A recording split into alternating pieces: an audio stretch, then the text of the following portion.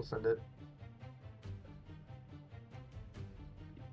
What is up, slash all league? We're here for the lower division match here. We got purple Goon squad going up against Invictus Event Horizon. Invictus Event Horizon being our #1 seed for the lower division. So this matchup definitely is in their favors, but we've seen it before. This is playoffs. This is when, you know, we hit the ground running. So if there's a time to upset a team, it would be now.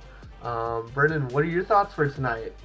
Yeah, I kind of hinted in the announcement, but in the history of Slash All, a #1 seed has never won a playoff series. So Event Horizon Invicta is going to be looking to change that narrative, and Goon Squad Purple is once again going to attempt to be in that #4 seeded slot, trying to deliver that upset. So a few housekeeping notes. There's been gentleman's agreement for an E-sub for Goon Squad Purple, so that's why you'll see one draft missing from the red side of the draft. So they are going without the ban.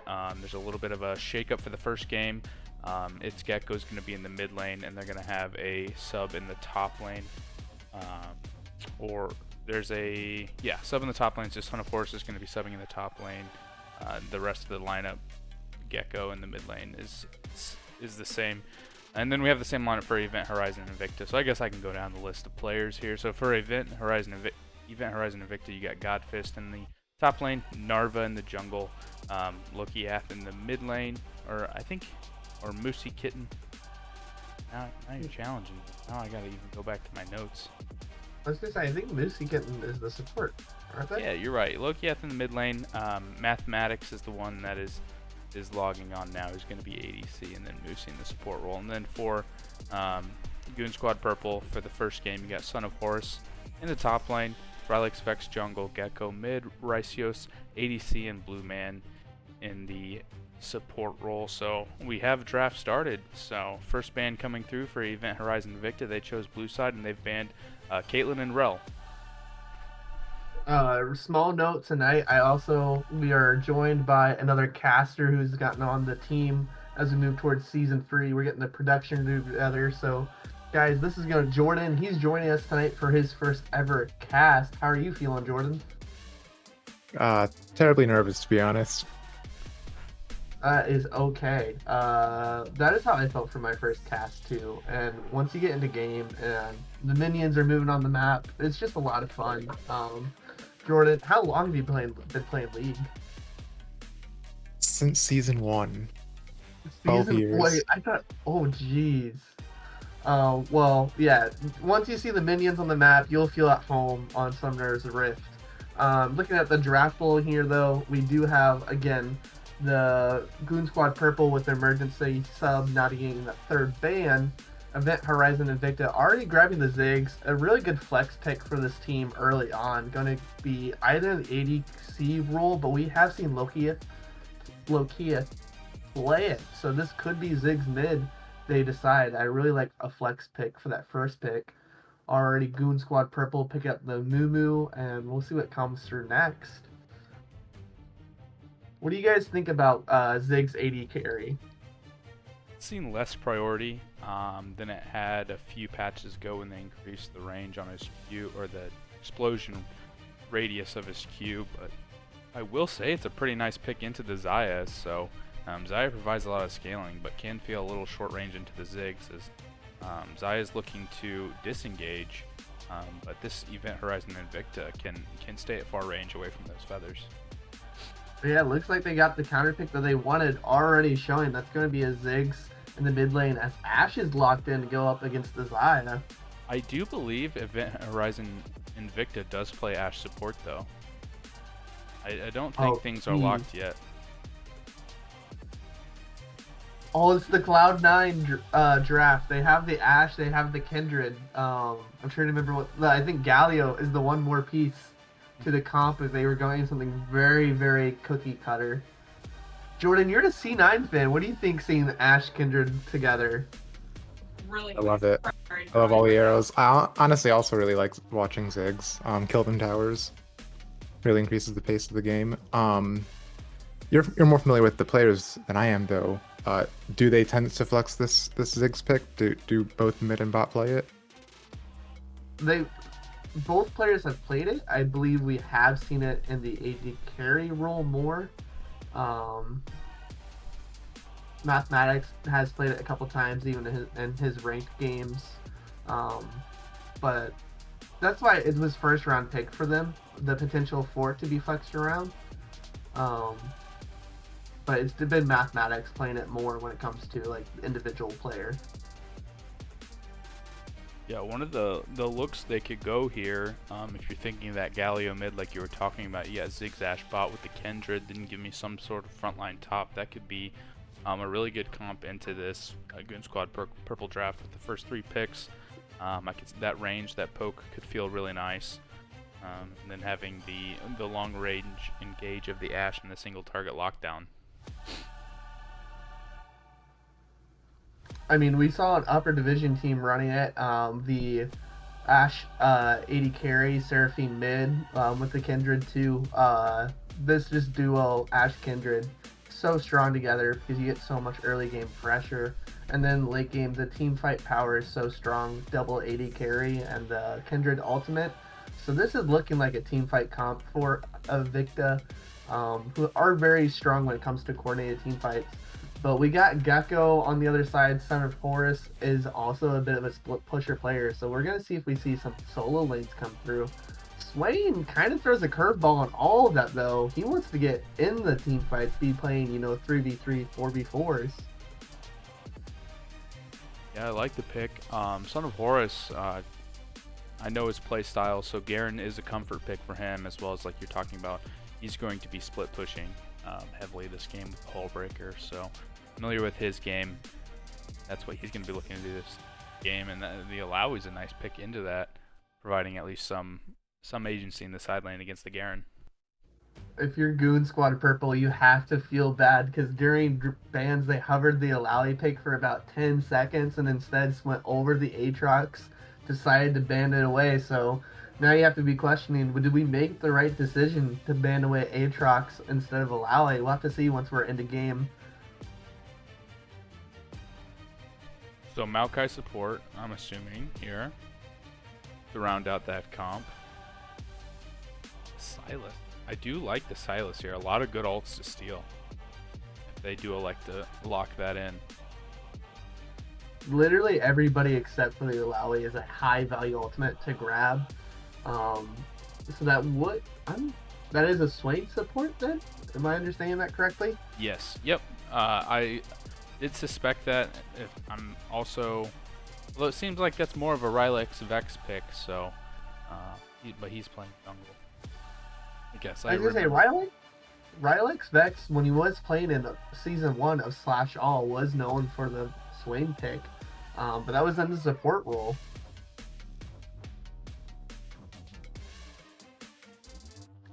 Jordan, have you seen a Swain jungle before? Am I trolling?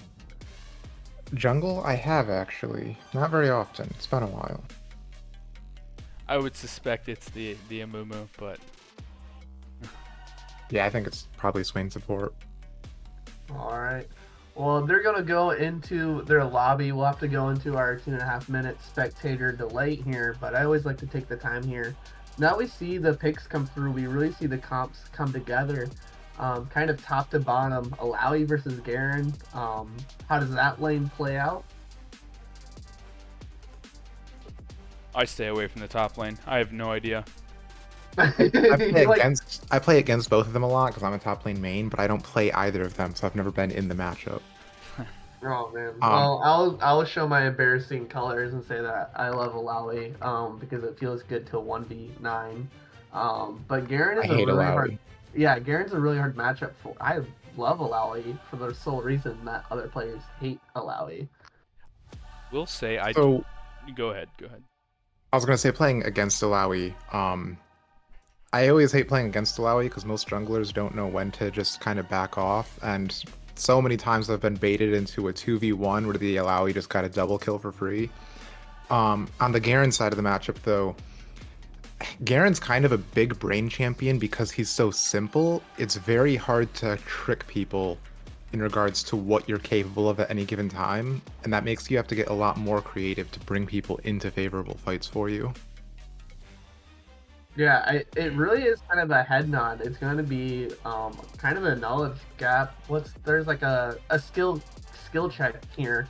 I think if Son of Horus doesn't play the Garen properly, the gameplay is so straightforward that Godfist will have the advantage if Son of Horus isn't trying to kind of think through the laning phase, especially with the silence. If you don't time, and that's what I'm saying, as a player, somebody who plays Alawi, if you time that silence wrong, you're not going to cancel the W, and you're going to get slapped by 3 or 4 tentacles on your way out. So if he leads with silence, it's going to actually put him at a disadvantage here. Yeah, and I think that, like you had mentioned at the top, Event Horizon Invicta's team fight prowess, this Alawi pick, as much as it can stand up to the Garen in the side lane, if they do ever get a 5v5 team fight, that Alawi is going to feel really good when you have all short-range champions for Goon Squad Purple. So even Xayah wants to be up in the action so that she can layer those feathers down, and then you got the Silas and the Swain being short-range damage dealers. So a good pickup there, noticing kind of the short range that Goon Squad Purple has drafted. On the flip side, that's going to leave it up to Son of Horus to draw the Alawi into the side lane so that they just don't get bamboozled by the Alawi every single team fight. Yeah, for me, the magnifying glass so we've been talking about Event Horizon. Godfist going to have advantage in the top lane for Event Horizon.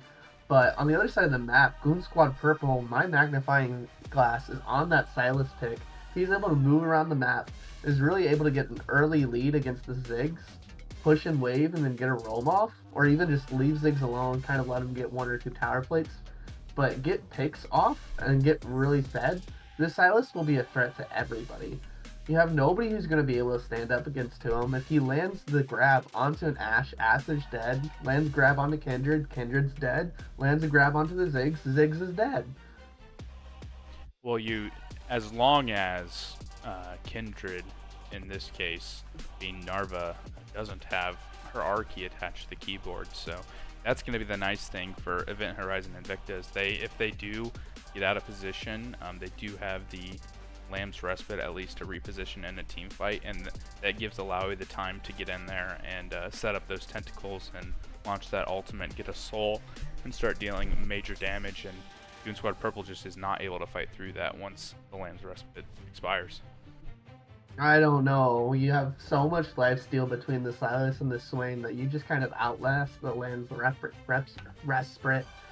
Jordan, if these 5 champions were on an ARAM map, who do you think wins that fight? It's a really tough call. Healing is really powerful during Lamb's Respite because whoever can come out of it with, if you can heal more than the enemy team at the end of the respite, then you'll just be better off afterwards. And both teams have a lot of healing. Alawi has a lot of healing. Kindred has her lifesteal, and then Swain, Silas, and Garen all just heal a ton. What'll be really interesting is how the Silas can use the respite, though. I find Kindred's respite's a little bit less interesting since Kindred's where you expect it to come from. But GS Purple will also be able to use that key ultimate. Yeah, what happens if Kindred pops Respite and then Silas pops Respite just right afterwards? Nobody's dying. Now we're in the deep tunnel of hypotheticals. Yeah, with that being said, I think we'll watch this one play out. So in the meantime, when we finish out our spectator delay, we're going to go ahead and send it to a highlight video before we load into game 1 of this best of 5 series. This is our second semifinals match to determine who will go up against Miners in the finals. So stay tuned as we load into Summoner's Rift.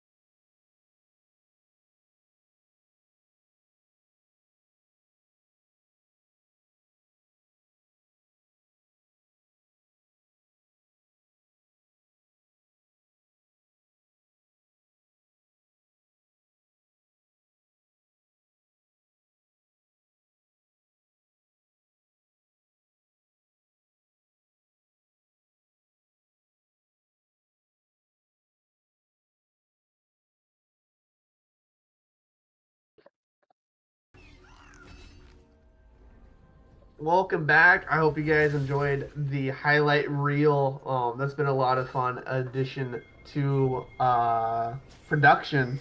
Jordan, this is our first time casting together. My favorite question to ask is who has the pay to win skin? We've been playing since season one. You know this game is pay to win. Honestly, my favorite skin from any of the champions here is the default Kindred skin. I didn't see what skin was loaded in though.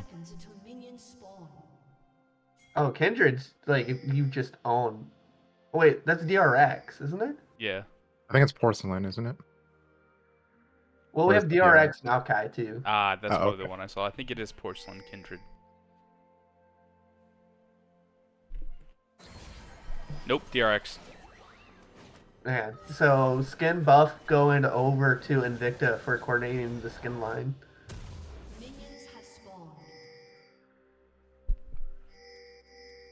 Interesting that we don't see a lot of movement, especially with Maokai. I feel like if you started the sap lane, you would want to start with Division, but it's very just default for both teams. Very defensive starts here for the junglers.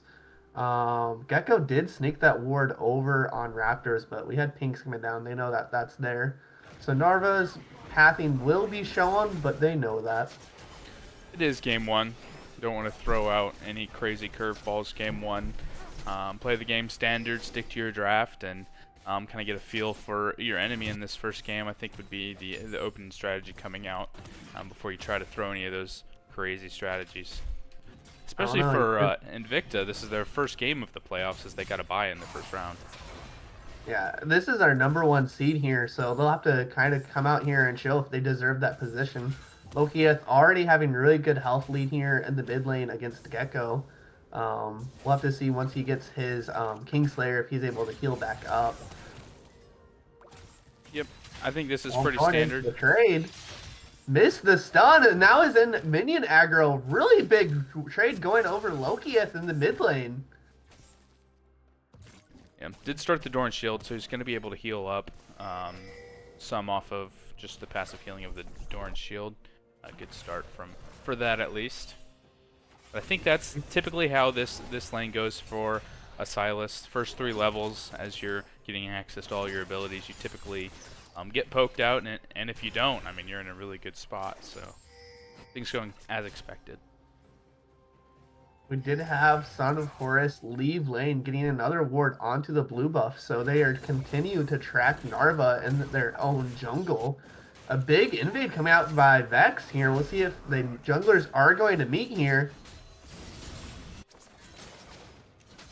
Oh, he is going for the steal on blue buff. Smite is available for both junglers. It goes over to Vex. Narva playing the DPS down. Lokieth has moved over. We'll have to see if they get out of here. The slow did land from the Kindred. DPS coming down. Now Godfist roam. There is going to be a flash away. We'll have to kind of consider if flash for the blue buff steal was worth it. I'd say definitely worth it. Getting that blue buff and then getting out and having your own camps. Typically, you would have the more proactive plays coming out from the Kindred here. So the fact that Rylex Vex is kind of able to take the reins of this matchup feels really good for Goon Squad Purple. Definitely worth it in hindsight, but I don't think I liked the play. There wasn't enough prio in the solo lanes for it to not be very risky. Yeah, it was very risky, and as we look in the top lane, we can see the health lead that Godfist was able to achieve on the back end of it also. But again, Narva, again, the pressure is there, does not land the stun. Blue Man missing the flash over the wall. They're trying to put the pressure on this Kindred, but cannot find it. Yeah, I mean, they've built a 3-camp lead for Rylex Vex by applying all of this pressure, and they're going to be able to pick up the mark they're also denying here from Narva. And it's really impressive here by both Gecko and Rices? Shoot, I forget how to say it. Ricios. Thank you. That's embarrassing. As they maintained their CS while moving over to help Vex. And oh no, we had the first gank of the lane. Godfist landing the nice grab onto Son of Horus. He's getting 3 value here on the smashes. Son of Horus might go down first. Yes, he gets it! Now might have to try to walk this one out. The stun is there. Vex finishes off the kill 1-for-1 in the top lane. Yeah, there you're looking at the value of the Alawi. being able to take on the 1v2. So all of that pressure and lead that Rylex Vex was able to establish, he is able to convert that into, he ended up picking up the kill as well. I did miss that. I don't remember if we were live when I was talking about it, but that's what I was saying that I really hate about Alawi is you find a 2v1 and it just does not go your way even with the number advantage. Yeah. So. Yeah, and how does this change the dynamic? I'm gonna pause here as we have another gank. Gecko does not land. Oh, never mind. I spoke too soon. I'll stop here as we see Loki is trying to get out of here, but there's the stun by Vex. This is just going to be a dead mid laner as Gecko is going down really low. They have the attack. One more now for Narva. He gets it. He's gonna put the DPS down. Vex is gonna walk out of it. Yeah. No souls yet, or marks rather, for Kindred. Did not have Gecko marked in that instance. Oh, I was gonna ask, as a top lane main, how does this change the dynamic for the top lane with Godfist getting the first blood? So the gold lead is in Alawi's favor now. Yeah, like I said, I'm not really familiar with this particular matchup. I've played against both these champions, but never inside the matchup between the two. I don't think it changes too much right away. Sheen is definitely dangerous to go up against, but item completions is what you're really looking forward to see the matchup have drastic changes. I mean, on top of the Sheen, gonna have the boots steel cap pleated for Godfist too, so this Alawi is going to be a threat here. Gecko, though, going really, really aggressive on Loki every time that grab is off cooldown. Yeah, this is the way I expect this matchup to go. Later on, a flash. Oh, flash away from the ultimate, and now Gecko going in again. Loki gets ulted, gets his ult stolen away from him, and Gecko finishes off the kill. It's going to be Goon Squad Purple rotating right over to Drake right after that solo kill. Gonna be spotted out from Invicta. Looks like the pings are coming down. To give this first Drake is so much energy and resources have been invested to get this lead in the mid lane and in the jungle. So, paying off. The first Drake.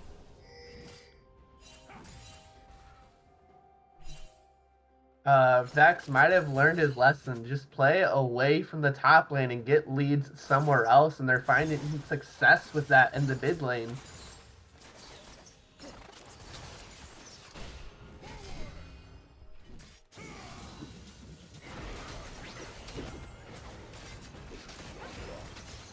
Oh, a big 2v2 breaking out here as they try to collapse onto Narva here, but Vex is going to be the one got out despite popping his ultimate, first the Moo ult of the game, and he still goes down. Narva getting his revenge, all that early pressure. Feels good. 2 kills early on a Kindred is massive. In the bot lane. We'll have to see if Mathematics gets baited here, playing very, very respectful of them in the bush here. Kitten is in the top lane to secure the Rift Herald play. Son of Forest is hovering around. It looks like he wants to fight, but he doesn't have the teammates to do it with. Yeah, I think Son of Forest should have just stayed and cleared his wave. Oh, look at the punish on the back side of it by Godfist.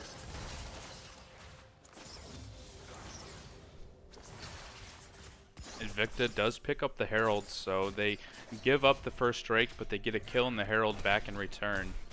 So a good trade on the flip side. Vex is gonna get Is spotted. Oh man, same words. Great minds think alike.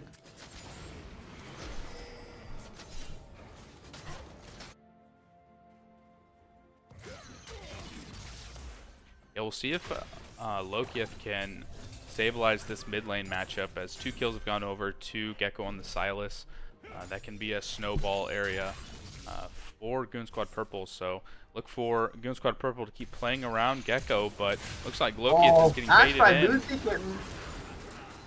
Stole the Maokai ultimate. There's the Ash Arrow from downtown, and there's the Ziggs ultimate to follow it up. But the lifesteal is there, dashes out, lands the Change Lash, goes down, double kill! Blue Man comes over to save Gecko. 1 kill to support, 1 kill to Gecko again. 3-1 now on the Silas. Yeah, just not enough damage there. You know, Ziggs does a lot of consistent damage, but doesn't have the burst damage to get that kill.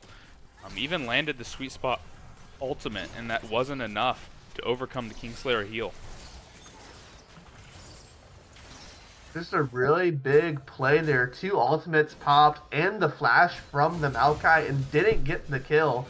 Son of Horus going very aggressive. Did sidestep the spirit grab here. Is dodging out on the 10 combo slaps, winning out in the trade so far. We'll have to see if he continues going aggressive. A very unfortunate play in the mid lane there for Invicta. I feel like they actually played it better. They just Gecko beat them with his wallet. That's what it came down to, is having more gold spent. Yeah, that's a great point. Yeah, the AP there really helping out on the heal to get out of that now. And look at the Mythic is completed here. Loki is just trying to survive lane.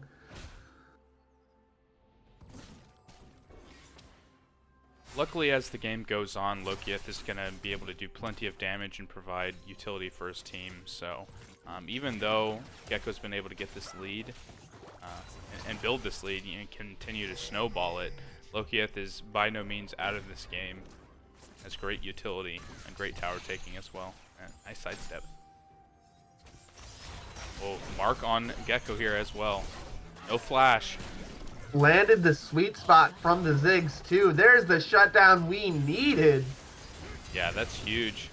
And Lokieth was able to get that as well to try to stabilize this matchup. And Narva got a mark as well on the tail end of that. I don't know.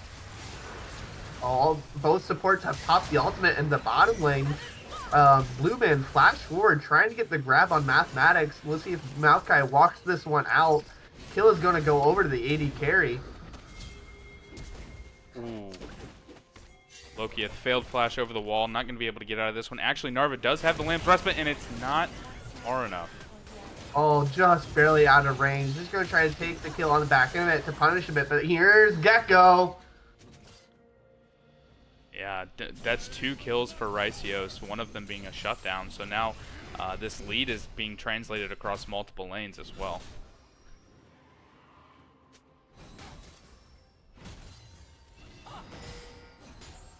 A really great rebalance here for Goon Squad Purple after the top lane just misplay. They still stayed calm, played through the mid lane, and they're going to be working on their second Drake now. Godfist is fighting really low on mana.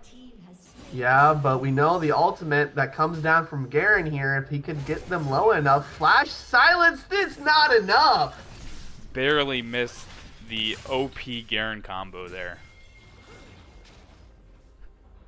Red Feral dropped top just so it didn't time out here. We see Moosey Kitten has moved up here. They really want to punish this Garen for hovering around as long as they did. Just use flash. I think that was also another mark going over to the Kindred. Sitting at 4 marks, so that's the power power spike. Power spike. Yeah, that's when the marks start to cash in. Every 3 from here on out will continue to raise the stats. Flash forward from Gecko. Oh, beautiful. Flash answering it. They'll try to get it down, but he stole the Lance Respite. Jordan, you were talking about how powerful that is to steal. We'll see the heal come through, and he dashes out of it. Able to get the kill and get out. Expends the flash. A TP now as well. Oh, that's just Horus getting back to lane, I guess. I thought Godfist's flash was so clutch there. I was a little worried he'd be caught shopping, but it just didn't matter. Yeah. He may have been, but yeah, maybe in that instance, better to go down or flash more towards their towers. So Gecko, Gecko had to chase a little bit further, but either way, good reaction time. Yeah, that was. Go ahead. The Horus did die to this gank. Overall, I'd say since his first death, he's been doing a pretty good job keeping up. He's had about a 20 CS deficit for most of the game, and now that deficit is actually starting to close, so he's actually clawing his way back in this.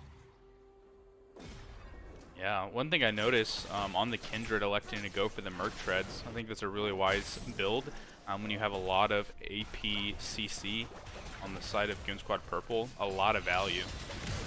Well, Lokius dodged one set of CC, and now there's Lucy Kitten with another flash. Gecko gets shoved underneath tower. They find the Silas again. Flash. Narva looking to go into the tower. Lokius gets the kill. Look at that. That play. This is the game of junglers, dude. We have a fight coming out here in the top lane as Sunforce is trying to defend his tower. Yeah, really nice play there. Trapped.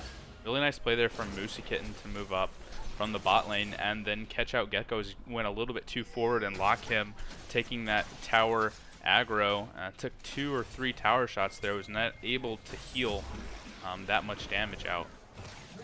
Baron ultimate is off of cooldown here. They want to contest this. They already sacrificed their top tower from this. Smite fight begins and it goes over to Vex. Goon Squad Purple to secure the Drake. There is the ultimate from Kindred to keep them alive, but the DPS is here. Now the backup is here. Gecko is here to clean it up. 1 kill going over. Godfist does finish off of Moo, but he got the Baron. I'll stop talking now. The Rift Herald. Gecko looking to extend this. A nice pull there from Blue Man, and Godfist is going to drop here. Another kill for Gecko. Right now, this feels like a Gecko's Rift. Yeah, this is really a battle right now between Narva and the Gecko. Can't understate as we have a TP behind. It's Gecko again, gonna dive this Ashe potentially. Ashe doesn't have the ultimate. Try to get the ultimate to the top lane fight, so can't defend themselves. Has to back up and give the tower over. I love to see the fact that they gave the gold over to the Xayah on the last hit on that tower. That doesn't do anything. Oh, does it really? No. I'm a support main. I wouldn't know anything. It's local gold, so Gecko did not give the local gold over. That's okay. He's demonstrating that he is the carry of this game. I mean, it is him. Ryzeus is nothing to scoff at. Xayah sitting at 2-0. I'm almost 150 CS, keeping up very nicely. Good pace in this game. It's going to scale very well into the late game. I didn't quite have a chance to see it, but it showed a player gold a moment ago. I'm a little surprised Gecko doesn't have more of an item lead. He actually is behind in gold against Loki, mostly due to the CS deficit. He's down 40 CS. That's about 2.5 kills of gold. Yeah, plus Lokieth got a few shutdowns. I think at least one of those kills was a 600 gold shutdown. So, oh, there's this stolen ultimate going onto the Kindred. Didn't get the respite down yet. CC'd long enough. Couldn't get the ultimate. Oh, it was on cooldown. Yeah, long cooldown for that ability. So in the early game, good job from Goon Squad Purple if they're tracking it or not, knowing that Narva did not have Lamb's Respite there. Great punish here to go all in, especially catching out. Gecko stole the Ashe arrow, landed it onto the Kindred.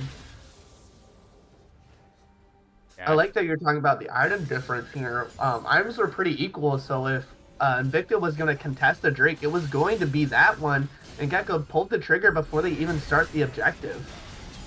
Yeah, you mentioned during Champion Select how there are a lot of really good ultimates for the Silos to steal, and now we've seen him use a few of them.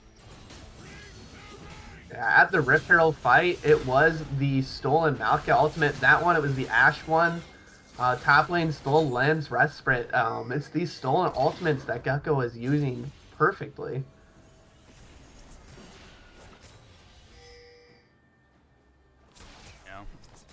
It's a sole point for Goon Squad Purple as well as they focused on this this objective in the bot lane, as well as they got the second Rift Herald. So as far as neutral objectives go, they're sitting at 80% in this game. They definitely came out of the gate as the more proactive team, just straight off the bat with vision and jungle tracking and putting that pressure on Narva.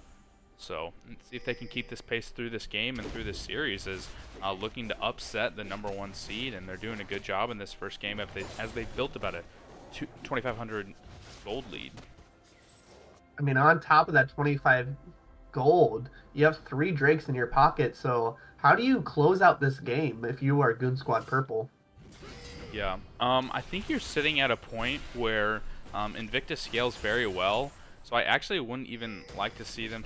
My first thought is going to using that jungle pressure to either bait them into a fight or trade it for Baron if you wanted to. But I think Goon Squad Purple should actually go for all objectives, not look for any sort of trades. So just force fights around objectives, and then keep track of the Alawi as well. Godfist, that can be the what turns the table in these fights.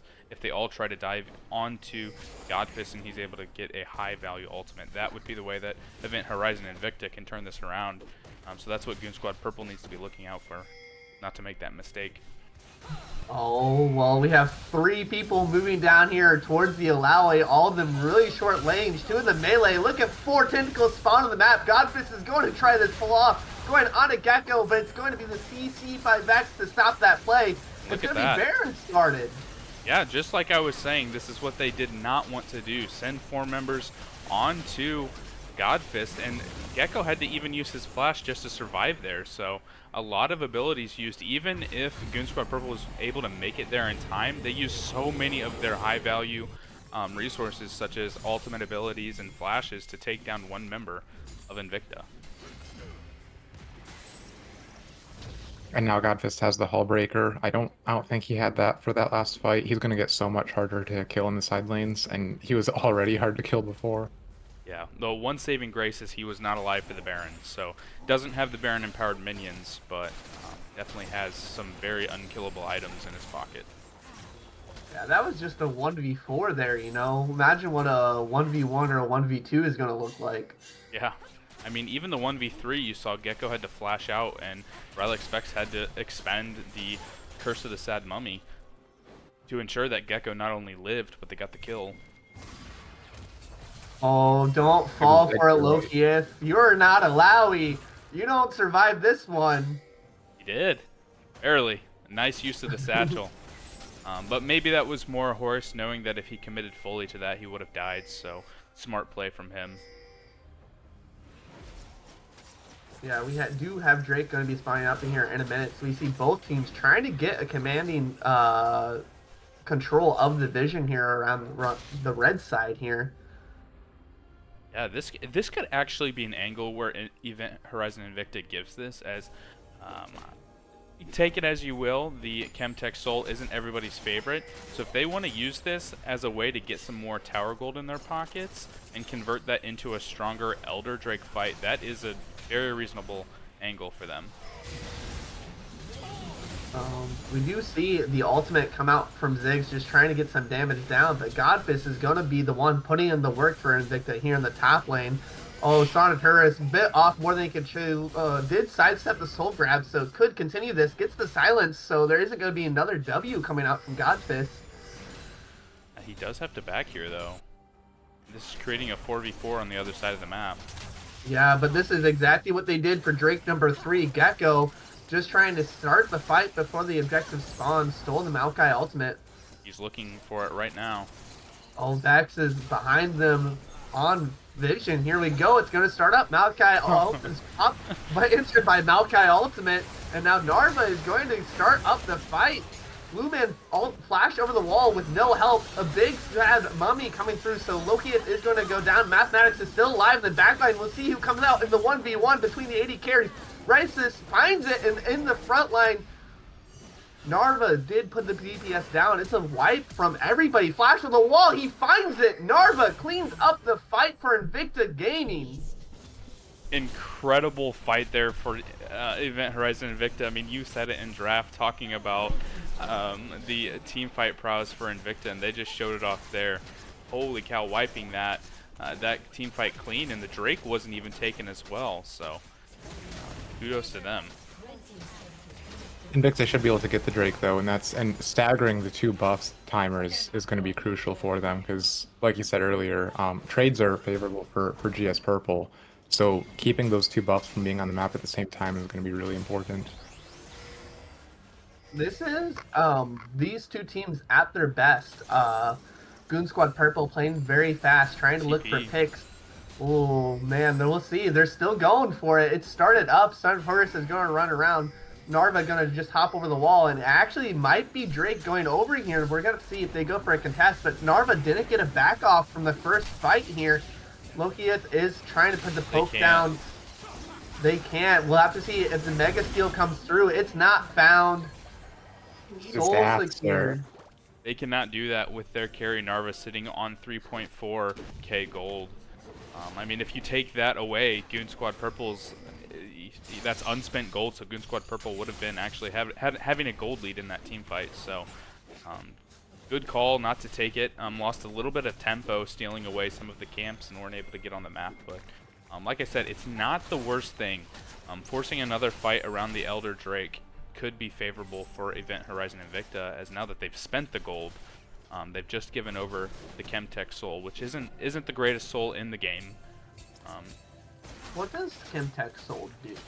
It makes you stronger when you're about to die. Sounds which like pairs really well with Respite. That's true. That is true. I think that's something that a Silas would love. What do you think, Jordan? I do, but it's not even just the Silas's Respite. If it makes it so much more dangerous for Kindred to use Respite against the Soul.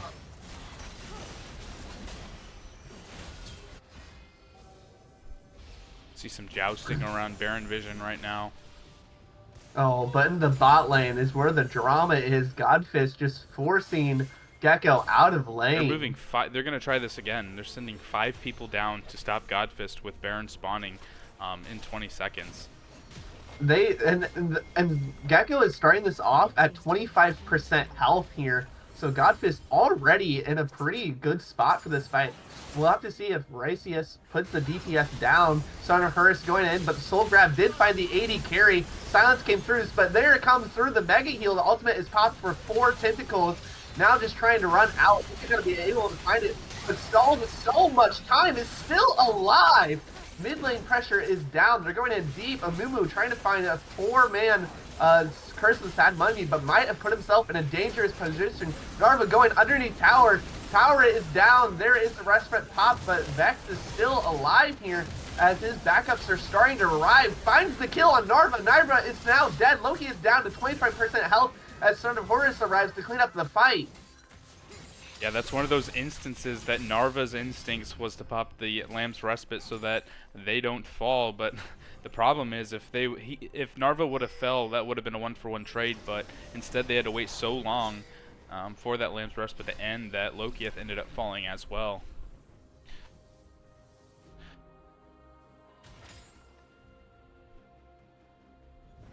The Goon Squad Purple is going to elect to push in some lanes instead of take the Baron on spawn. They haven't even really set up any vision, as we still see the control ward for Event Horizon Invicta sitting in the Baron pit. Eyes are going to turn that way as Godfist just expended his TP to go bot lane, so this has to be a give angle for Event Horizon Invicta. I mean, Lokieth is still in the fountain, so this is going to go over. Great call here by Goon Squad Purple. As soon as they saw the TP channel, they started it up. Oh, that damage though, and Ash Arrow comes through. They might take the fight on the back end of it. One person is already dead. Lucy came into the back line, but 80 carry is putting the CC down. Lance Respite is popped very early to save Kitten, but it's not going to be enough. Narva's putting the DPS down here, and people are starting to fall. Vex is the only one left in the fight as Mathematics has the Ash buff popped. And now Godfist on the bot lane is already onto an inhibitor tower. Disaster here for Goon Squad. Forgive me, Event Horizon Invicta, for doubting that play as they took that fight 4v5. They didn't even hesitate as one of their most fed members splits in the bot lane the entire time. But yeah, that Baron shreds armor and magic resist, so that 4-man Lokieth Ziggs bomb just did so much work over the top of all the members of Goon Squad Purple. And the pressure is here on 2 people, Son of Hearst and Blue Man, 2v5, have to try to keep it alive. Really nice grab onto Narva, is going to push them out. They lost 2 inhibitors, but they haven't lost the game yet. I do think it was a mistake from Invicta not taking that third inhibitor. Instead, they pushed the Nexus. I really like tutorial style. The amount of pressure that 3 inhibitors gives you, it has like a 99% win rate having 3 inhibs up. Yeah, and Yeah, then and the risk. Oh, good. I was gonna say then you eliminate the entire. I guess it's only Son of Horse who has the Baron buff left, but even with Baron buff, you're not gonna be able to push into two super minions in every single lane and make any sort of progress. Yeah, you don't get a lot of payoff for the risk that you took. You didn't end the game, and now you have Elder Dragon spawning up here in 45 seconds. Super minions in 2 waves. You could have super minions in 3 waves when Elder spawn here. Son of Horus gonna go for the pick here on Narva, but the little leap on Kindred is just on such a low cooldown now. Oh, Blue Man might have found it here. Flash forward. They really want to find this Kindred, and he's going to put himself in a dangerous position here. That is an aggressive positioning from the support and Blue Man. My Son of Horse is going to have to go bot and stop these double stacked super minions as Lokieth is going to pick off. Was that with Comet or he has Leandries? Okay, that was a burn. It was the burn on Leandris. Didn't land the sweet spot, but didn't need it. The support is down. Gecko throws down the Ash Arrow just to try to find something on back end of it, but this is going to be a 4v5. Oh, Vex might have found the pick to turn this. Still has the ultimate available. There it is. Waited for Gecko to get here in a 2v3 here, but Narva is dead. Mathematics is going to get CC'd, having to walk this one out as Gecko's trying to put the DPS down in the top lane. Godfist is going to go to town. Mooseykin is going to absorb the CC. Gecko is still alive, though, as 2 people have fallen. Goon Squad Purple is winning the skirmish here around Elder, but Godfist is still alive here. Blue Man spawns up trying to help Son of Horus kill this Alawi, but the split push is here. Hullbreaker is here. Godfist is just taking over here. The shield protects him from Son of Horus' ultimate. Gecko's gonna top TP to try to save the game. Tower falls. Oh, we're still going here. Son of Godfist still alive. Unkillable. Unkillable, man. Oh my goodness. Oh, Vernon, can you pan us? Oh, wait, I'll wait here. Gecko is onto it, but Alawi ultimate spot. Gecko is gonna go down. This Alawi is unkillable. Gecko dies in the 2v1. Godfist is still going. Conqueror is fully stacked. Son of Horus is gonna go down next. Blue Man the support trying. He's been wailing on him the whole time. We'll have to see with the help of the 80 carry. But Loki is TP'd in here. Godfist is going to be calling game on the split push. Another great ultimate. This one did land on the sweet spot. So Loki is trying to clean up the game. There's the Elder pop. Mathematics secured the Elder to help out with this. Loki might find the kill with the help of Elder Dragon buff here.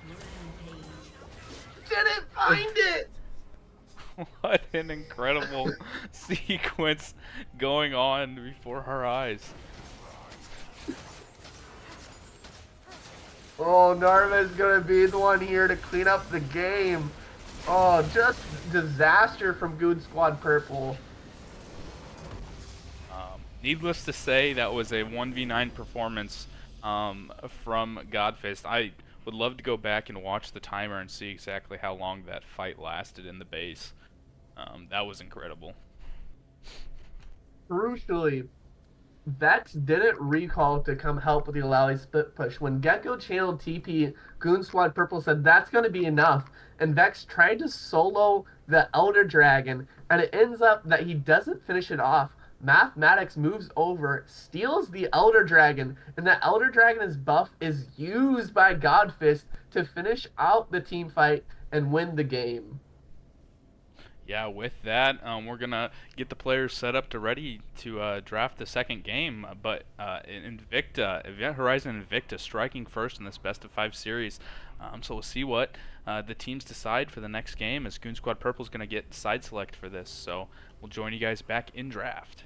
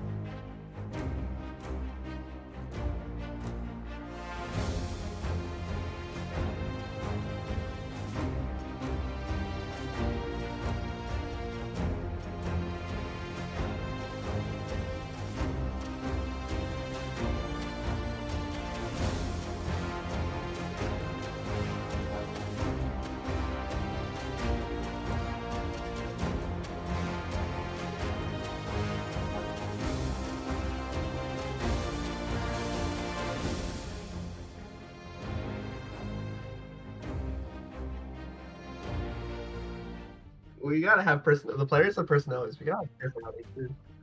All right. So the current debate we have right now is: would you rather have applesauce or apple cider?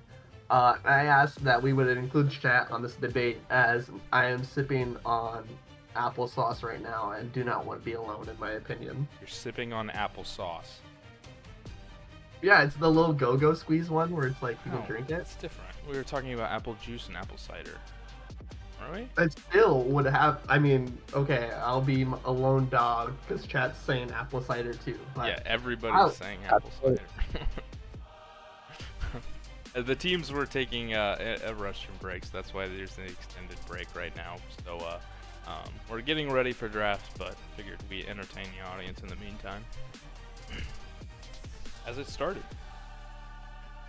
Hey, the perfect amount of time. I love the point that not just apple cider, but hard apple cider because it's different. Hard Mountain Dew goes hard. Get it? Wait, no, that's not a thing. Yeah, it is. That's a thing. Yeah. Goon Squad Purple still having an emergency sub on the roster, losing that first ban. See the Caitlyn ban come through for Invicta. They did side swap here, so we'll have to see how this changes. But Ricios playing the Caitlyn a lot, really big Caitlyn one trick. So that's going to be taken off the Beetle very quickly. Interested to see the Ziggs ban come through. They did not like that in the hands of Lokia. Corrected the score. Invicta did win the first game. I don't know if anybody had pointed that out yet, but did have that incorrect. So Alawi still on the table. Yeah, they were actually more scared of the Ziggs than the Alawis. So we'll have to see, especially taking blue side, if they have a counter pick for it. Well, they may be picking right now. They could take Alawi first if they think it's that big of a deal. Honestly, I think the Alawi is fine as long as you don't dedicate 4 people to it when an objective is up.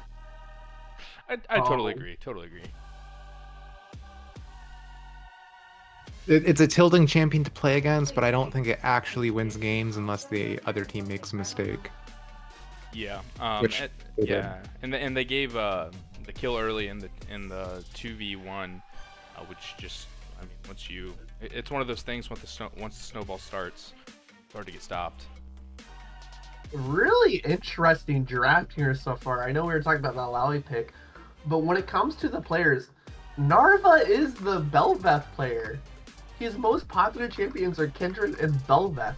So they decide to take the Belveth away here for Vex. Vex definitely was a big playmaker for Goon Squad Purple, was very effective in the early game, so they could do the exact same thing they did last game, and the Belveth would get ahead. It's going to be answered by Briar. Yeah. I was thinking, I didn't even think Kindred was that bad of a matchup into Belveth. I could be completely wrong. I'm not super familiar with a lot of matchups, but just the way that I think about it playing out, I would assume that the Kindred would be able to kite out the Belveth fairly well, but they elect to go with the Briar instead. So 2 of the most recently released junglers in the jungle matchup, so that's super exciting. Our creep is showing here in this game. We're going to see the same 80 carry picks come through. Both 80 carries, honestly, for the role, played very well. Both Desire and Ash were executed well. Mathematics had some awesome cross-map arrows. So just going to be picking comfort here, but it's going to be Nico picked up for Gecko, and there it is. 3rd pick for Invicta. Godfist on the Alawi again. Yeah, so that is a little weird. I know they're at risk of it getting banned away. I don't know. Maybe they just felt like it was that great of a champion, but if they had picked mid there, they could have counterpicked every role. Because they are red, so they get last pick. But I really like the Nico pick. I just think it's a really strong, competitive, coordinated champion with an ultimate ability in the Pop Blossom that can catch so many members and flip the team fight. Yeah, I think what we see here from Goon Squad Purple is a little bit of confidence. They say, we're not going to change what we do just because of what you did. The jungler and the mid duo played the early game so well. We had I think, 2 2-0 lead on Gecko, even after the kill in the mid lane was still 3-1 on the Silas pick. So they did really well at accelerating mid, getting Gecko ahead. So they gave him Nico pick with the Velvet. They're going to try to play around mid jungle again and just let Alawi go through the pick ban. Yeah, and I mean, like Jordan said, it wasn't that impactful. It seemed, I mean, that last fight, it seemed like that was 1v9 champion, but there were a lot of mistakes leading up to that allowed it to get to that point. So with better calculated play, they can control the Alawi a little bit better.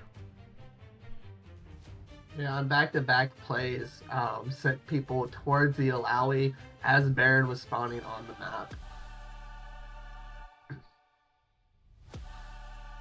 Yeah, and I'm gonna be honest. I thought that the Alawi, like that last Baron fight, Goon Squad Purple ended up losing the team fight after the Baron was taken, but with Godfist TPing to the bot lane instantly. I thought that the Alawi actually played some of the late game meta plays slightly off, but just at that point Invicta was so far ahead that it didn't matter. So Have the Frailer bot lane here for Invicta, Ash Braum. So the team fight power going from 9 all the way to 10 here for Invicta now.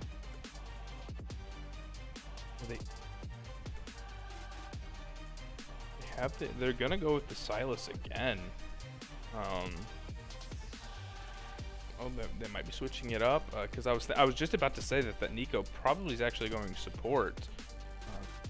I had just thought about that with Blue Man's match history, so saving that. It's going to be the Yone last pick, so the Yone matching up with the Alawi in the side lane. I mean, heck, I don't know if Invicta plays it, but the Silas for themselves looks really nice right here.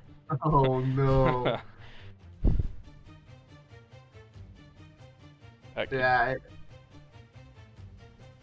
could be a very scary pickup. We'll see what they're looking for, though.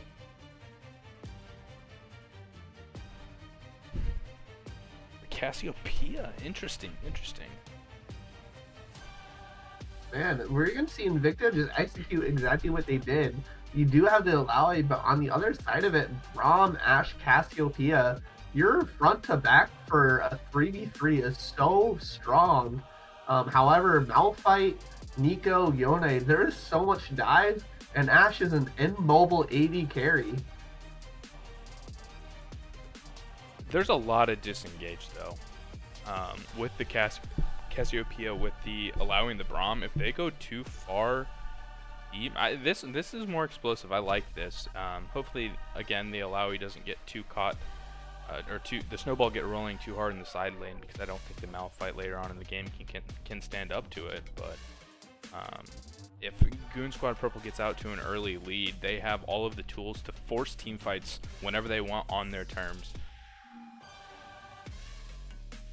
I just don't know, and help me if I don't see this, but how do you stop the Alawi again? I mean, Malphite is not going to love that solo lane. Yone is not going to love that solo lane. I think you go Yone with, if you're going to be a Hullbreaker Alawi again, it's very viable to go Yone with the Hullbreaker himself. I also think Grievous Wounds on an item besides Thornmail would be good, because in the last game, what the Alawi would do against the Thornmails is just focus people without Thornmail and then avoid the Grievous Wounds half the time. Yeah, agree with that. Like a mortal reminder on, is that what it's called? Yeah, mortal reminder on Yone. Because you also have the Briar, so very high value heal cut items this game.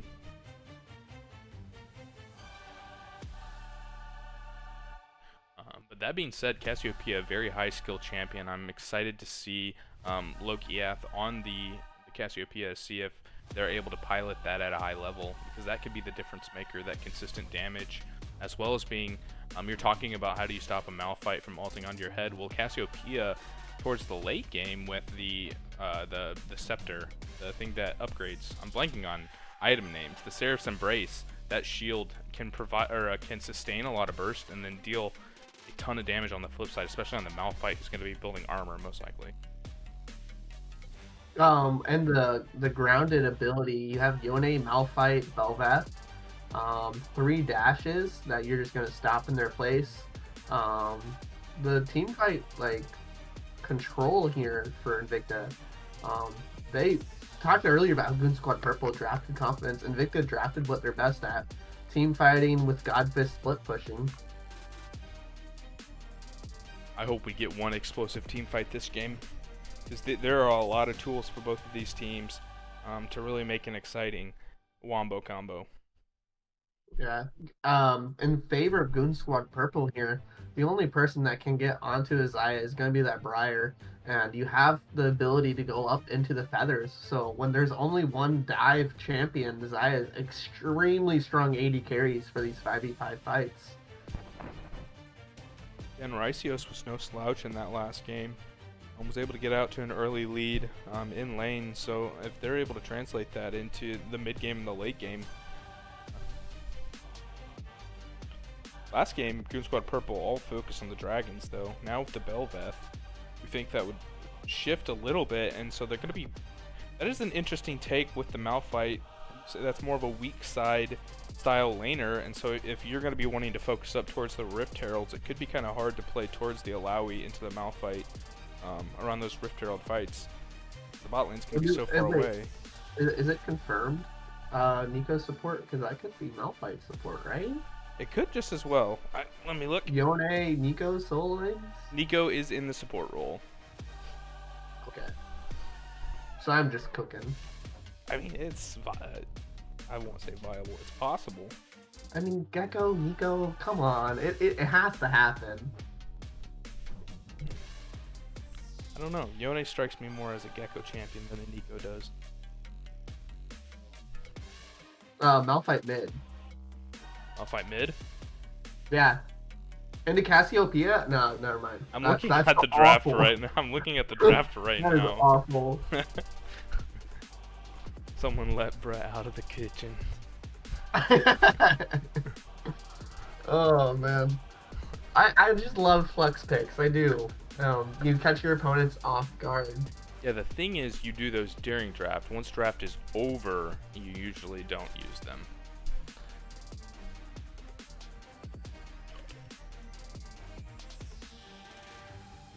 I'm excited. Brendan, you were a jungle main. Bel'Veth has really early game pressure, so if you were Goon Squad Purple, how would you try to kind of activate Bel'Veth and get them that early game lead? See, here's the thing. Here's the problem, right? You've picked the Bel'Veth, you can say early game jungle, but you have to get prio in lane to be able to take advantage of that. And both Invicta's top and bottom lane should be able to get prio. I do believe Gecko will be able to get prio in the mid lane against Cassiopeia, so that is their one angle in the 2v2, but they just have to be careful of Moosekitten roaming on the Braum, as they showed in the last game, very willing to do that coming up towards mid. So I'm going to be looking at more of the Raptor camp style invades, because if they seep too much towards those side lanes, I expect Invicta to be able to get push and rotate first. And then Briar's no slouch as well for the early game. A great duelist in and of herself if she's able to get on top of Bel'Veth and heal up a ton.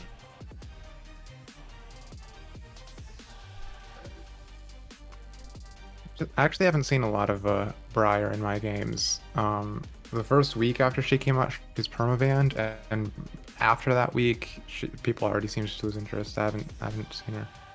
Yes, I will say that she's seen quite a bit of play in /all. I think it is a very snowbally champion, especially if you go the Bruiser build. I think that's the better build.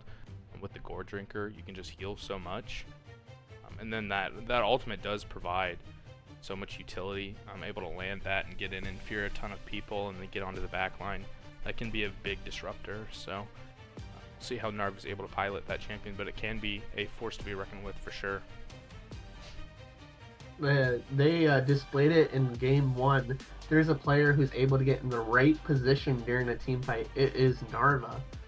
Consistently was able to put out so much damage on the Kindred without getting picked out. So we'll see if they play this differently. It's now a melee champion. You need to get onto the carries, get past the front line. So we'll have to see. This will be a bit of a moment for skill expression for Narva. If sure, with that, as we're getting into the loading screen, gonna throw it to a little bit of a break as we load into Summoner's Rift, and we'll see if Invicta can continue the snowball in the series, or if Goon Squad Purple can get the series back to even in the 1-1 scoreline. So we'll catch you guys on Summoner's Rift.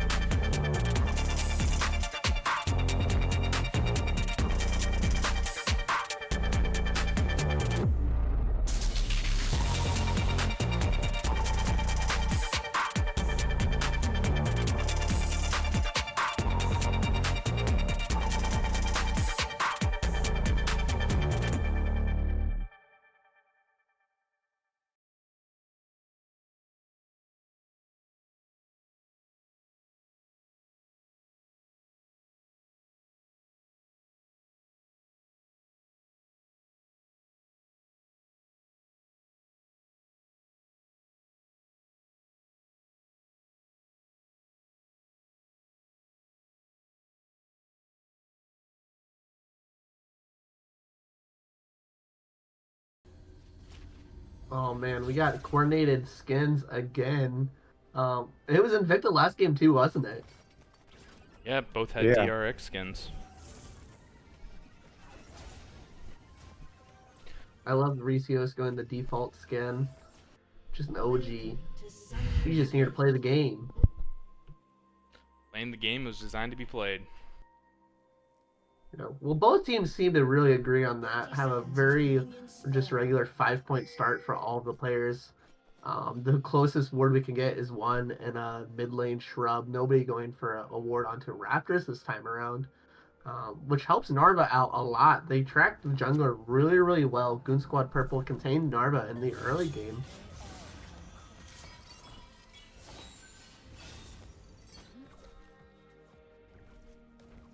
Might try something cheeky here.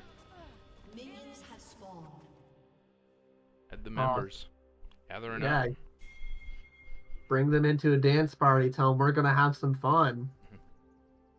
Make them feel comfortable. Make them feel like it's solo queue and that this isn't a competitive league game. Maybe for a moment they forget it's a best of 5. I would prefer to see. I don't know. I guess it could go either way. With the starts for the two junglers, both of them pathing towards the top side, I think there's a slight advantage towards pathing towards the bot side if you're Narva, and vice versa for Rylex Vex, as that could be both the lane you need to cover and the lane that's going to be pushing in for the respective parties. I don't see a lot of action happening towards this top side. Yeah, you have, for both teams, have CC available for the lane help. Whereas in the mid lane, Gecko's going to get pushed out. It's a melee versus ranged matchup. And then in top lane, you really don't want to gank. Malphite does not bring a lot of value until you get to level 6.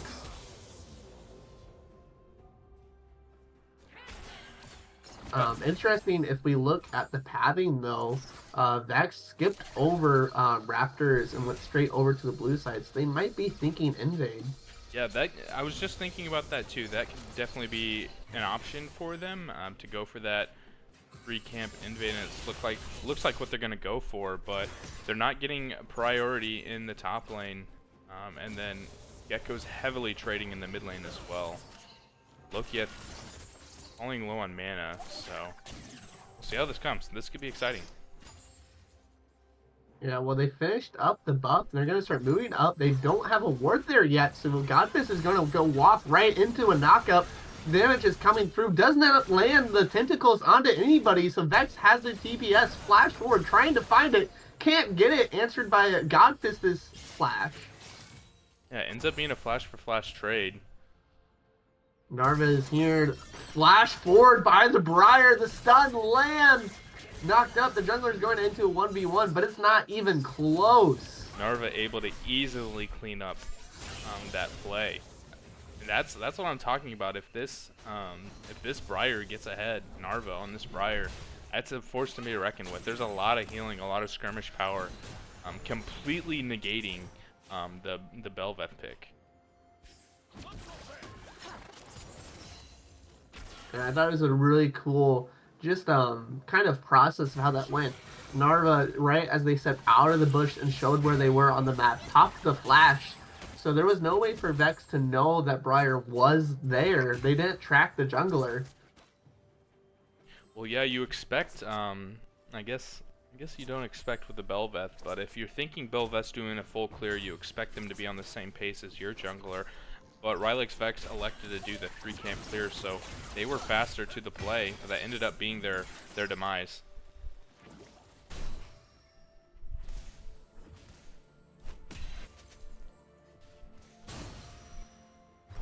That's interesting as it gets pinged. Gecko electing to go with the teleport on the Yone. Less lane pressure. Really big trades coming out as they arrive back in the TP. Narva does get spotted out on a ward, but the slow lands from Kitten. Briar dashes forward, but can't find the stun before the flash comes through. Yeah, Rycio's a little happy feet with that flash, as Blue Man actually did a great job peeling off the Briar. So nice flash. Narva was able to get a nice flash there for their bot lane. I was gonna say, I'm really happy with that flash though for Rycios. You are on the Xayah level 4, so once you get to level 6, you'll have your ultimate. So you have a lot of safety even without the flash, so might as well play it safe this time around. Can we just talk about how good Godfist has been on this Alawi, consistently landing the spirit grabs? Yeah, I mean it's very interesting because Goonz Squad Purple obviously last game elected to leave it up this game.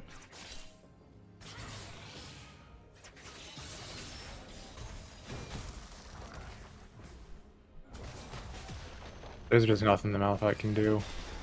No, especially, I mean, you get pushed in early and then your jungler comes up and you expend so many resources to try to get a kill that you don't get. Hard. And then with Rylix Vex on the opposite side of the map, Malphite hitting 6 now. Now that Alawi's 6, I just can't imagine a Malphite, even with the help of a jungler, being able to kill the Alawi. That's a good point. They might find the collapse here on Lokius as they flash forward. Blue Man gonna flash his own, pop the ultimate out. There's a slow from Kitten here. They might try to turn this back. They really want to start up this Drake Vex, grabbing the vision around it. This is what we were talking about in draft. So this early dragon is going to be able to give them, Rylix Vex a back timer as well to be on the map as soon as Rift Herald spawns, as that's obviously the objective you're looking for, primarily as a Bel'Veth, getting access to those Voidlings and do so much damage to a tower. I would assume that you elect to use that around Gecko in the mid lane. So they're actually going to collapse. This is a good play from Son of Horus. Yeah, he has the Malphite ultimate. There it is. And remember, they popped the flash. There's no flash for Lokius. Gecko secures the kill. Yeah, I really like that play because, as Jordan had pointed out, there's no way that Malphite gets any sort of play done in the top lane. So instead uses that ability to get Gecko ahead in the mid lane. You expect him to do that as soon as it's up again. That's what they did in the first game, and here they are doing it again. Kill in the pocket, CS lead for the Yone. Gecko's going to be looking to try to carry from the mid lane again. I do think the recurve rush is pretty interesting on the Yone. I've been playing a lot of Yone recently, although I play in the top lane, but still the same champion. I really like the Berserker's rush on him. Yeah, Even if you don't have exactly enough gold to finish off the Berserker Greaves, if you go Boots Dagger, that probably feels pretty good. I mean, does the curved blade give more attack speed than Berserker Boots? I should know this. I don't think it gives more attack speed, but with the No. on-hit damage, it definitely is a huge DPS increase. Oh, Berserker's Narva is going to Greaves. find Gecko caught out again. There's the slow by Music, and they might find the Braum stun. There it is. Gecko is going to get killed. Yeah, and Rylix Vex there tried to flash over the wall to help Gecko out, but was unable to get over that long wall, and they saw that as well. They know Vex is here with no flash. This could be a dive. Son of Horus's ultimate is coming up now. Narva still has the Briar ultimate too, even after finding the picks. They're going to start up the Rift Herald now. Rylix Vex is hovering. They could look for a steal. Blue Man is in the bush. Didn't get spotted here. Gecko has spawned up, is moving over already. They're going to move on Lokieth, lands the Cassiopeia ultimate. So there's the Briar ult coming in. They're going to secure the kill, but Gecko is here. Grabs one kill. Bob Blossom finds two of them. Moosikitten is on the backside of it, trying to get out of here. Ash Arrow lands from downtown. They're going to have the DPS to knock down Blue Man, and now they move on to Gecko, but there it is. The lifesteal coming through, and Gecko cleans up the fight with a triple kill. What a play there. I didn't know if Mathematics' ult there was going to turn the fight. I worried with it too, but Mathematics is still going to go for a play of their own, putting the DPS down in the AD carry 1v1. Doesn't find something there. Yeah. I love that all the kills landed on the same person. Just getting one person that far ahead, I find to be so much more impactful than getting everybody a little bit ahead. And now he's finished the Mythic and got the Berserkers that we were talking about earlier. But I was going to say before, Berserker's Greaves gives a ridiculous amount of attack speed. It really is designed to be able to keep up with things like Tenacity or the Steel Cap's passive. Now, I can't tell, but did Rylix Vex, was he level 6 at that point? I don't know if he actually got the Voidlings. No, I don't think so. Because Vex was level 5 and Narva was level 6, and we saw the Briar ultimate come through. I'm really intrigued. Just the big difference was Gecko, just off of getting killed, got to spend their gold, came back to the fight and cleaned house. If it were not for the Yone being there, it actually would have been a team going over to Invicta, and here they're going to try to find the pick again. Ashero comes down, going to find Blue Man so that Gecko has no support. Narva playing the DPS down. The Briar lifesteal is ridiculous. There's the kill going over to Narva. Yeah, not a bad play. Blue Man dying there, but protects the shutdown that Gecko had. Yeah, and just face tank the Ashe ultimate again. Mathematics has been on point with these Ashe ultimates. It just so happens that it's landing on the wrong people. I mean, he really has. When you're that far away, just the fact that you can land those is going to start turning some of these fights. So I wouldn't get too discouraged. Oh, Gecko blowing the ultimate of Lokieth just already. Yeah, blowing the flash there. Nice flash from Loki to get out of that. But that flash is going to have a much longer cooldown than that Yone ultimate. Gecko may be caught They're here. going to try to find the pick again. They just want to kill Gecko here. Blue Man here with the stun here. But the push away, Blue Man doesn't find the stun. And Gecko grabs the kill for himself on Narva. Yeah, any sort of equal number fight is going to go in the favor of Gecko, of course, having 7 kills in this game. It looked good, Narva landing the shove away on Blue Man, so the Nico ult didn't land on anybody, but they're just not respecting the 2-item spike here on the Yone. Yeah, I mean, you can almost consider, like Jordan was talking about with the Berserker Greaves, that does feel like a full completed item for a Yone, because the attack speed does so well.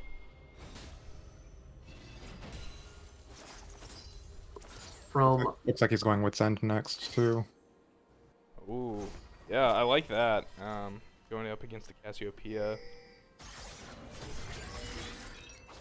Yeah, I mean, even that just little bit is going to make you feel invincible against this Cassiopeia, who's building such late game scaling. Oh, big fight here. Top laner and support are here. Blue Man trying to clean this one up. Narva lands the ultimate coming in.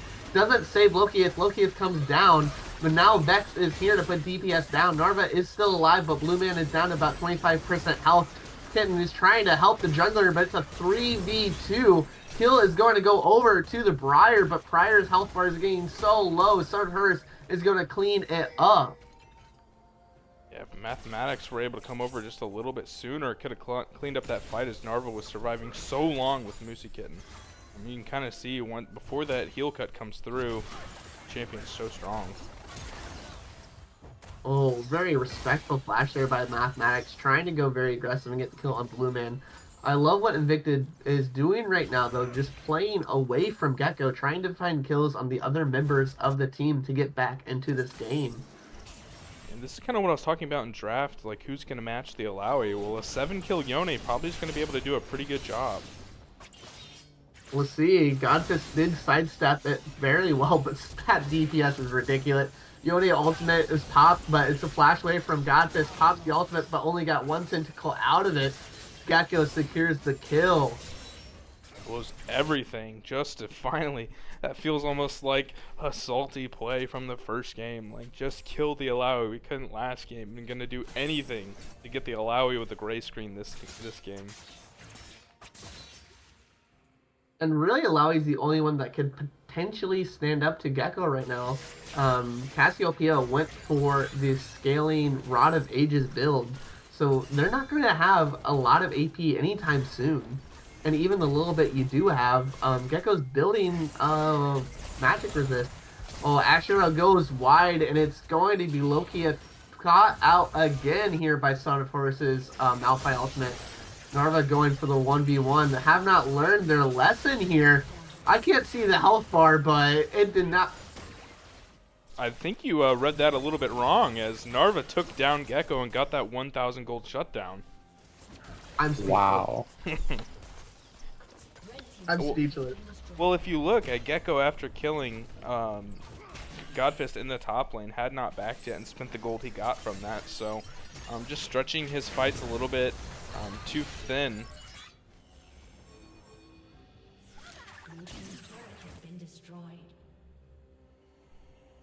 That makes things very interesting. The fact that Narva was able to take that fight so easily. Gold completely even after that shutdown. Slight lead to I'm speechless. I was humbled on my casting here.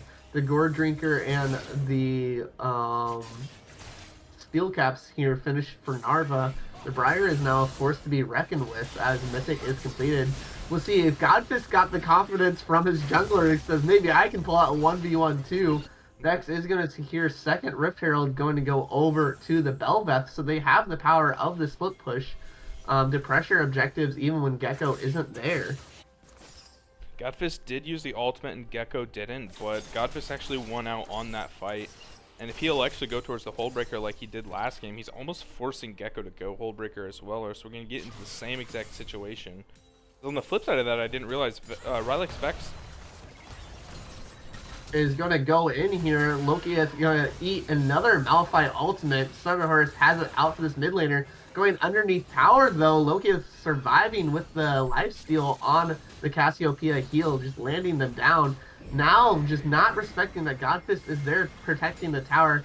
Vex pops the Rift Herald just to get the objective, but they've stalled out the jungler here. Vex is not there in a position to pressure this Drake. Narva is here setting up for it. It's going to spawn here in 5 seconds as Gecko's trying to get vision down here. Moosey Kitten zoning them away. Buying time. Belveth has moved down, is in the mid lane now. Mathematics pushed in the wave. We're going to have a big fight here. It's going to be Goon Squad Purple moving into the river, clear out the vision. They have priority on the Drake. It might be a handshake. Invicta just going to give it over. That's third Dragon just giving over. They're going to try to get mid for it. But Goon Squad Purple is secure Drake number 3 as Mathematics is going to grab the tower in the mid lane. They can't even find it by the time Goon Squad Purple rotated over. The early game objectives, though, are a repeat of game number 1, where GS Purple had soul point very early. But last time they even got the soul and couldn't convert it into anything, so we'll have to see if they can change that up this time. Yeah, they're gonna get another Chemtech soul as well.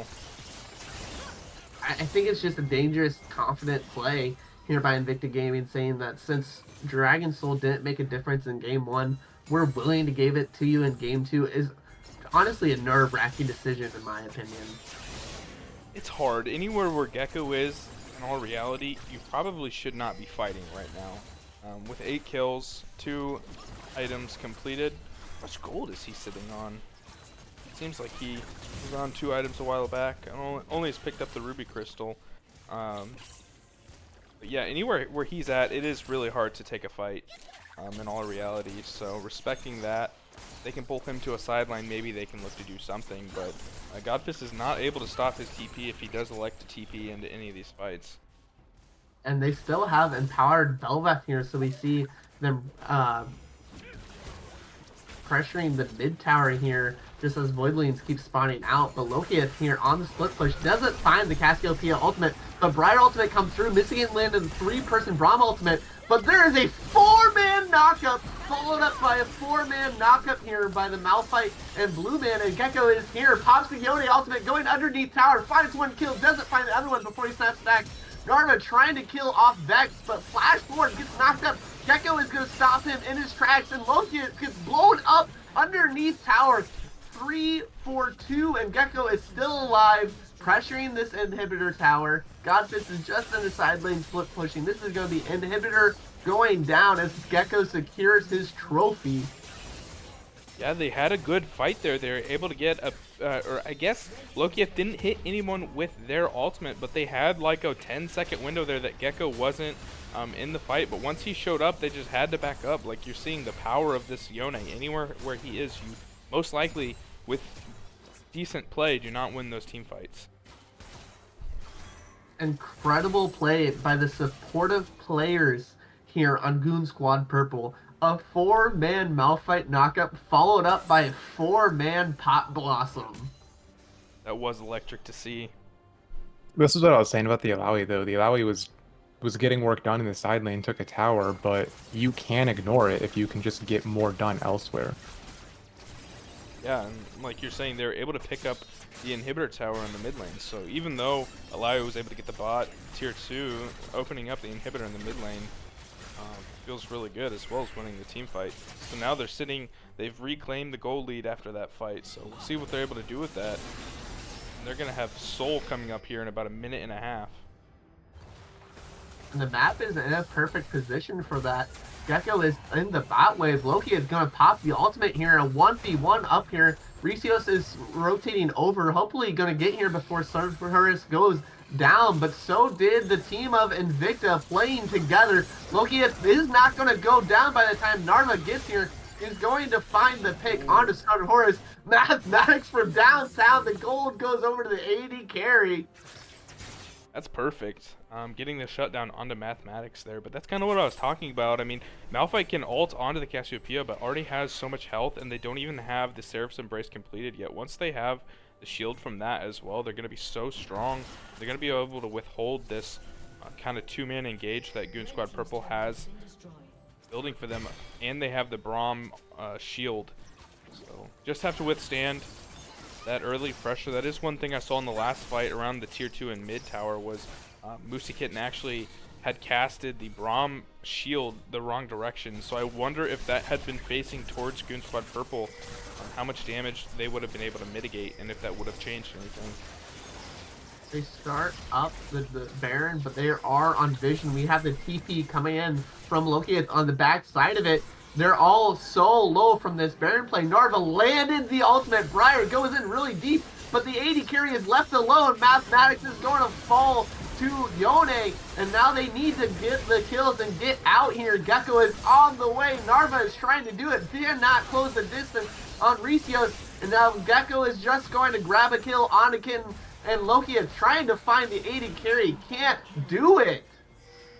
Yeah, massive there. I mean, we don't have your AD carry that's so tough to fight into. And then Godfist just has not even tried to be in any of these fights. He's actually going to be facing, so they're going to lose both objectives here. They're going to get Baron, I believe. The damage is kind of suspect here. I'm holding my breath for them.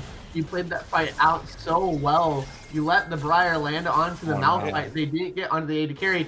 Ash from downtown again. Oh, got a little greedy there. Tried to get both objectives. They do secure the soul, so not all is lost.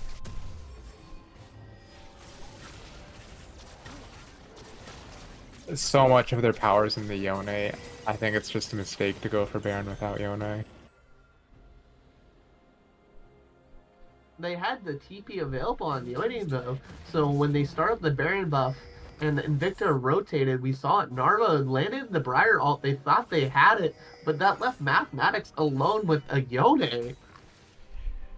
Yeah, Gecko on the flank is going to be huge in these fights. Oh, Loki is going in for the fight. Landed the ultimate underneath tower, but it's just not going to matter. Gecko grabs the kill, goes back to the Soul Unbound, forces a TP out of Godfist just to protect the objective. We'll have to see. Son of Forest has the ultimate. There it goes. He finds it. It's now a fight starting now. Moosey with a nice Braum ultimate is going to slow everybody down. Blueman flashing forward only finds Top Blossom onto one. They're going to kill off Narva, but Moosey Kitten and Mathematics are still alive. And they were able to win that fight even with Gecko being on the split side of the map. So that lead that he was able to build getting translated. And there's just not enough power here on the side of Invicta to even contest the Baron buff. You want to go over? There's the ultimate. Oh my gosh. What? All the pings are coming out. Oh my. Mathematic out here really putting the Gecko point loses to this. his name. Oh no. Hullbreaker is finished and missed the ultimate. Go, he ends up winning. Gecko barely winning out. That would have been huge if they were able to knock down Yone for that amount of time and Alawi having the Baron buff. They would have gotten so much work done. So great pick there from Gecko, able to shut down at least the Alawi split push and once again take away the Baron. Oh, they're going for Loki again. Son of Horus has had it out for them, followed up by the CC by Blue Man into the Zanyas. Doesn't get hit by the Cassiopeia ultimate, but Moosey Kitten is here with the Braum shield. They're still alive. And Narva landed the ultimate. In comes Briar. There's the DPS. Recios has to run away. Gecko is here. They could look for the play, but if you find the Cassiopeia, Ash is still alive. Braum pops the ultimate for the knockup, but Cassiopeia goes down and snaps back. Belveth, in the meantime, with the empowered passive with Baron buff on the split pushing. They stole it. Oh yeah, they stole it. Now Ash Arrow, oh. So close. We have fights right now all over the map. Junglers going hand in hand, but Malphite is here to help theirs. The lifesteal coming through. Briar is still alive. Godfist flash forward, finishes off Vex. In the meantime, Gecko had to snap back, get off of Kitten, Here comes and now Gecko again. is going to be the one. Ultimate is not available here, so they might be able to grab the kill, but they need to get out before Mathematics finishes them off. Yeah, they just keep overextending these fights just a little bit too much. They're trying to get more out of it than they already got, and that's giving Gecko time to arrive. He's completed the Hullbreaker himself now, so unless something major happens, I just don't see a way for Invicta to slow down this Yone. Mythic completed also, so you're going to get that passive stat for all 3 items you've completed. That Mythic being secured really makes the point that Gecko is the strongest player on the Rift right now. Yeah, and he's sitting about 1,400 gold away from completing the Guardian Angel as well. There's no objectives here for Goon Squad Purple to go. If they're going to grab Gecko on the split push, it would be now. He finds 2, but Mathematics lands the Ash ultimate, and he is grounded. He cannot snap back. extremely smart play there from Invicta to slow that down. No objectives on the map for them to lose outside of their turrets and inhibitors, but those are all pushed out, so great play from them. I do want to point out the double Flame Horizon. Oh, they did not learn the lesson in game 1. Godfist surviving the 1v1 again. They're trying to put the DPS down. Is still alive. Musikin keeping God alive for a very long time. Narva lands the ultimate. Narva's going to kill everybody here. Oh, but the Pots Blossom with the stun. Resios is still alive for the DPS output. Narva on Mathematics is on the flank. AD carry trying to flank here, but you do not want to catch the CC here from that Nico. They didn't have anything. I thought Mathematics had an angle there, could have gone in with some calculated movement there. You didn't have the Malphite R, you didn't have the Nico R, just had to dodge that E thrown out from the Nico and could have picked up both those kills, but I guess that kind of goes back to what I was saying before, where they're always trying to get a little bit more and overextending, so maybe a little bit of PTSD. They got the win, they got their shutdowns, and got out of there. It's going to be Elder spawning here in 10 seconds. We have another game going over to Elder Dragon spawning. Blue Man just camping out. He's just a ward. Just ignore him. Both teams are at the river around the same time, so flash forward. Blue Man doesn't find the route, though. Throw a belt forward. They're trying to find it, and Gecko is actually going to throw Nico even farther into the team. That would have been epic. They're doing it so fast. Elder Dragon is down to half health already. Invicta need to make a play. It's down. Yeah, again, Godfist on this split, just not even attempting to come back to the team. They're going to try to stop Gecko's back here to give Godfist a little bit more time, but it's going to be so hard for them to hold off this push since Goonz Squad Purple has Elder. They don't have an inhibitor tower, so this is just going to be a free inhibitor, if not more. As AD carry is caught out, Musikin trying to keep them alive, but Elder Dragon finishes it off. It is so hard to fight into an Elder Dragon buff. Goonz Squad Purple is trying to end the game now. I really thought Gecko was going to stop Godfist's back there. That would have been great play. Doesn't look like they're going to push for the end here. As Son of Forest doesn't have ultimate, that's a big tool that they need for these fights. That is a great call out, Jordan. I think if Godfist would not have gotten the back off, they could have looked for an end. But as soon as they see that Godfist did recall, they back off. They don't want to do 3v4. That being said, Elder's about halfway done. So we'll see. This Baron coming up now. Probably Invicta has to give this. They've got minions pushing into their base. It's also going to get absolutely shredded by Gecko and O'Reilly Specs. Yeah, they don't have any vision. They don't know. I mean, you can assume that this is happening.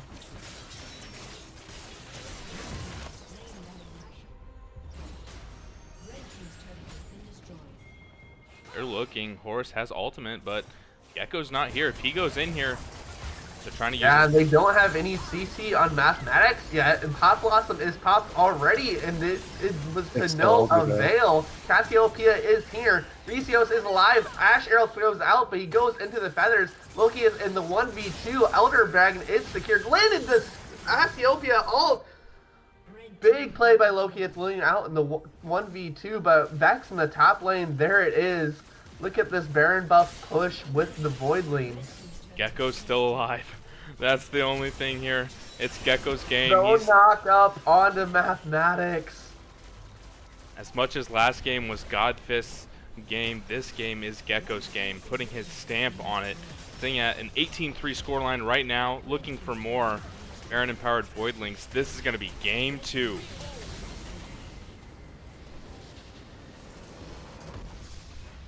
Goonz Squad Purple coming back.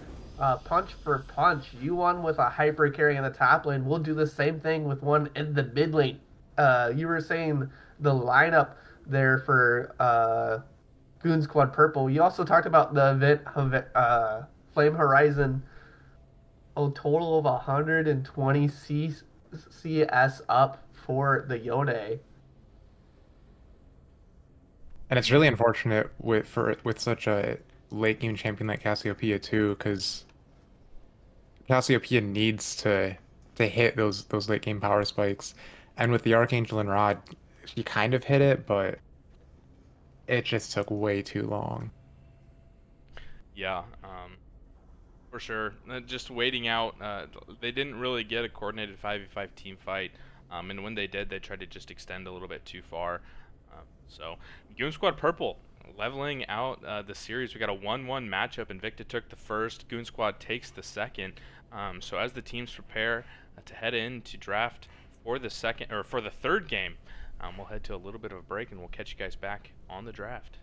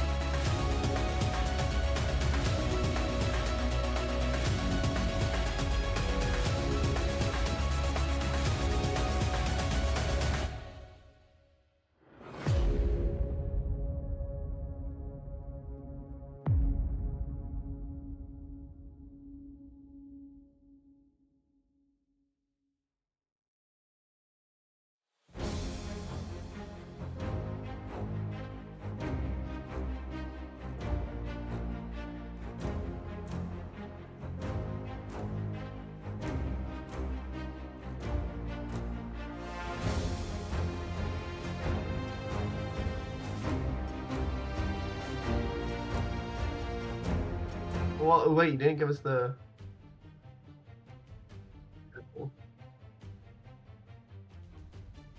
All right, we're right back into it, and we already see the Yone band come through here. They do not want that back in the hands of Gecko. We'll have to see if Goon Squad Purple let the Alawi through. Without the Yone, do you have another answer for it? But for Invicta, they're kind of the ones on the back foot. Jordan, what changes do you think they need to make to come out on top in Game 3? Jordan, Honestly, I think the I'm here. I'm not sure it's as much about draft change and more about just their game plan. I don't think you can keep giving over all these drakes. I'm not familiar enough with what the champions these players play to really comment as much about draft changes.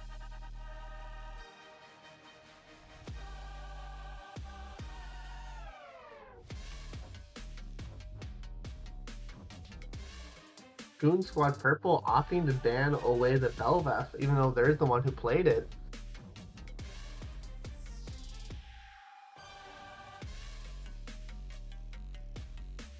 We do finally see the Alawi ban. I still just don't think that's necessary, though. Interesting to see here, Seraphine locked in first. This is a completely different look. So far for Invicta, they played Braum in game 1 and Maokai game 2. So in Chanter and the support role will be a completely different look for them.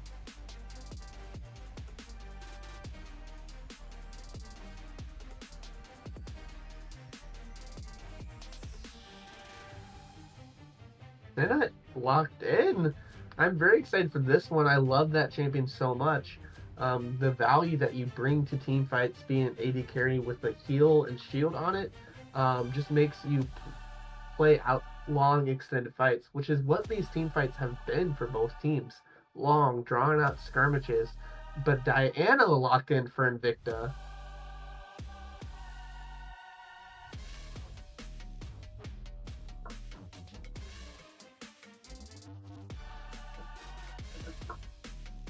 I love seeing the bot lane already coming out here for Invicta. The Seraphine Misfortune ultimate wombo combo there to answer the Nico Senna, both kind of squishy champions here.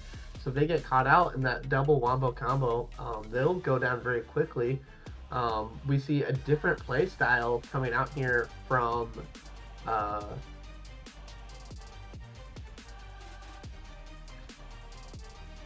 Narva here on the Diana. It's another dive champion here, but a big team fight ultimate. Yeah, I do think it's interesting between the Briar and the Ash. They've really liked long range engages up until this point. It's very straightforward. It's very in your face team fighting. But the Malphite going to be another comfort pick for Cerberus. They really liked how that played out in game one. It didn't just hold the Alawi in lane. As we got to mid game, we saw some really good ultimates from Son of Horus come out, catching out Lokieth multiple times, and the big team fight in the mid lane, the 4-man knockup from this Malphite. So a very strong champion for this player. Ezreal locked in.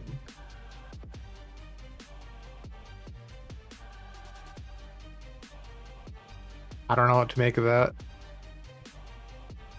Is it an Ezreal mid lane, or is it an Ezreal Misfortune bot lane with the Seraphine mid? I'm not sure what to make out of it either. I know Musiken plays the Seraphine a lot, so I expect that to be a Seraphine support just based off of the players, but I've never seen Ezreal mid. I have not seen this yet. I know that people have done it, but it's never really been a strong pick. Trundle being the answer to the Malphite, very interesting here. How do those two champions play out? Trundle's one of the strongest duelists in the game, so honestly, he's probably just going to do the same thing he has been this entire series. He's just probably going to stay in the side lane and try to beat up anybody who comes his way. Try to force GS Purple to send multiple people his way instead of matching him in a 1v1. Darren is the last pick here. Draft is finished for Goon Squad Purple. So on both sides, we have some unique champions going to some unique roles. I'll wait for Brendan and our production to give us confirmation on where these picks are going. I'm back. Brendan, draft is funky. Do you think it's a Malphite mid? Oh, give it to me. Give it to me, Gecko. I mean, And if so, do you think it's full AP? Against an Ezreal, though? I mean, yeah, you blow up this Misfortune, you blow up the Seraphine, but Ezreal will just dash away.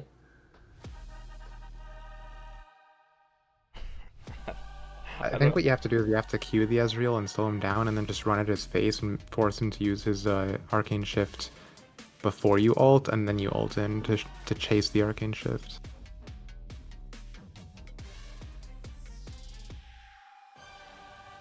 Yeah, I guess we'll get confirmation as the players pick, but I'm gonna be honest, I don't have any preliminary predictions outside of I've heard it's AP MF mid, and I feel like it's got to be Geek. Both Garen and Malphite feel really bad into if it is an AP Misfortune mid though. Yeah, Goon Squad Purple really need to get a lead here early. If they don't, they're just going to get shredded as they try to close the distance here. You got 3 melee champions. None of them bring a lot.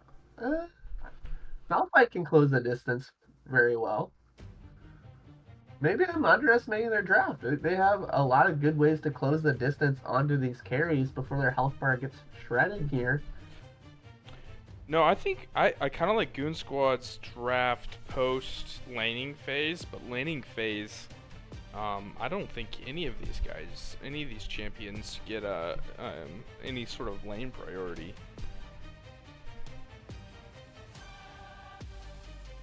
And they both definitely could help out Sejuani on the ganks. Both melee characters. You have a lot of CC, a lot of slows here across the board to get early ganks off. But on the other side of it, this Diana will get onto Senna so easily, so they have to track Narva, which they've demonstrated they can do.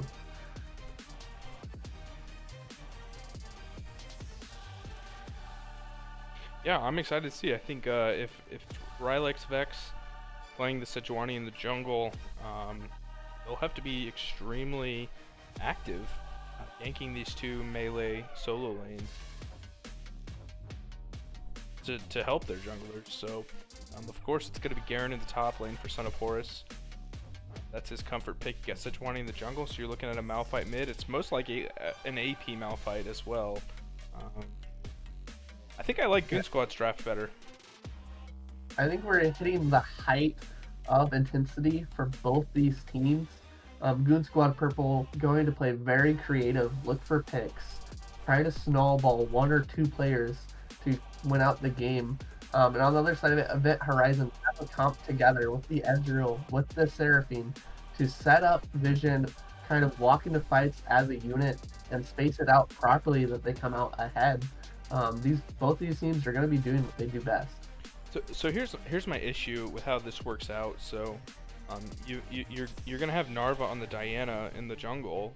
You're gonna have Godfist on the Trundle, which sounds great and all, but he has been in the side lanes non-stop. So the front line is looking really rough for Event Horizon and Invicta. So that's one thing that I see being an issue in their draft, as opposed to like a Sejuani and a Garen standing in front of Senna and Nico, because you can have the fasting Senna, I would imagine, in the bot lane. You're gonna have Nico CSing, and I like the go buttons for Goon Squad Purple. If you've got it, if it is an AP Malphite, it's gonna be really hard for Misfortune ever to ult, because Malphite's just gonna come in and one-shot her instantly. You have to get the Seraphine ultimate off and comboed with somebody else to come out ahead in these team fights. So Invicta Horizon have really dropped themselves into a skill matchup here.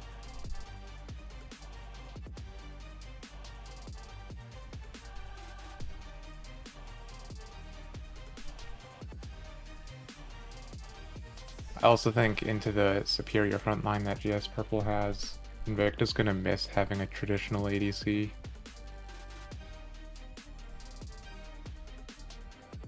You're saying with the, it's gonna be really hard for the Ezreal to get through. I've been on the Ezreal side for that matchup, and in hitting a Sejuani feels terrible.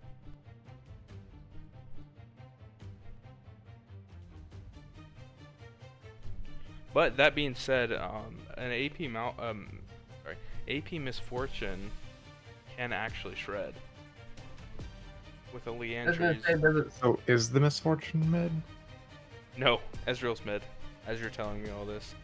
That's what they said in the lobby, so that's what I went off of. But actually, it's going to be mathematics on Misfortune in the bot lane, Ezreal in the mid lane. So, but that being, I feel like that's almost worse.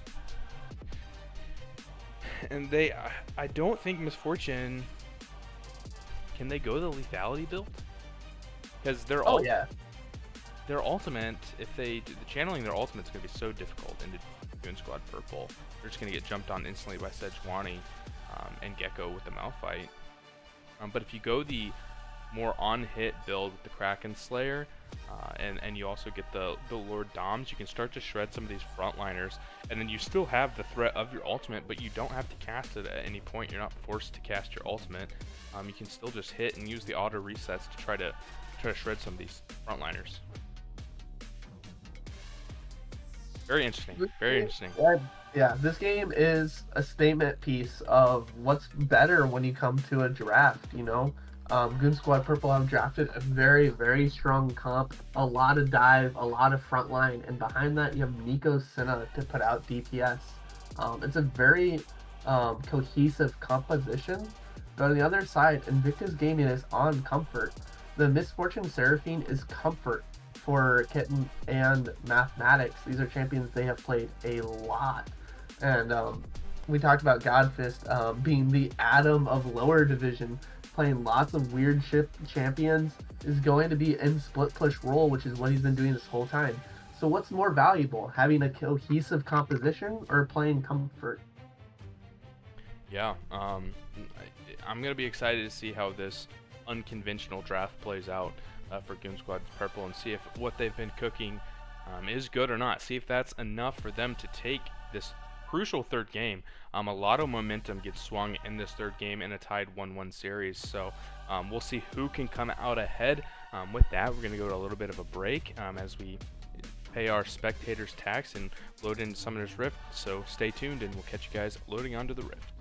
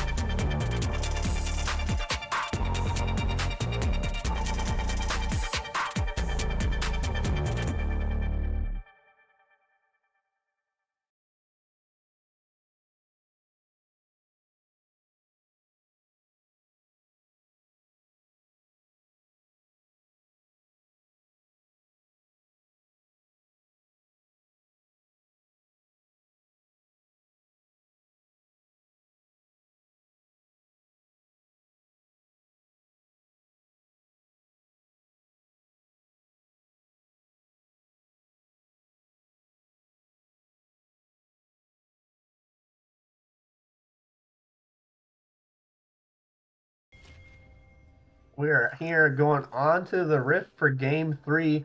We have gone 1-1 so far, so this is a crucial game here as both teams are moving out onto the Rift. We'll have to keep an eye out for anything funky happening. Something that I'm looking at right now as we see both teams, I'm looking at runes. I'm looking at that True Strike on the Ezreal. I'm looking at the Comet on the Gecko and Blue Man. Kind of thinking to myself, how are these lanes going to work out kind of the first 3 levels? What are your thoughts, Jordan? I'm just glad it's going to be an AP Malphite. I love seeing the Arcane Comet. Potentially. He did start with the Armor Cloth, though. I guess that gives him more potions to sustain in lane, but honestly, I think maybe Corrupting Potion would have been what I would have started. Man, he might have gotten our hopes up here. Is just going to go full tank Malphite. But they got a lot of value out of the Malphite pick in game 2. I mean, if they don't give us an AP Malphite, we're just going to have a little trade here as both players are going to start going crazy. Look at the damage coming through, though. Gecko is winning out so far. That Cloth is getting the work done as he lands the second Q on the backside of it. Ooh, Lokieth. Squeezing in that last Q on the back end of it. Nobody necessarily coming out on top. 2 pots down for the Malphite. 2 pots down for the Ezreal, so Ezreal has 2 potions, or started with 3 potions, Malphite started with 4, so we'll see if that is the difference maker in that poke style lane, because both of them went the Arcane Comet, so they're looking to poke each other out. If they don't give us AP Malphite, would you be content with AP Ezreal? Like given the longsword start, probably not. We just think AP is the better damage type. Get with it, guys. Godfist, the nice level 2 spike here going in for the trade. Stone Horse going down really, really low.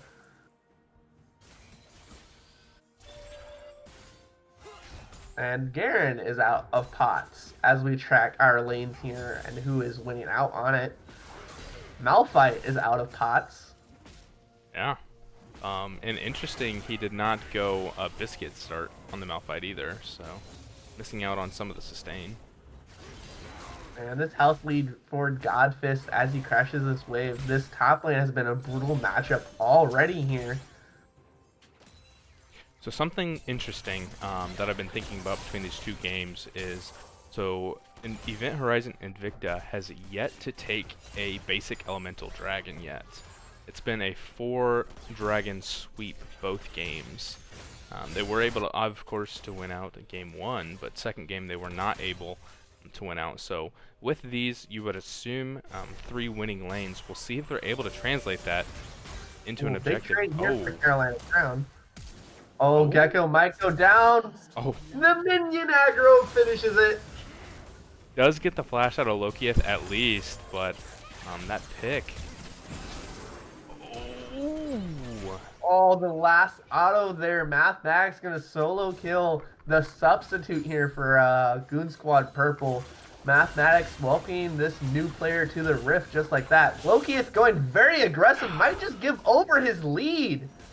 Yeah, Lokieth falling trapped to the classic Ezreal move, eating forward. That's another cloth armor. Oh no. Oh no. But that being said, I don't hate the tank build, because like you were talking about in draft, Jordan, is playing Ezreal, especially if Mathematics as well decides to go towards the lethality build, it's going to be really hard to get through these tanks. Goon Squad Purple. Yeah, tank probably is the right thing to go. It's just not the fun thing to go. And we know Godfist is not going to join any of these team fights to steal the armor away. No. He could. This could be the change we see coming here from Invicta. They lost the game too, so they need to change something up here to get out ahead. I like the punishment here. Mathematics grabbing the kill onto Carolina Crown, having just come off the bench, might have some nerves, and Mathematics really just putting the dirt in his face. These unorthodox mid laners have also presented some unorthodox builds, as Ezreal elects to go to the last Whisper first item. Look at the value he is getting here on the Malphite. Vex did not get spotted out here when he joined the Shrub. This is a big wave, though. He's going to have to wait patiently if something does come out of it. Carolina Crown getting poked before anything even comes out of the gank. Maybe What they need. might step up too far. Right into the waiting hands of Sejuani. Surprise! There's the flash already. Gets CC'd. Mathematics. Flash over by Vex. Cannot find it. Both players are low, but not dead. So close.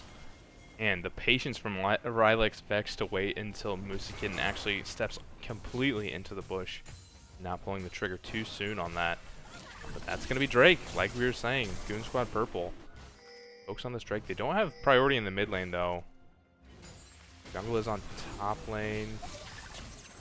It's risky. They don't. Has the ultimate. Good seeing Ezreal kill come out here. Jungler is going to go down here. Level 4, very, very low. We'll have to see. This could come through. They're just going to poke him out, though. Oh, my anxiety was sky high for Goon Squad Purple, but they secure the Drake without losing anybody. Yeah, it looks like Ezreal had already used the True Shot Barrage. Whether that was to actually get the push into mid, as it can be kind of hard early on to push waves as Ezreal. Godfist going to look for a trade here. Yeah, just pushing Son of Horus off of the wave. We have a tiny CS lead here in the top lane for the Trundle. Got the Warden's Mail, I think is what it's called, finished on the Malphite. So that could be a Frozen Heart early start into full AP, Jordan, just to keep the hopes alive.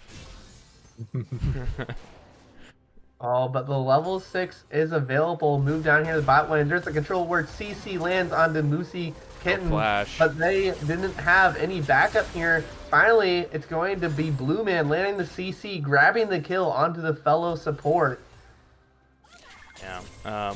Another two-shot barrage used mid lane to get the wave pushed. Is Lokieth just trying to crash these waves, taking advantage of the roams from Gecko. Ruh-roh. They're going to collapse on the plates. Lokieth. No Sejuani ultimate though. Oh. Not Going the over the direction wall. I would have gone.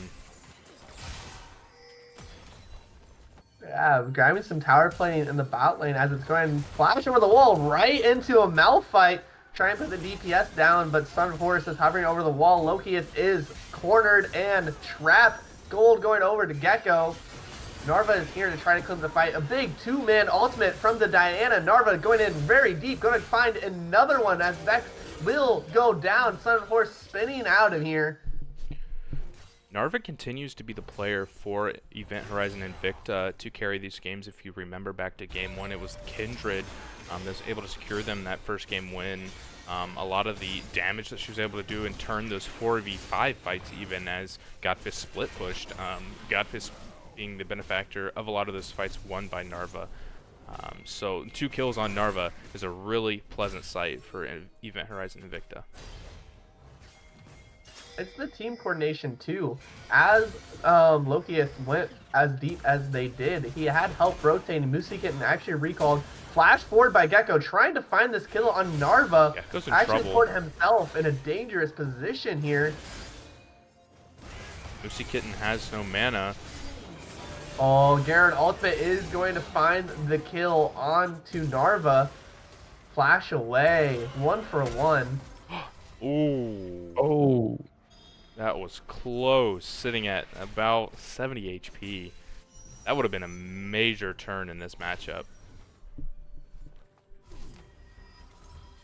True Shot Barrage not doing barely enough damage, but Goon Squad Purple, I think Event Horizon Invicta is actually responding really well to the early pressure that they're trying to put on. They've been picking up, they have 2.5 plates in the mid lane. Oh, ultimate. Sejuani has ultimate too. It lands. They're going to find the kill.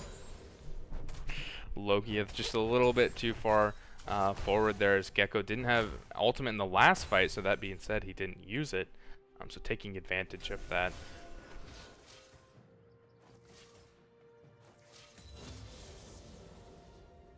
Patience. But they have a ward. They know where Carolina Crown is, but they don't know where Blue Man is. We see the bot lane here for Invicta getting a little bit antsy actually during these games. That's twice now that they just walk into a bush that there's a player in it.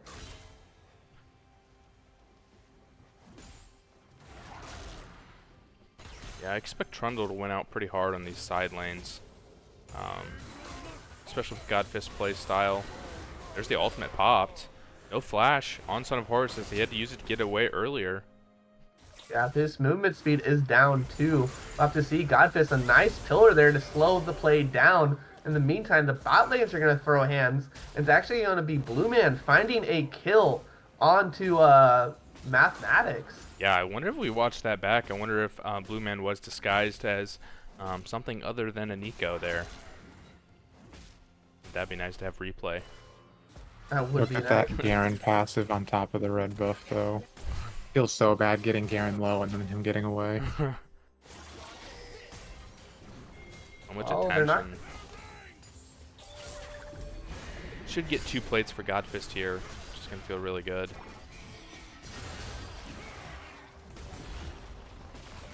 Yeah, but Narva trying to help out Godfist. That's going to be Drake started up now for Goon Squad Purple.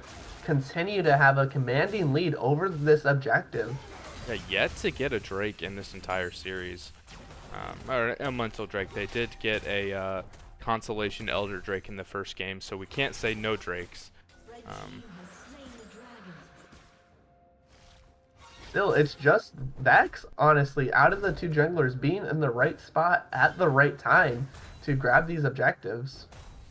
Just so interesting because I really feel that a Misfortune Seraphine should be able to get push in these lanes, but Oh, a dive under tower. Gecko's going for it. Lokieth pops the ultimate.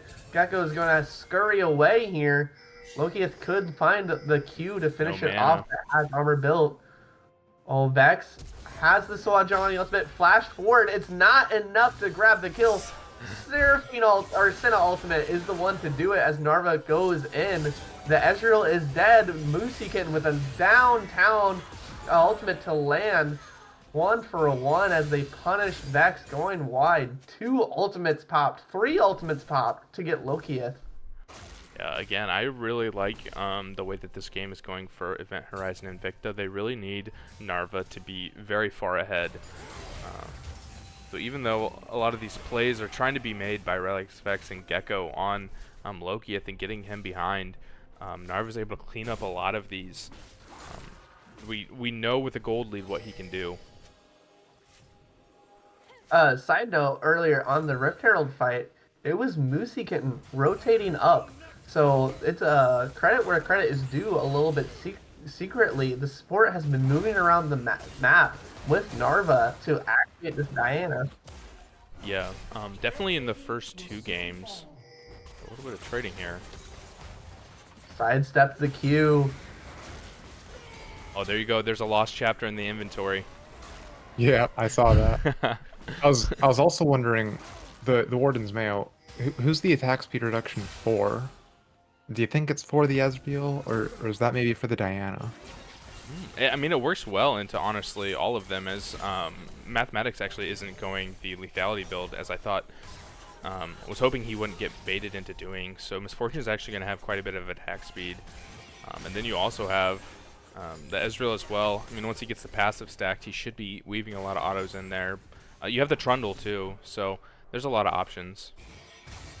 Oh, Narva is going to find Gecko on a low health bar, force Malphite to use the ultimate defensively. Yeah, but what I was going to say earlier is in the first 2 games, Moosey Kitten definitely has been roaming more than the opposing Goon Squad Purple support. Oh, big fight breakout. Narva found Gecko again, but Blue Man here on the Nico going to try to find the kill on Mooseykin and actually doesn't secure it. Put himself in a dangerous spot. Is going to grab the kill on the mid laner on the back side of it as Narva going really deep finds the kill onto Carolina Crown, trying to finish this out, but is going to end up giving his life over to Vex. But still, that is 2-for-2. Would have been really nice for Blue Man to pick up that shutdown.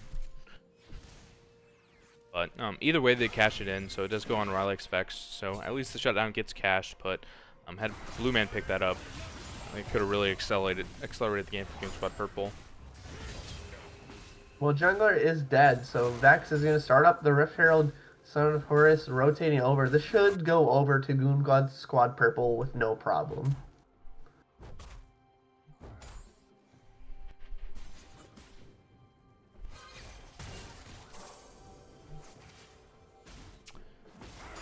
About a minute until Drake. I'd be very interested to see if Event Horizon Invicta decides to go for that. Oh, Charmed underneath tower. Mooseykin is going very aggressive. Mathematics is here. Has Misfortune ultimate available. But that Seraphine ultimate will not be available for this Drake fight. Yeah, Goon Squad Purple focusing a lot on this mid lane, and with this pressure, they should be able to translate this into a dragon. So, kudos to them.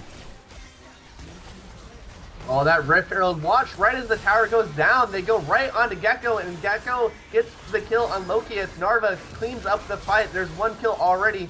Vex will go down next. Narva is cleaning this up. I spoke too soon. Sejuani did not go down. It looked like they were going to go down, but a nice peel there from Carolina Crown to get him out. There's the fun side of the on-hit Misfortune being able to auto-attack cancel with the Q. I'm getting that Kraken stacked so quickly and dealing massive damage. I would have liked to see Event Horizon Invicta translate that mid-fight into a dragon, but they're still not. Not their style. Not their cup of tea. And now contesting this dragon is so difficult. You don't have Misfortune ultimate. You don't have Seraphine ultimate. You don't have Diana ultimate. If this fight breaks out anytime soon. It will be a Cloud Soul this game, so the Soul definitely won't be as impactful as the last couple of games, and we've already seen Invicta win against a Chemtech Soul. Yeah, it is very true. I do like the cooldown reduction though for Malphite and for Nico, as they kind of have the game-breaking ultimate abilities. So it's not terrible to get that the Cloud Drakes. I believe they still reduce ultimate cooldown, correct? I believe so, but also the movement speed for Nico in particular is so good. Yeah. Forced Sejuani to close the distance when he landed that ultimate. So there it is. Vision is cleared out. There is one ward left in the river while Goon Squad Purple start up this objective, and nobody is close to this. So this is just going to go over. Invicta just don't believe in playing around Drakes. Yeah. Godfist is building up his 0/0/0 bounty. Yeah, he's going to find another tower here. Two people are here to try to stop it. We'll see if he pulls out another miracle. Ultimate was popped, but Garen's sword falls from the sky and just put him in his spot. I mean, all jokes aside, Godfist has a lot of gold. Oh, Blue Man, a nice double stun there. Musikin landed the charm, but it's not going to matter as the kill goes over from the Pop Blossom. Narva is here again, trying to clean up afterwards. Vex popped an ultimate and did, and Loki is going down really low. Gecko used ult in the top lane, but the Q! That's AP Malphite.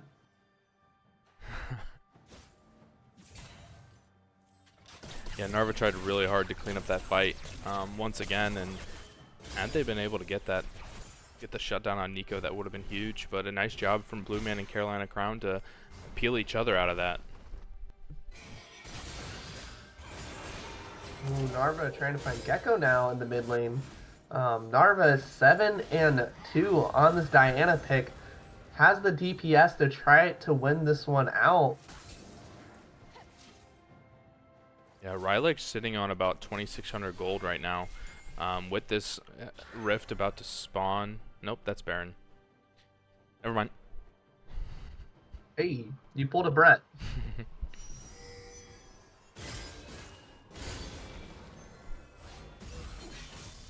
Well, So we were talking about this during draft when we were looking at these two compositions. Which one do you think brings more value to the table? Comfort or cohesion? I think comfort's more important. yeah, Can you make an argument for it? yeah, and this. Go ahead. No, you go ahead. Well, I was gonna say in this elo, like you were talking earlier, with the Alawi and kind of the knowledge check, knowing the spirit, whatever pull, knowing that that's the majority of the kit. Is something gonna happen here in the mid lane? Looks like people are gonna back off. If Goku pops the ultimate, they're going in. Mathematics gets CC'd, but a 3-person charm from Musikin, but it's not going to make the difference. Narva goes in really deep. Cannot find a kill yet. Blue Man getting out of here with 1 HP. Flash forward from Narva just to finish off the kill on the support, and the team fight falls apart afterwards. 2 for 1. And they're going to just start pushing forward. Sun Burris and Garrett in the bot wave. Invicta is just dying left and right on the map. And Goon Squad Purple is going to move up to start taking objectives. Mid inhibitor tower is going to go down.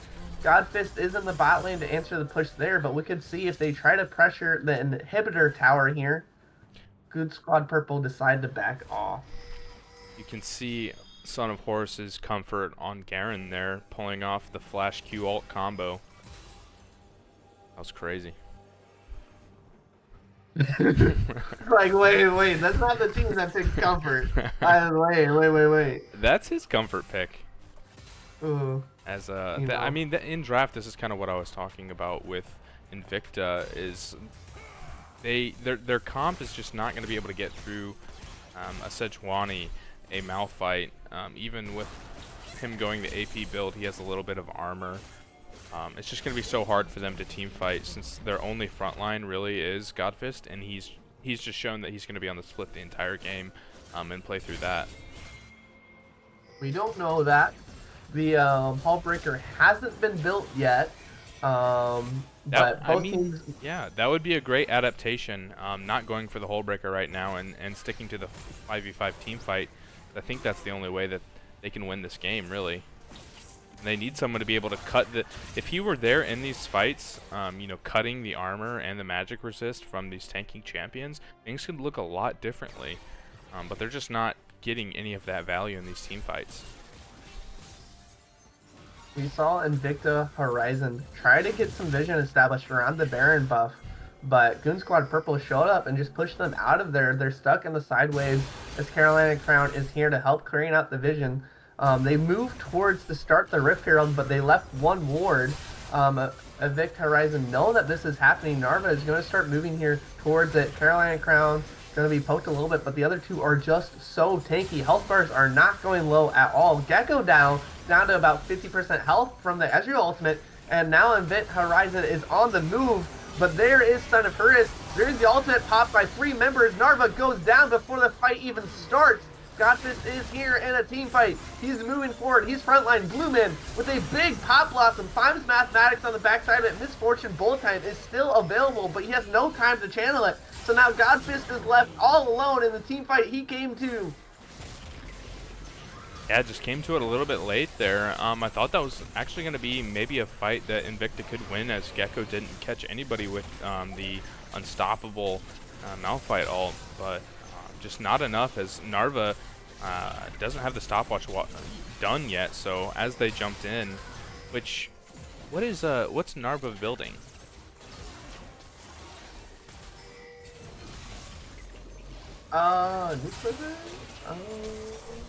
That I mean, I see Bloodthirster, but I would guess Kraken Slayer, because that would help, you know, With the cut recurve. down these tanks. Yeah.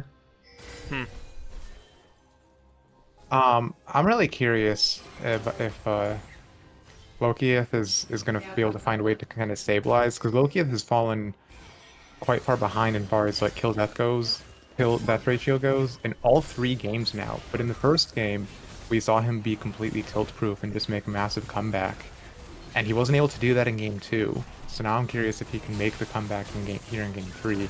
And also, Gecko finished the Frozen Heart, so now you can reduce the enemy team's attack speed by 20% or more with Gecko. Well, Gecko got popped on the back side of it, but big Pos Blossom coming out from Blue Man again, finding the members, and now Vex is going to be the one to clean up the fight. Horus TP'd, or no, just flanked here. All of the members of Horizon are dead, except for Godfist, who has to channel his recall. yeah, I'd like to see an adaptation from Godfist here a little bit, or just a different draft as well. I think they just need some sort of, if he's going to be on the split, they need some other sort of frontline champion, which is really hard, because that's opposite of the play style that Narva plays. In the game that they won, Moosey Kitten did play the Maokai, so that was why they were really able to kind of withstand the push from Goon Squad Purple as Godfist pushed. Well, let's see if Goon Squad Purple overextends here. We have a TP coming through from Blue Man here, but still, it might not be enough to secure this inhibitor tower, as all 5 members of Horizon is here to defend. Double TP to not get the objective. Yeah, that's 12 elemental drakes to 0 right now for Goon Squad Purple. Yeah, and they are in command of this game right now. We see them trying to find the pick, but great vision from Horizon here. But there's Pop Blossom again. They're going on to the Trundle. They have the front line here. Mathematics is here. They could look for an angle for the Misfortune also, trying to put themselves in position for it. And they're going to save Godfist. Their front line stayed alive here. Sun First is going to grab a tier 2 tower, but still a successful defend of the inhibitors so far. Still have the Seraphine ultimate, still have the Misfortune ultimate available. In the bot side, it is just the 2 though. They have one more minion. The tower is going to start hitting people, but it goes down very soon as Blue Man with another Nico root here. The base is just falling apart. A very aggressive. There it goes. The Malphite ultimate followed up by the Senna ult. And there it is. Moosey Kitten is down. Low play here from the team of Goon Squad Purple to finish this game out. They're going to look towards another inhibitor. 3 inhibitors are down as Mathematics cannot find an angle for a Misfortune ultimate. Goon Squad Purple are pushing in all of the waves. They're looking to end this game here. Nobody is recalling yet. They have Sun first going towards the bot lane. Looks like now they're going to call off the retreat. Go spend the gold they just well earned. Yeah, things are looking pretty tough for Event Horizon Invicta to crawl out of this one. I guess one of the things that could have happened was, as I see that Narva did complete that Kraken Slayer like you guys were talking about, there is the viable Jack Show style build for Diana. That could have been an option, but just not enough frontline, I think, in these fights. We did see Well, Trundle frontline fairly well. And going here, earlier. Sun first could be overextended. Going in for the Ezreal. He just cannot get over the wall to help support, and now the first wave is crashing in here with Gecko.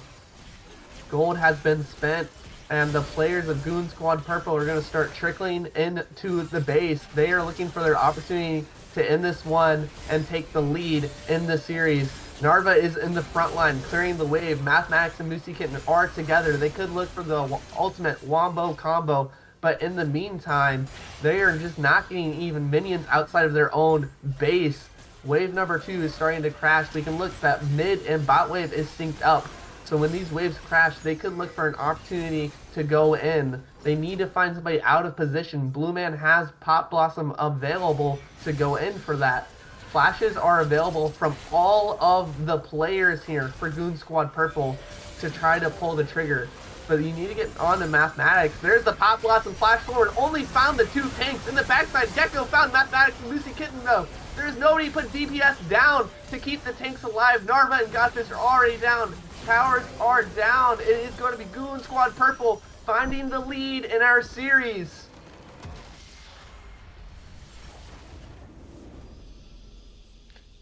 Goon Squad Purple taking game 3 and a demanding lead in this series at 2-1. We'll see what Event Horizon Invicta needs to do to turn this around. I'm interested to see what type of draft adaptations that they're going to look for, as backs against the wall season on the line. We mentioned it before, a #1 seed in Slash All has never won a playoff series, so it's honestly a curse. And Goon Squad Purple looking to keep that intact, and we'll see if Event Horizon Invicta has something up their sleeves to turn that around.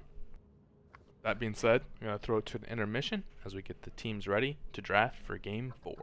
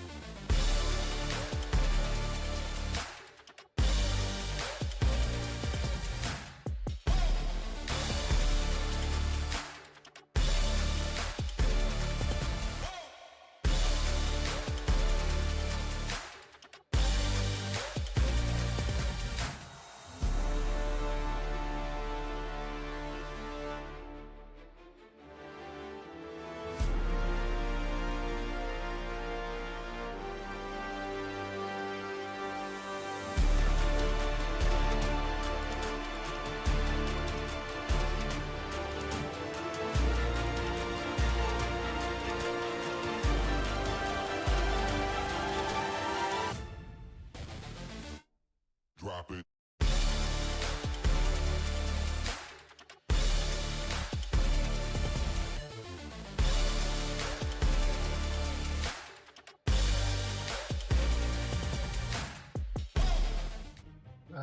I go? All right, welcome back to Invictus game Horizon versus Goon Squad Purple here in our playoffs matchup.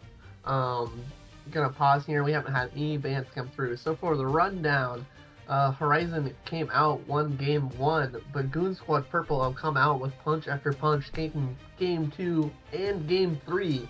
So this is playoff match on the line. Invicta Horizon needs to come out here with something good for game 4 if they're going to stay in this.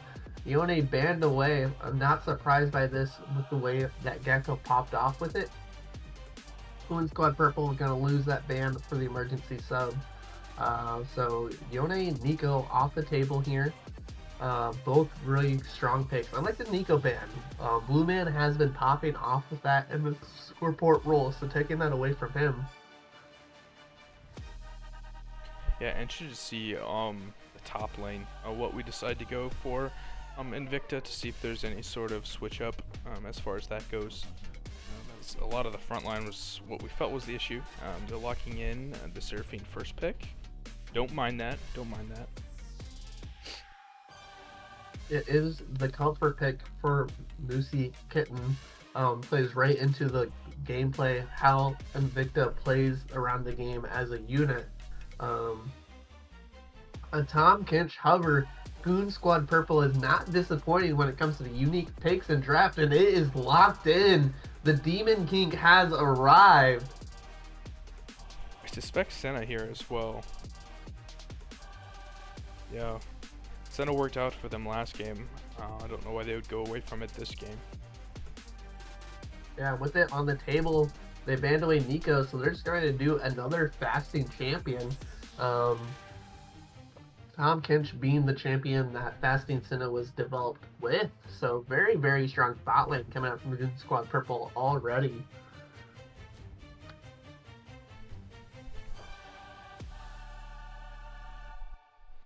The Malphite pick. I like that. More team fight focused pick.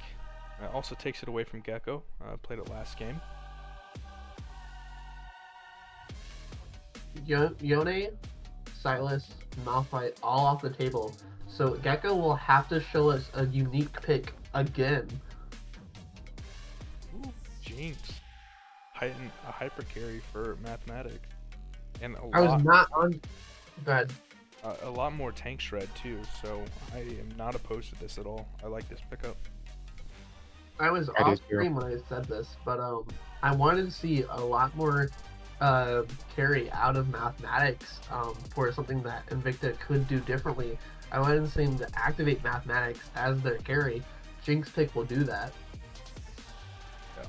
Yeah. You were saying, Jordan? I just also really like the Jinx pick. I much prefer the hyperscaling Predators to be paired with Enchanters compared to something like the Misfortune. Yep, I agree. You get the Wombo with the Misfortune, but you could tell towards the end of the game that they were just lacking the damage. Interesting that now you've seen 2 champions swaps to the other team. Yeah, Diana being picked up from Goon Squad Purple as well. Smart. This is great. Yasuo ban from Invicta to see if Gecko was going towards the Diana Yasuo combo. Could also be Diana in the mid lane, but Gecko does like his melees. That's true. The Kindred great ban away from Narva was the catalyst for how Invicta won game 1. So now Garen is banned away, and we're into our final round of picks here. Yeah, I like the Garen ban because they picked away Malphite as well, so they're forcing Horus to play something he hasn't played all series.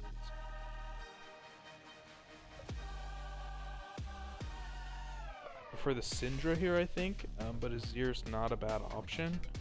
It gives both of those give another backline carry to Senna, and then they have some engage potential as well. It gives counter pick to Son of Horus, and that might be the small advantage they need in the top lane. These two top laners have been playing neck to neck so well. Veigar just locked in very quickly for Lokieth. Yeah, very favorable matchup, or maybe not favorable, but can match the scaling of Azir and of course survive in lane. I would say Lokieth is one of those players that I'm looking towards that has had a rougher series. So if Invicta were to turn this around, putting Lokieth on a champion like Veigar is I like the Viego pick too. I like the comp from Invicta. So this will be my first time seeing Gecko on a control mage. Is that normal for him? No, he's normal form is Gecko that plays top lane, so he's off role, and he's typically playing more bruisers and tanks and things like that. So control mage, I would say, is normal. Oh, the Shurima solo lanes. Nasus is very good here as well. So I like these comps from both teams. Lots of scaling, lots of team fight potential. It's much more front to back as well. I don't think Malphite can stop stacking Nasus from stacking at all. It could be something for Viego to, spend a lot of time up there. Mm-hmm. But also, if they do ever kill Nasus in the late game, that'd be a good champion for Viego to steal. For sure. Yeah, this is a peak League of Legends. We'll see a late game 5v5 probably break out at some point. Senna and Azir, Jinx and Veigar cannot get a lot done until they have an item or two finished. So even if they wanted to, it's going to be really difficult for one of these teams to accelerate the game.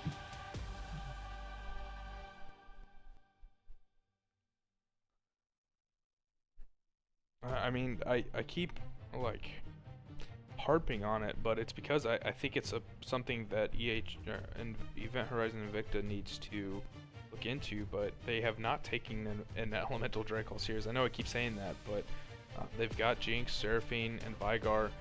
You got the scaling top laner.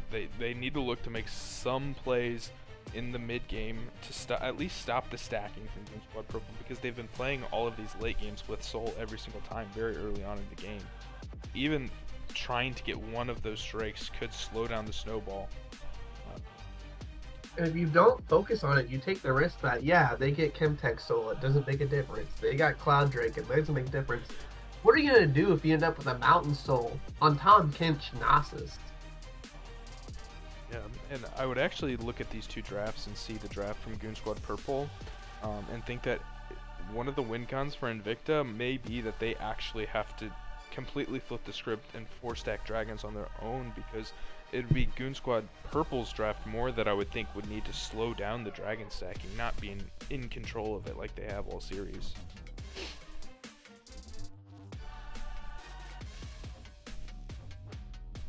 I am worried for Goonz Squad Purple though, because Tahm Kench, Nasus are going to have a really, really difficult time to get on top of Jinx and Veigar, and that leaves Diana all alone to try to get to the backline. So we'll have to see just how well Vex can play on this Diana. I think Tahm Kench should be more focused on keeping Senna alive. Definitely if Blue Man's playing Senna, I suspect Carolina Crown is playing Tahm Kench. If they're able to time up the Tahm Kench ultimate and eat Senna upon like a Malphite ultimate or something like that, that could be game winning. So I think focusing on sticking right next to Blue Man all game and providing him the peel he needs in these fights, or even Gecko as well, if Malphite decides to go towards Gecko and the Azir, keeping one of these two backline carries safe from a full-on engage. That still leaves Vex alone when it comes to backline dive. Which is why the Diana pick here is not what I don't think it fits very well. They may have been looking to go for something else, but there's a lot of appeal for Event Horizon Invicta. Does give them some early game options, as Diana's going to be a better skirmisher in a lot of these fights, so that is something at least, so that they're not completely ousted in the early game.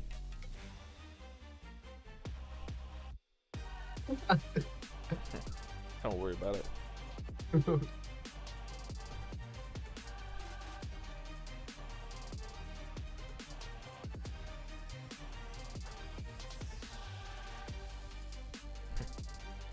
I'm like just mentally catching up. We're 3 games deep going into game 4. I cannot imagine how the players are feeling right now, especially Event Horizon being put on the back foot. They have to come out swinging this game.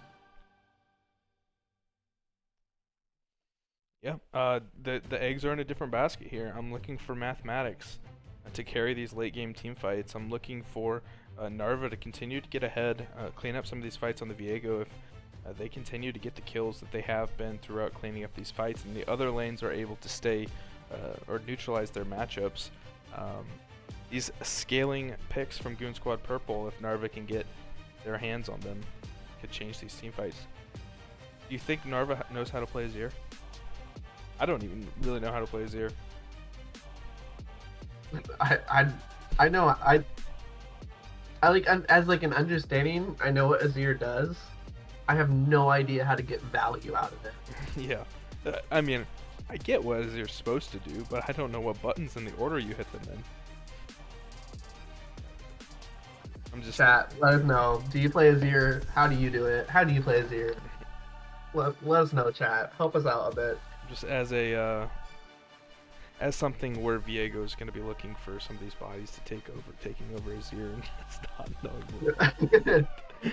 Well, you just if you're the Viego, you just QE forward and then get out of Azir's body because you don't want to be there any longer.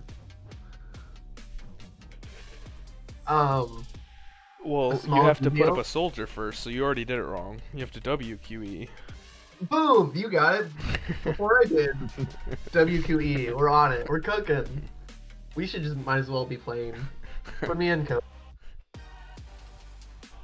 The small detail with the Jinx, Mathematics can still steal another Baron if he wanted to. This is true. That's true. Yeah, for those not watching, Mathematics got a Baron steal with Ashe. Was it in the first game or was it the second game? The second game, yeah.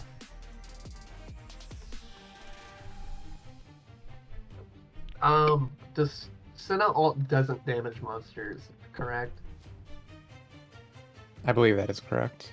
Yeah, so no Baron stealing schemes for Carolina Crown. Not with ult. Oh! Get a nice Q over the wall? Yeah, That would do it. That is something to point out. It is going to be Carolina, unless they switched up their lobby order. It is Carolina Crown playing the Senna this time, and it's Blue Man. Blue Man playing the Tom Kench. I'm not Which sure. is what they did. That's what they did last game. Carolina Crown subbed in to be playing on the Senna, I guess. Yeah, you're right. Yeah. Yep. Has been picked Senna back to back, so this is comfort for Carolina Crown. Yep, that is true. With that, as we load into Summoner's Rift, I'm going to throw it to a little bit of a cut, so stay tuned, and as we load into Game 4, we'll see if Goon Squad Purple can close out and complete the upset on the #1 seed Event Horizon Invicta, or if Event Horizon Invicta can send us to a coveted Game 5. Stay tuned.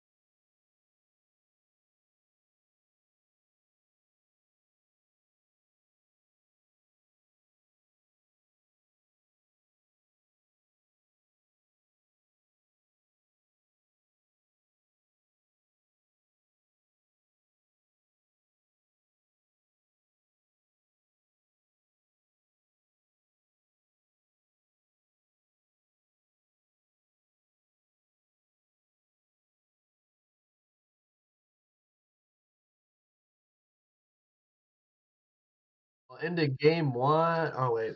Oh. Restart. You tell me when. Go. Into game one, and we have 5 minutes until a Drake is on the Rift. We'll see if Event Horizon is going to change it up and contest that objective. What are some of your predictions going into this game, Jordan? I'm predicting that Event Horizon Invictus finally does still not get any elemental drakes. Oh. We have 5 minutes to find out.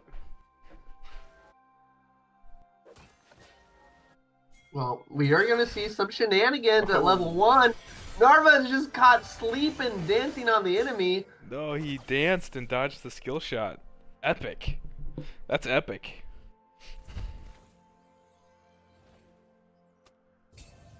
That was the intent. Intimidation is established. Minions have spawned.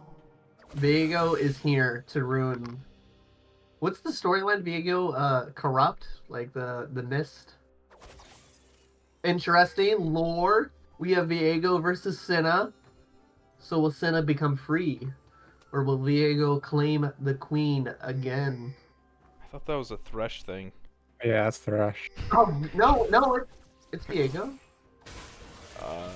I don't know, man. I don't watch the lure. It changes too much. Ilex Vex on the Diana, so we get the reverse side of the matchup. As well as God Fist on the Malphite this game. Love the skin. Odyssey was the best game mode ever created.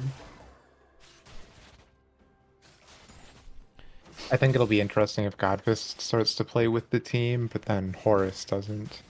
Yeah. Also, interesting enough, Godfist started Doran's Ring this game. The dream And is alive. Comet. That would be a change of events. Oh. Oh, nice trade here. Carolina Crown is going to be caught out. First blood at level 2 here. And it goes over to Mathematics. In the meantime, Vex finds the jungler here. Flash for flash over the wall, but Son of Horus is here. Gecko misses the soldiers, but Son of Horus finishes off 1-for-1 so far as people are dying in the early game. Yeah, that is massive for Invicta. Jinx to get an early kill like that as well as a crash. Gonna be able to spend this gold. Gonna get a double longsword. Gonna feel so good for that lane. That's who we were looking for in draft to kind of carry this game. And then no flash either, Gecko in the mid lane. So we'll see if Narva can take advantage of that. As Son of Horus picked up the kill on Narva, trying to invade the jungle there. We'll have to see if he comes for revenge. He did move up to blue side to finish off the camps. And Son of Horus popped the ghost to close the distance here. Godfist might get caught out hovering here as Vex is on the gank. Vex is becoming very proactive in this early game. Godfist has has flash available, but he's deciding if he's going to use it or not. He does. There it is. It goes underneath tower and then dashes back to the minion. Yeah, I was thinking there not to use it since he was withered, but there was that kind of brief moment where you're like, oh, I'm not going to die, and then decides to use it. But a nice close from Rylex Vex to secure that kill. It does feel a little bad for Horus when he got that kill onto Narva. When you get a kill at 2.5 minutes and it's not first blood, it's heartbreaking. But crucially, Horus now has 2 KP, but he doesn't have he didn't get any stacks from champions yet, so that's at least a silver lining for Invicta. Yeah. He also wasn't able to get a clean crash on the wave, so that's another thing. He hasn't been able to spend any of this gold. Oh, he missed the cannon. Oh. Cannon's like across the map, falling and not getting secured. It happened in bot lane too. It's so much worse for Nasus though. Oh, he got it. That was the red cannon. What? Nasus didn't get the blue cannon. Oh, yeah. Does he get bonus stacks if it's a cannon? It's 12 stacks. Double. Oh. Unless they changed it. I haven't played Nasus since last season, but still. I would assume it's still the same. We might see a come out here. There's the control ward, so they don't know the jungler is here. Carolina Crown did not use his flash in that previous interaction, so That is a good point for them.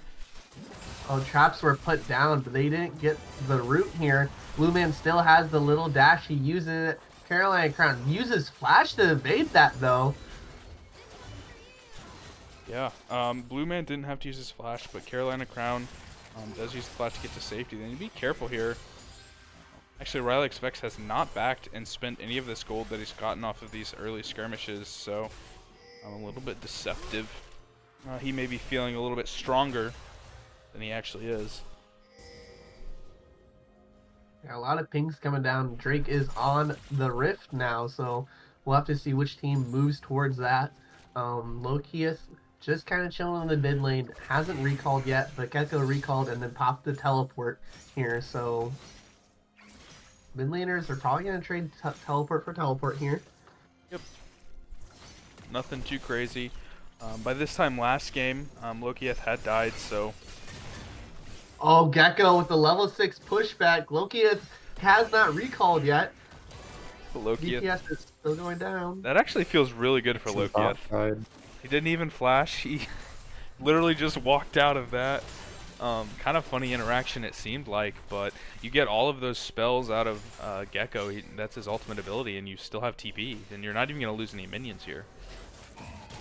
Yeah, definitely a big advantage going over with Drake on the table now. They have vision, so they know that Vex is on the bot side of the map. Bot lane for Invicta going to recall also. With that, it's going to be Goon Squad Purple moving towards the first Drake of the game. No surprise here. They're securing vision first, so this is going to give time for Horizon to react if they want to. Vayo's on the top side of the map though, so it looks like they're not going to get it. And with the vision control, they can't even collapse onto the Gnosis here. Yeah, I'm just not even completely aware or sure if they're aware that this is happening. They do now, after Kitten is able to spot them out, but it's definitely been a weak point for them. Yeah, they're aware, but do they care? Very true, as at least Narva's going to go through and pick up some of Vex's camps on the top side. That might be the trademark for the rest of this game. They're aware, but do they care? Interesting for Godfist. Looks like he's going to start Merc Treads. He has not been able to put up any resistance here. Resistance to Son of Horus on the Nasus. Oh, the back gets canceled for Blue Man. It is a Tom Kench. He's very tanky. I don't think he's going to be in threat of danger here. A nice cage here from Lokieth. Just going to get some poke down on this Azir. Really just looking to get those stacks just like Son of Horus. Get to that late game. Interesting. Narva, after clearing the waves, stayed on the red side of the map, trying to catch Vex in his jungle. But after spending about 2 minutes there, just decided to take the recall. Could not get the invade off.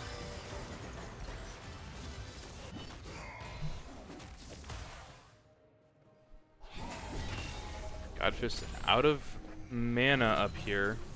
Horus has the Sheen as well. Ooh. Go, gets caught out in the cage. W lands. There's the ultimate, and Lokieth secures the kill in the mid lane. Like I said in draft, this is the member who, at least in the last game, was falling quite a bit behind. So to see Lokieth get a kill there, a solo kill at that, is going to feel really good for Invicta to get him back into this game and into this series.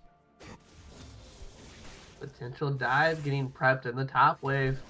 No gold for Godfist, and very close to no health bar either, down to about 25% health. Son of Horus has no mana, but is starting to crash the wave.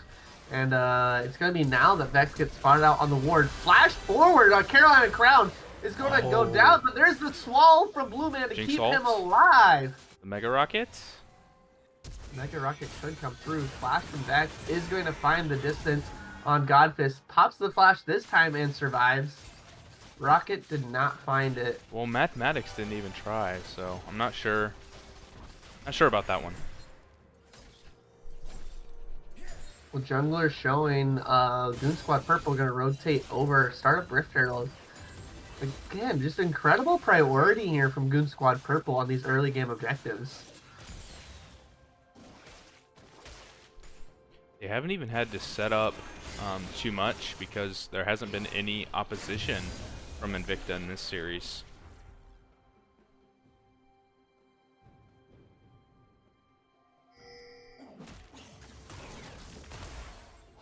And then, you're good, you're good.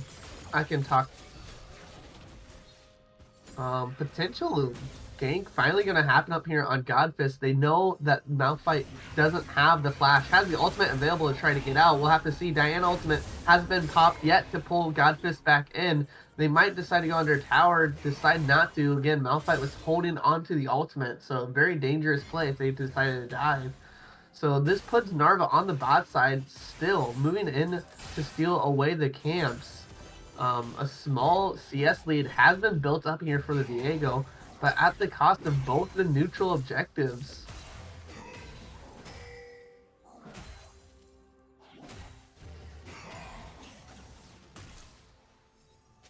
You can see the Q damage just really starting to stack up here in Sword of Horus, but the lifesteal that Nasus gets when he pops ultimate will be enough. Lokieth on the rotate. Carolina Crown is going to get caught out. Has to pop the flash to not get caught out by the wall.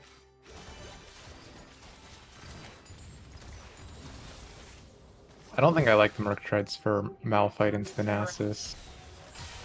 How so? Tell me more. I guess it must... Maybe it's for the Diana, but getting tenacity for slows is very underwhelming.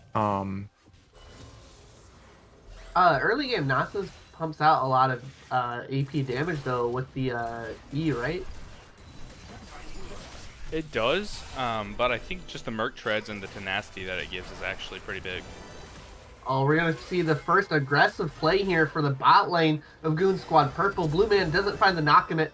Mathematics going to pop the flash. Gecko could go in for the Azir swoop. Flash forward. Does grab Musikin, but put himself underneath tower again with a beautiful charm, keeping Gecko underneath tower. The kill is going to go. Mathematics is going crazy, but Vex has arrived here. Could go really deep and cannot find any other kills here.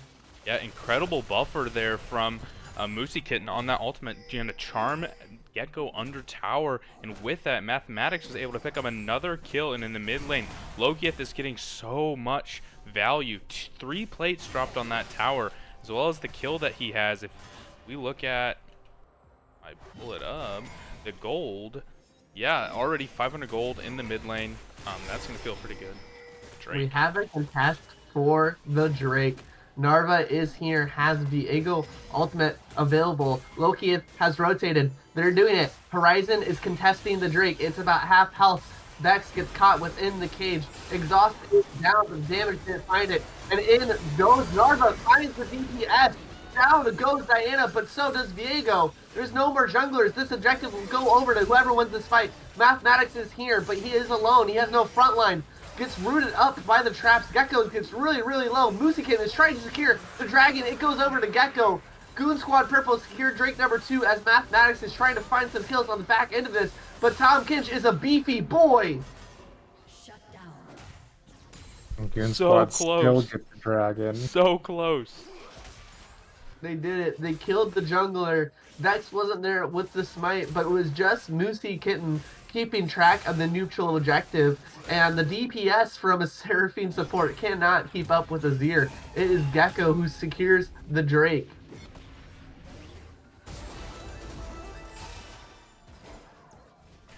Mathematics was so close there to getting resets. And then if Narva was able to get that soul as well, that would have been so huge. He might have been able to survive just a little bit longer. That fight was a razor thin edge there, as the gold stays very close between these two teams. Well, the focus is on Mathematics here. A TP coming down. Oh man, they find the charm onto Carolina Crown and Blue Man at max range. They find the charm and Blue Man's health bar is going to start dropping. Flash forward. Cannot find it though. Bye bye, said Mathematics.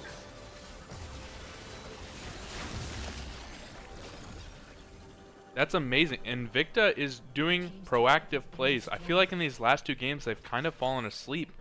And now the TP bot from Lokieth matching some of that proactivity from Gecko, able to pick himself up and assist and get Mathematics even further ahead in this match. And Narva got a kill as well. Love to see it. When does Unleash Teleport come off of, like, when does that unleash? 10. 10. Okay. So it wasn't right off of cooldown, but pretty close to it as Loki is looking for that proactive play with TP.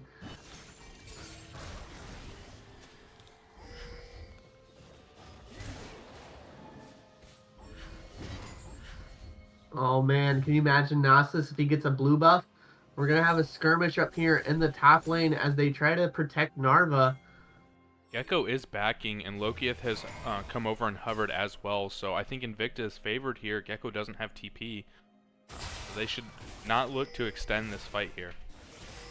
Yeah, Moosey Kitten and Mathematics also moved up away from their tower just in case that fight started to break out. Rift Herald is spawning in 15 seconds, so if a jungler went down there, it would be very likely that the neutral objective would go over.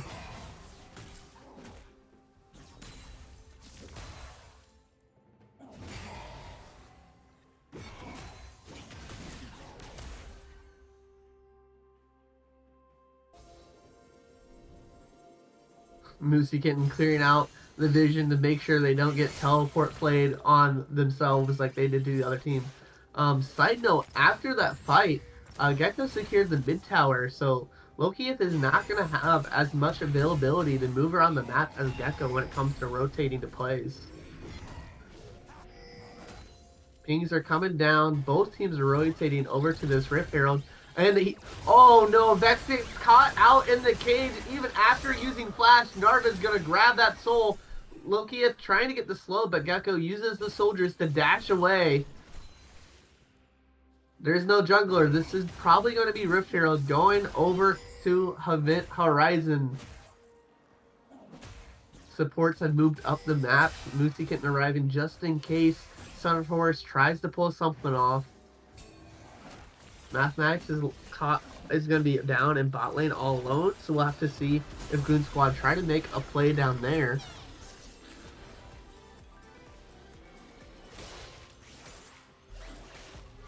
And look at it, he's playing safe, he's playing smart, all the way back at his tower, even giving up XP right now, just waiting for his support to get back to lane. Yeah, I feel like even though the gold lead is dead even, this is a different team than we saw last game, and even what we started to see the game before from Invicta. Maybe starting to hit their stride a little bit. We'll see if they can continue that into this game and send us to, hopefully, Game 5. How many stacks do we have on that Nasus now? 387. So that is a beefy boy. Sounds about right in a Malphite versus Nasus lane. And the scariest part about that, Drake, number 3, is spawning on the map. Goonz Squad Purple already has 2, and if a fight breaks out, Nasus has TP. Godfist does as well. I will say, advantage probably goes over to Invicta just because Lokieth on this Vygar, it's such a hard champion to play around these objectives. Oh, we're going to have to see who fakes checks here. They get the ward down. They do see Narva. Both teams. This is going to be the fight. Look at Lokieth preparing to go over the wall with that blast cone, just watching, waiting for the moment to pull the trigger. Head back to bot. Head back to bot. Little scuffles here and there. Lokieth didn't find the wall onto anybody. Rift Herald was dropped here, so they're going to get priority here for Event Horizon in the tower. This crash, if this lands, that's probably a dead tower. Look at that. Gecko used ultimate as well. Oh, the Carolina Crown ate a W from Lokieth, so it has to blow the flash. Health bar is at 50%. Tompkins going down real low too. Oh, this is it. This is the Drake. Oh, but he goes in. Blue Man doesn't find the knockup. Seraphine ultimate does land on the damage, but Moosey Kitten with a nice shield to prevent any health bars going down low. And look at the chip damage from Lokieth. Health bars are just dropping. Vex trying to find it, could find it, but actually eats another E from Mathematics. The Jinx damage on Sparky. Rocket goes out. It does land, but didn't kill off anybody. Vex finally going down real low, but grabs the kill onto Narva before he get it. 3-man charm trying to save this fight. Mathematics is excited. The DPS is coming down. Blue Man is the only one left as a triple kill goes over. A quadra kill for Mathematics as he takes over this game. They're choosing to take this tower. We'll see if the choice afterwards is to go for the Drake. Red team's turret has been destroyed. The pings are coming out. The team fight looked so good for Goon Squad Purple. Vex finding the kill on Narva before they can grab the soul. But a big 4-person charm coming out from Moosey Kitten to swing the fight into the favor. Loki has put down the trap so nobody could get down onto Mathematics, and Jinx was just free firing on all of them. And Invicta's finally getting an Elemental Drake. First time in the series here in Game 4. I really like that Invicta finally got one. My concern for the late game is the Nasus. Yeah. Obviously he infinitely scales, but at the same time, if you can get a proper kite on Nasus, he can be rendered useless very easily, and if he gets that movement speed, it will be so much harder to deal with him. I will admit, the Wither for a champion like Jinx that's going to be building so much attack speed, the Wither does so much work because it slows the attack speed. So that is one downside, but You want to know what else does work? Having Hullbreaker at 20 minutes. yeah, in the meantime, as we had that entire fight, wait for Godfist to get out of this one. As we had that entire fight in the bot lane, Son of Horus solo killed Godfist in the top lane, so that's how he's able to have those 2 items already. Well, Lokieth is going to be put on babysitting the dog duty as we have the 4 players on the top side rotating. They're just trying to fight to get control of vision around the Baron buff. Don't want to be snuck away. Nobody going to find a proactive play or a pick on anybody just yet. It's going to be Blue Man putting himself in a position to potentially knock up Mathematics here. Carolina Crown. The slow is there. I'm speechless. That was a solo kill from the Malphite. Did use the ultimate, but way worth it. They could dive here. Yeah, gonna get crazy off, or get excited off of the tower here. Lands the slow. Blue Man's health bar is gonna start being chipped away. Force the TP out of its Gecko just to defend this. Vex is hovering around the corner looking for an angle, and Narva is gonna meet jungler versus jungler fight. Narva is the one running away. Vex is gonna allow him. They don't have the numbers to fight here, but enough to defend the tower. Yeah, good objective play from Invicta to get the mid lane and then forcing out the TP from Gecko as well, pressuring that dive and that second tower. One player on Horizon just isn't allowed to have fun for probably the next 5 minutes. They're gonna look for a play onto Sun first, but there's the ultimate pop. Oh, he's recovering. Loki is gonna go down. He's gonna die underneath tower. A Q finishes it off, so that's just some more stacks in the pocket of Nasus. Yeah, I'm assuming Lokieth didn't realize that they did not have any mana in that instance. Gecko with their big pushback on Narva, but uses the Blast Clone, creative play to get out of here, and the DPS is there. Blue Man can only swallow 1 person. Look at that. Narva going over the wall with the Azir. I was gonna say, there is the play, but it was just to no avail. Ends up dying himself. It's gonna be Godfish trying to recover this, get the Mathematics, throws out the Mega Rocket, but can't find the execute damage on anybody yet. Flash for Son flash. of Horus is here. Son of Horus is in the backline. Godfish is going to finish off Diana. No, the last auto doesn't get it. And there is Son of Horus. Surprise, Mathematics is the first one to take it.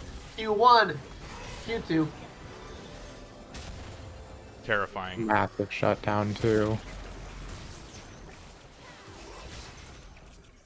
Oh, Blue Man with the slow. Carolina Crown might close the distance here to help out. He just wants to go for himself. Oh my. This Nasus is a menace on the Rift. It's such a That bummer. could be Invicta has right. had such a great game on the 4 other areas of the map, but in this top lane, I just don't know if they have what it takes to shut down Horse. Level 16 already on this Nasus. Narva just looking to stop the Baron buff play, going to find himself on the exact same place last time when Gecko ulted him back. They haven't backed yet since their last fight. Lucy getting moved out. Loki actually TP'd up this play. Gets the lockdown, has the flash of his own, is running away. Veigar is so sneaky. A nice stun coming out from Narva. Gonna finish off kill number 1. Loki will give his life away for the play, but Sword of Horus again. So taking Narva does know how to play Azir. Gonna find another kill. This game might be taken over by the Viego. Son of Horus, quadra kill coming out, but Son of Horus isn't going to let it happen. I was ready for the Viego pentakill. Now it might be a Nasus pentakill. Son of Horus wants his turn to attempt it. There's the Malphite ultimate to slow it down. He hasn't found one yet. Mathematics has great DPS. Now has the Kraken Slayer, so this is the type of shred that an AD carry has. We'll see if he can even run this one out. Godfist with another slow here, and Son of Horus is going to go down for the first time this game. They need to get this Drake, and Mathematics needs to spend that gold on a Lord Dominic's immediately.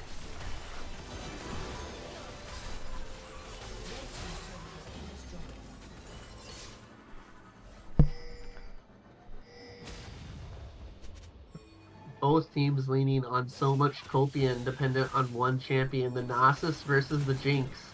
It will be up to the supporting cast. Oh, Blue Man going in really deep. Loki is zoning Gecko away from the fight. Oh, look at the crucial damage. Loki has landed a QW onto Gecko as he's 25% health. Narva is here and has the Viego ultimate. They zone perfectly.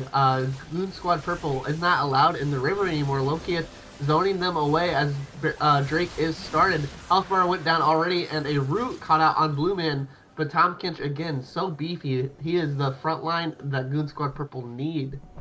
Invicta is starting to put the pieces together. Mathematics showing up in this game. He's absolutely massive. The quadra kill from both of these carries, Narva and Mathematics, this game. Will that be enough to carry them to the finish line? This Nasus is so big. And there's the last whisper for Jinx too. She's going to start doing damage.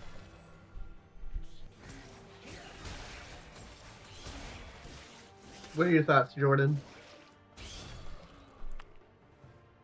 Pretty much just same thing you already said. Jinx versus Nasus. Although I do think that that last fight did kind of show what I was talking about earlier about how Nasus can just get kited out pretty easily, and that was without even having any penetration on the Jinx yet. But the Jinx's damage on the Nasus is just going to increase exponentially over time.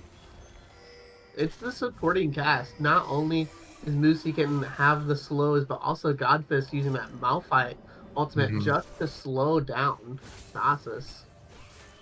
Yeah, we'll see if it's a Black Cleaver build for Viego 2. That could do a lot of work. Oh, Loki in a very scary 1v1 here in the bot lane. As a fight breaks out up by a Rift Herald, it's going to be Blue Man CC'd and 3-man charm here. Going to stop the Shurima Shuffle. Mathemax did not get caught out. And Vex is alone in the back line. Mathemax has gone excited, and they're going to be running away. Carolina Crown is running for the hills, and the Rocket doesn't find it. But Loki did die in the bot lane, so they have to decide what they're going to do about the Nasus that's taking the tower in the bot lane. Mathematics and Narva are going to be here taking the Rift Herald as Godfist recalls to try to stop the split push. We'll have to see if they take Baron fast enough to help. Yeah, just an incredible ult from Moosey Kitten there, setting up that play perfectly as Gecko tried to dive into the backline and use the Shurima Shuffle. Got charmed instantly. That's twice this game that Kitten has shut down that engaged and completely turned the fight. So shout out to them for incredible plays with the Seraphine ultimate. That's been the difference maker in these team fights. Because if Gecko finds that Shurima Shuffle, Mathematics is thrown right into the waiting hands of Vex. But rather what happens, Jinx moves back a little bit, puts the DPS down onto Gecko, gets excited. So by the time that Vex is in the bat line, he's facing a Jinx with 200% attack speed. and you just don't win that fight. And they're gonna collapse here. Southern Forest caught trying to find a couple more stacks. It's gonna be all 4 members here, and I don't think he wins out on this one.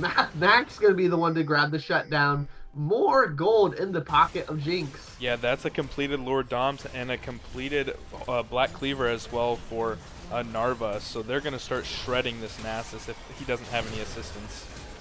Yeah, we'll have to see how slow they play this. There's the big Seraphine ultimate to save Narva. Narva gets reset #1. Health bar is already back up to about 100%.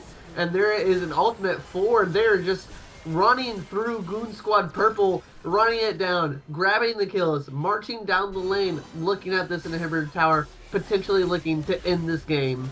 Yeah, I don't think they can quite end. They do have Baron and a Cannon Wave, but Son of Horus is up in 15 seconds. Doesn't look like they're going to commit to it. Loki is with a flash forward, trying to catch up Blue Man. Mathematics in both of these team fights, by the way, has had both summoner spells up and has not used either of them. Great peel from Invicta to keep this Jinx unscathed in these team fights. It really is unreal, the teamwork we're seeing come out from this team. Because it's not just Moosey Kitten. The Seraphine ultimates have been incredible, but Godfist plays these fights out so long. He uses the Qs, the slows, to appeal for mathematics, and it holds the Malphite ultimate for the very last second during these fights. He's not throwing himself into the waiting arms of the other team, but rather just staying in front of the Jinx. As I commend him, he is going to be cut out in a 1v3 in the bot lane. He's going to be able to walk out of this one unless Tom Kinch eats him, but his teammates are coming. Narva's coming. Get it. The rocket is available from Mathemax if we see it come down. Senate is going to finish it on the backside, and now it's going to be Narva grabs the kill, going for a second. The reset is here. Might have to be able to dash over the wall. Doesn't find it soon enough. Yeah, a little bit of too much of a scrappy fight there. Son of Horus was able to get some of the top lane. Although Dragon is up, and that's going to be 3 Drakes and a soul point for Invicta. Completely flipping the script this game. And he's going to get the get excited trigger. Narva with a beautiful cancel there so that Blue Man can't run away. They need to answer this split push. Gecko and Son of Forest just trying to get some work done. Gecko does not land the stream. A shuffle, though, has to blow his own flash to get out of the damage Lokieth. And now they are trapped in the base. They have to try to find the kills on the backside of it. Gecko putting some nice poke damage down onto Mathematics, but is losing his health bar so quickly. Son of Forest decides that if I can't get the AD carry, I'll take a support, forcing Moosey to use the flash. But there's the charm. There's the knockup. Jinx is free firing this whole time. I don't think you run away from this one. Ghost is popped. Doesn't get tagged by the slow, so will run out. Baron spawning in 2 minutes. This is going to be very close. I think that's going to be GA for Mathematics as well, and he still has the flash. He's going to be so hard to kill in these fights. He likes to go for the Runins, which I'm all for because he hasn't used the stopwatch yet either. He's going to be able to stay so safe in these team fights. And instead of Death Cap, we see Lokieth rushing the magic penetration here. Server is sitting on top of that Spirit Bajaj. So nice build coming out from Lokieth. Prologging Death Cap just so you can get Void Staff. Brilliant build there also. I disagree. He actually went Void Staff 2nd item and elected to go Shadow Flame 3rd, where I would much rather see a Death Cap there. I mean, a Spirit Visage Hullbreaker. He's been the one on dog duty, you know. Right, he's not even going Death Cap 4th item. Yeah. Like, if he gets it, it'd have to be his 5th item, and that means he's gonna have to go from a Needless to a Death Cap in a single back. It's a horrible position to be in for any mage. Oh, I wonder if Narva didn't even expect Center Forest to be there. Force the TP out of Gecko very early, though. That's a summoner spell down just for potentially baiting in a fight. We'll have to see if somebody spots Blue Man here in the bush. Narva's health bar is at 50%, so this is going to be a rough part to start. Lokius didn't get the stun, but Narva did. Blue Man's health bar is gone now.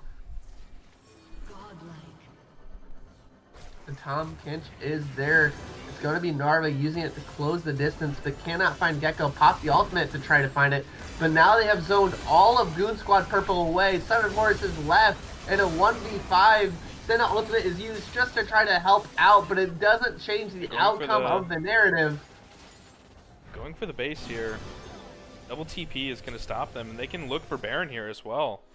Yeah, they're looking to corral the players. Flash blown very quickly for Vex as Godfist is running it down. There's the slow. The Stream of Shuffle does put Godfist behind a wall of soldiers, so they can't find any more kills, but they could find an objective here for Event Horizon. They do need to be careful of their base.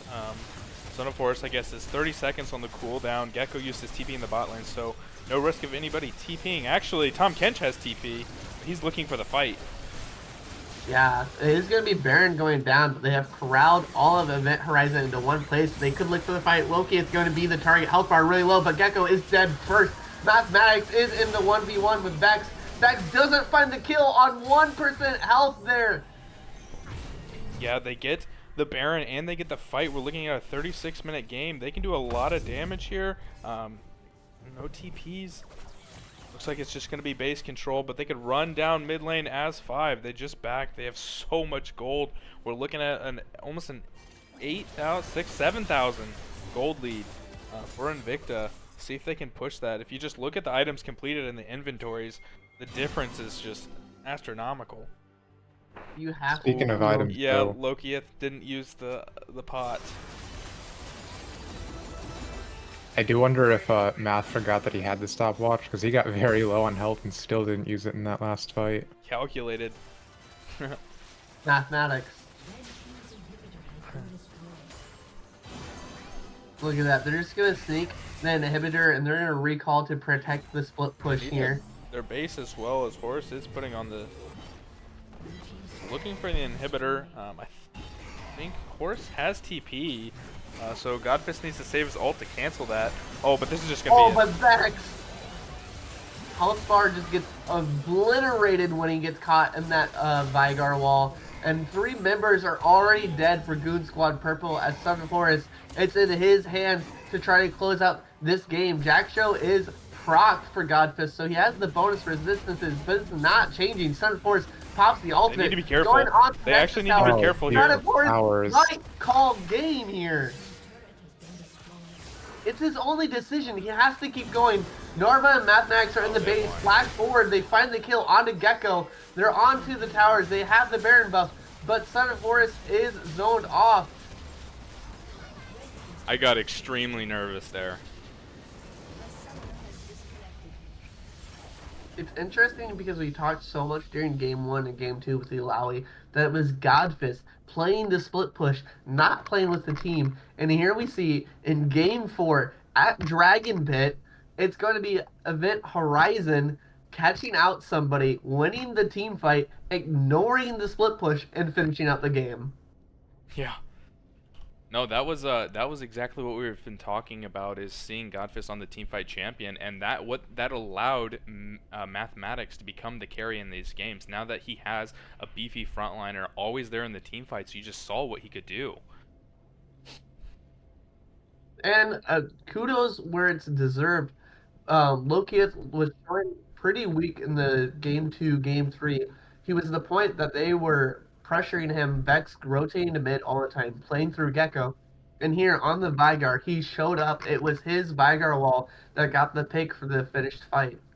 Yeah, I mean, it was a complete flip from the 2 members who struggled in the last game in Godfist and Lokieth. They were dominant, and well, I would say Lokieth was more dominant, but Godfist filled his role. He did exactly what he had to do, and he allowed his other teammates to shine. We'll have to see if there's a team that pulls out a crazy champion in Game 5 and uses it to prevail. It will be Goon Squad Purple, though. So we'll see what we see when we get to draft for Game 5.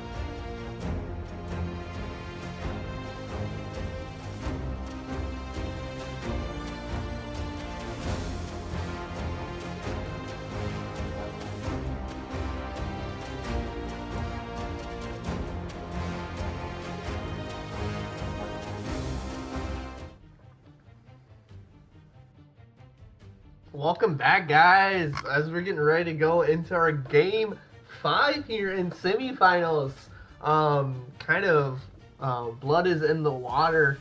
Goon Squad Purple has been exploiting some Event Horizon Invicta's weaknesses, and we have the number 1 seed Curse here. Can Event Horizon do it and break the curse? We'll see going into game 5. I'm having a lot of fun. What are some things you guys are reminiscing about when we go forward to Game 5?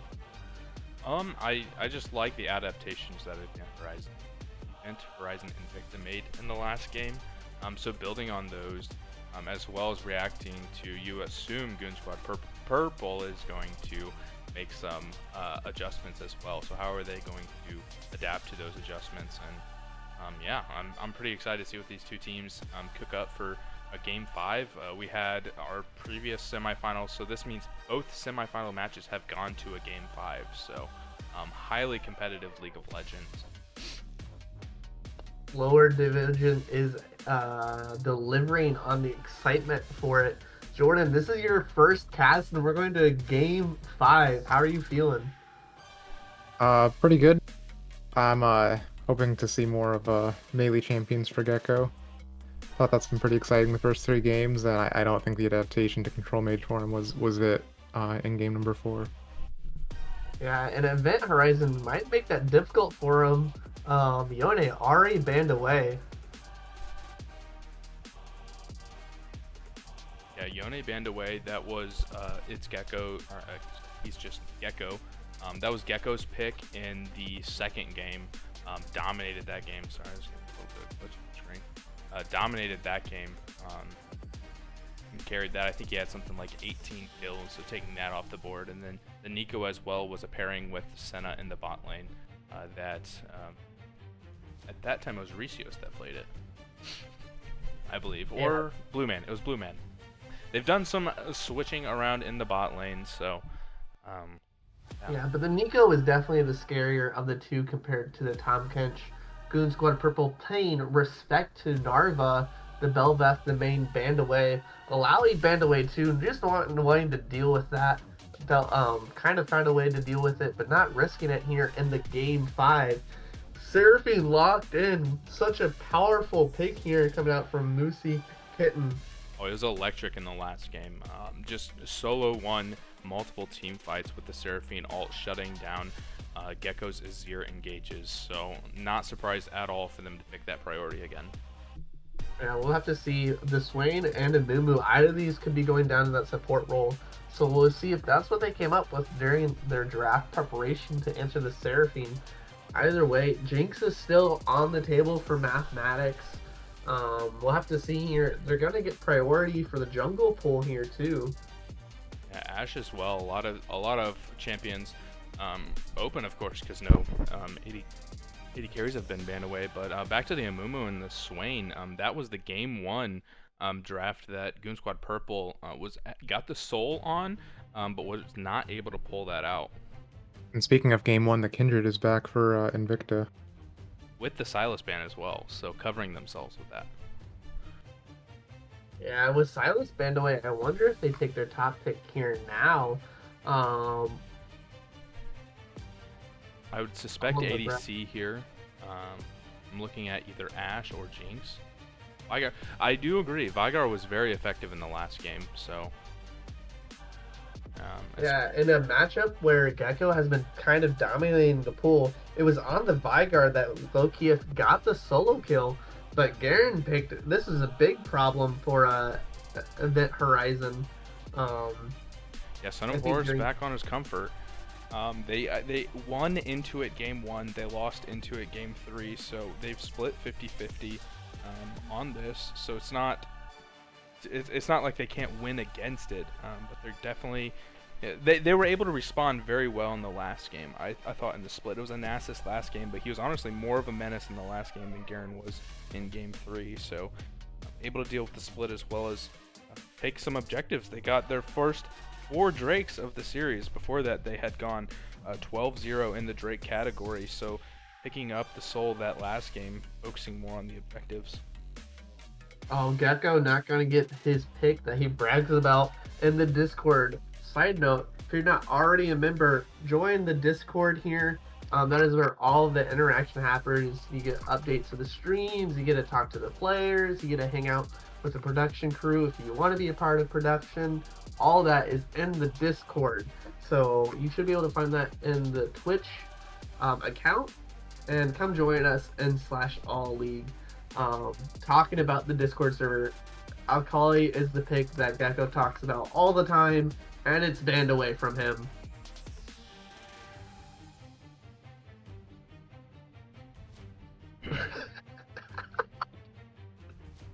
Malphite ban this time.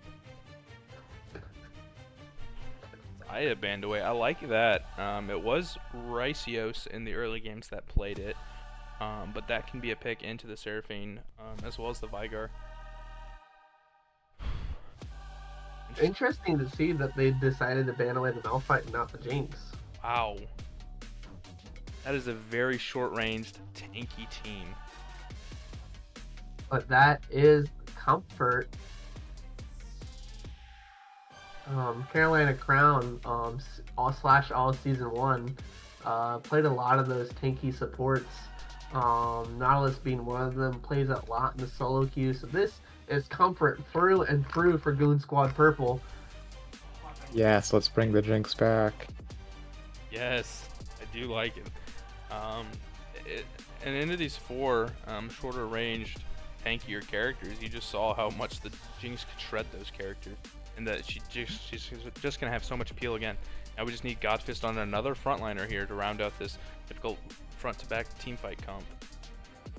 If Godfist isn't on a really beefy frontliner, though, I will be very nervous for them. I was about to say, are they Ornn going is to the get good traded one. in?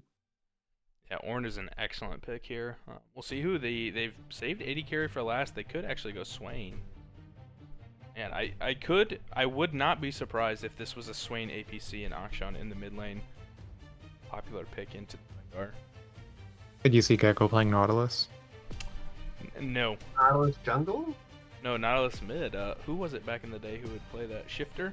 You ever watch Shifter? He'd pull out the Nautilus. The Nautilus mid, he'd go AP. I guess there was I mostly think of going B.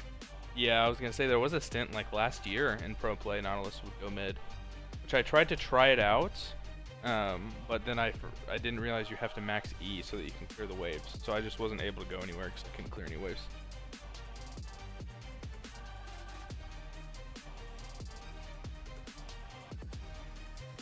Excited to see.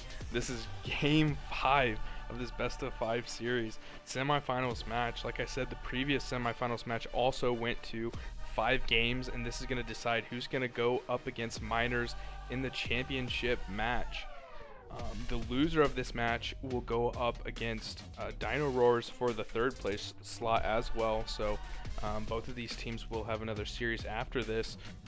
Looking at these 2 team comps, what are you looking for the early game specifically? I mean, I personally am a little bit nervous for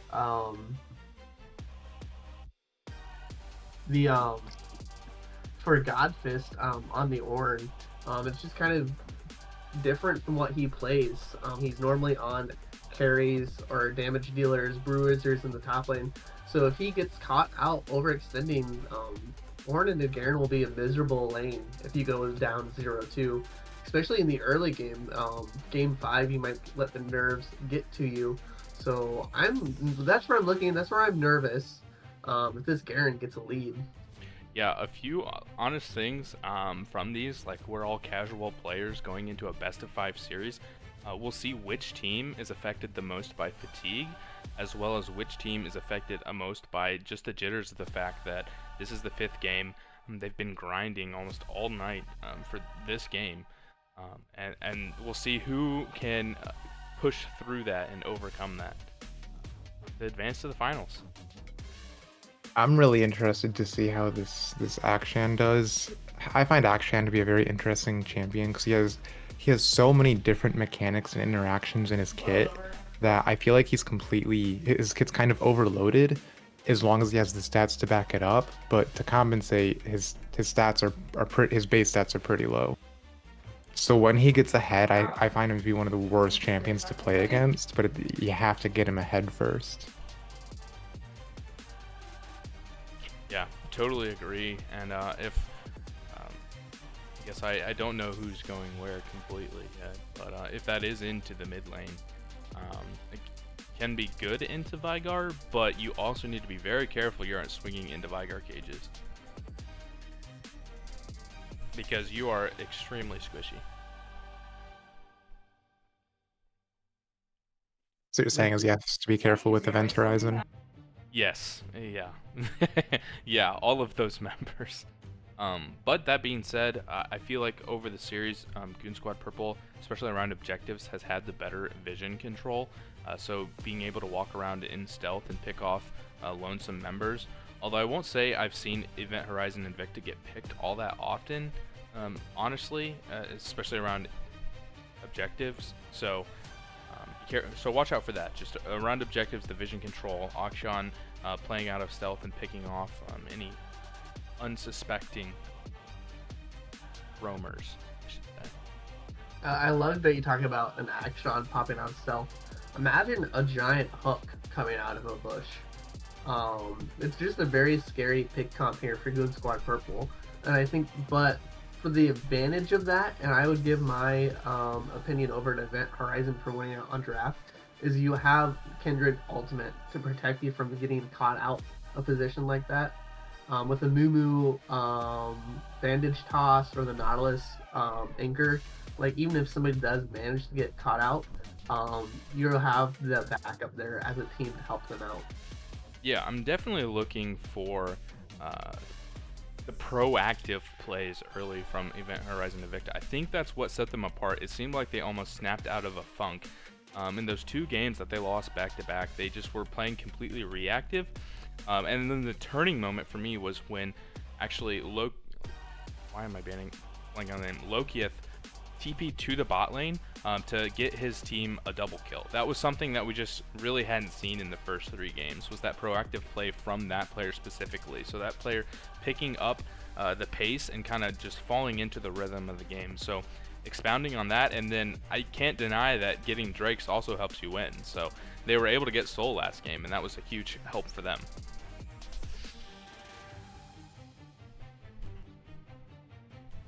However, that first Drake fight, when you don't have items or stacks on the Vigar or the Jinx, is going to be really, really rough. The level 6 spike on Goon Squad Purple is so strong with the Moo Swain, Nautilus ultimates all available.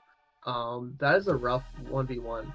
So Goon Squad Purple is going to have the advantage when it comes to stacking Drakes, which is what they've done best. Yes, yeah, that's a really good point too. Event Horizon and Invicta, while they need to be proactive, they can't get proactive too early because Nautilus can run over an early game. And another thing, all 5 games we've seen 5 points from these teams. We'll see if we see any switch up here in game 5. There's a Nautilus there. Even outside of Nautilus, you have a Moo Bandage Toss, blow a flash early. Well, We might if see a it. Moo starts Bandage Toss, you're going to be stuck unleashing him for like 15 seconds. So that would be a little out there for me, but you do at least get the Swain pull. What are you talking about? I do that every game. My bot lane just loves me. Yeah, and that's why you should change your name to Tempo-less Redicus. It almost worked. It almost worked. Almost.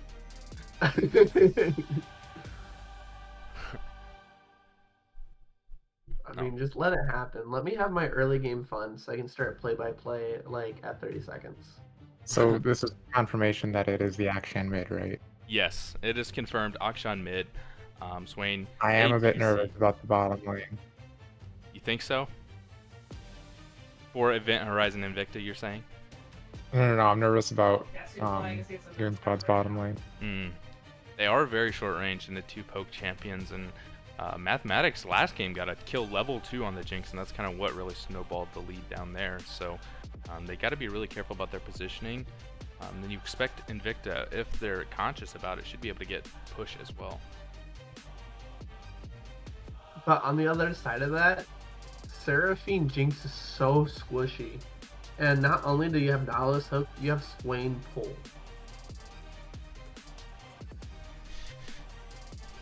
You do? Yeah.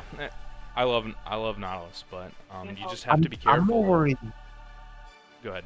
I'm sorry, I interrupted you, but I'm worried about the mid and late game when team fights start breaking out. I just feel like Jinx is eventually going to get to the point where she can shred through any of them. Yeah, and the peel that she has with an Ornn, they have that. That's what they were missing game 1 through 3 was the frontliner with the Ornn, with the Kindred ult, or not Kindred, sorry, I meant Seraphine ult.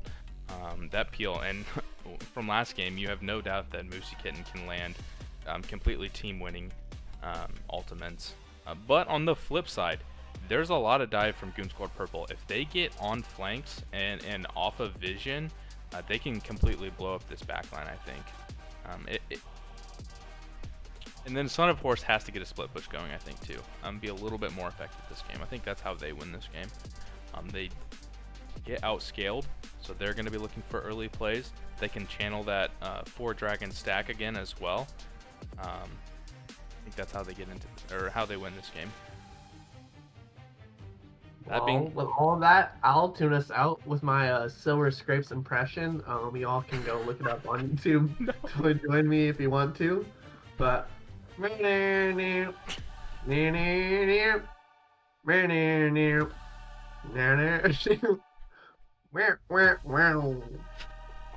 Somebody clip that. That was amazing. You're welcome. You're welcome. You can send it to our actual highlight video with the custom made music or Flash Doll. No, I'm gonna hook you up. I'm gonna get you in front of a nice microphone, and I want you to sing the whole song so that we can have a copyright-free version of the Silver Scrapes going in the future. 100% with all confidence. With that being said, I'm gonna wrap us up. We have a Game 5 in the semifinals. Will Event Horizon Invicta, I've said this before, I'll say it again, a #1 seed has never won a playoff series in /all history. Will they reverse the curse? Will Goon Squad Purple, Gecko, being one of the members in Season 1 that took down #1 seed TSI in Season 1, will he repeat that King Slayer mentality and advance to the waiting minors in the finals? We'll see after this.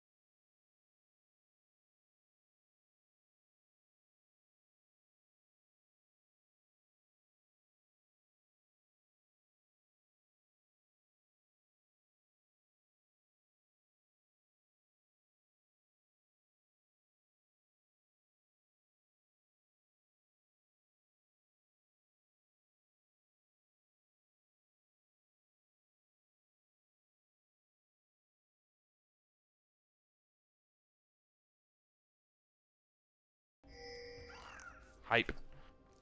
All right, here we are into Game 5. I like some of the storyline Brennan set up for us. Anybody who wasn't around for Season 1, Gecko was part of the team Goblins that demoted and took down the #1 seed in Season 1 of /all. So here he is, his opportunity to repeat history and set himself apart with a new squad in lower division, leading this team as the team captain.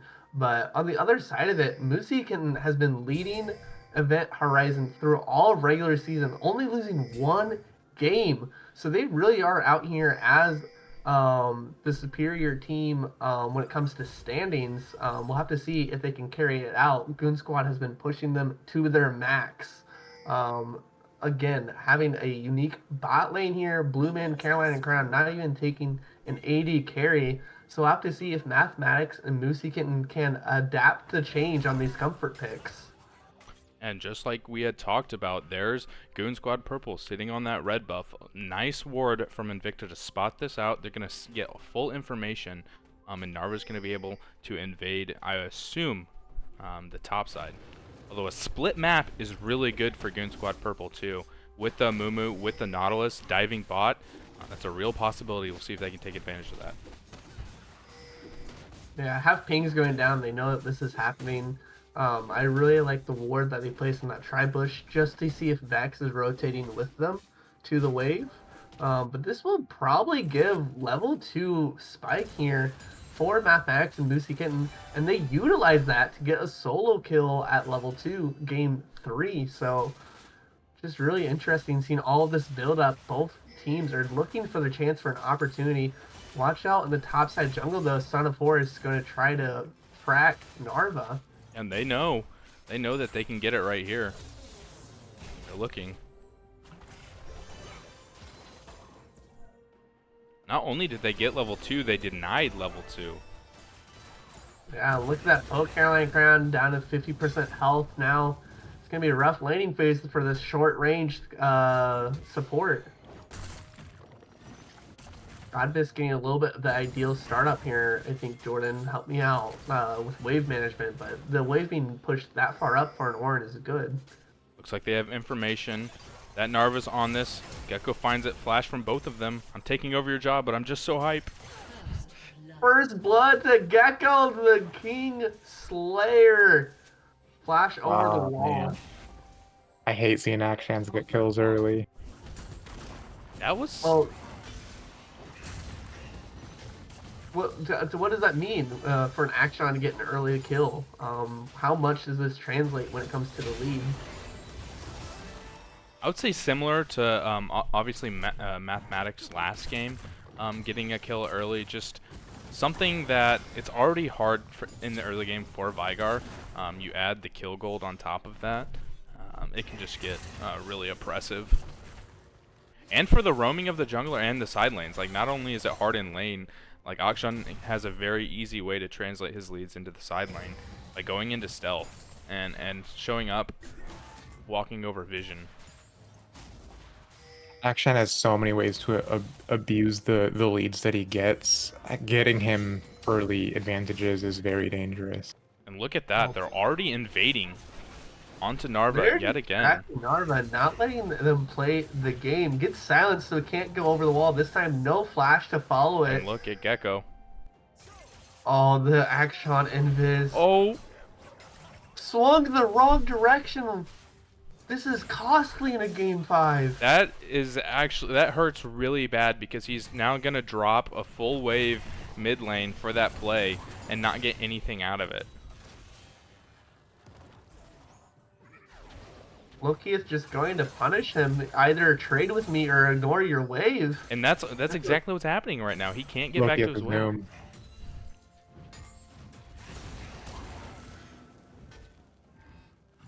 Interesting dynamic in the top wave. Godfist is not on a bruiser, but putting the damage out here on the Ornn, going in for the trade, could potentially have the solo kill if he has the mana to do it. Doesn't have it to get the brittle with the W. Needs one more auto attack, but the Garen passive. Oh. Have to find the knockup. Flash forward, he gets it.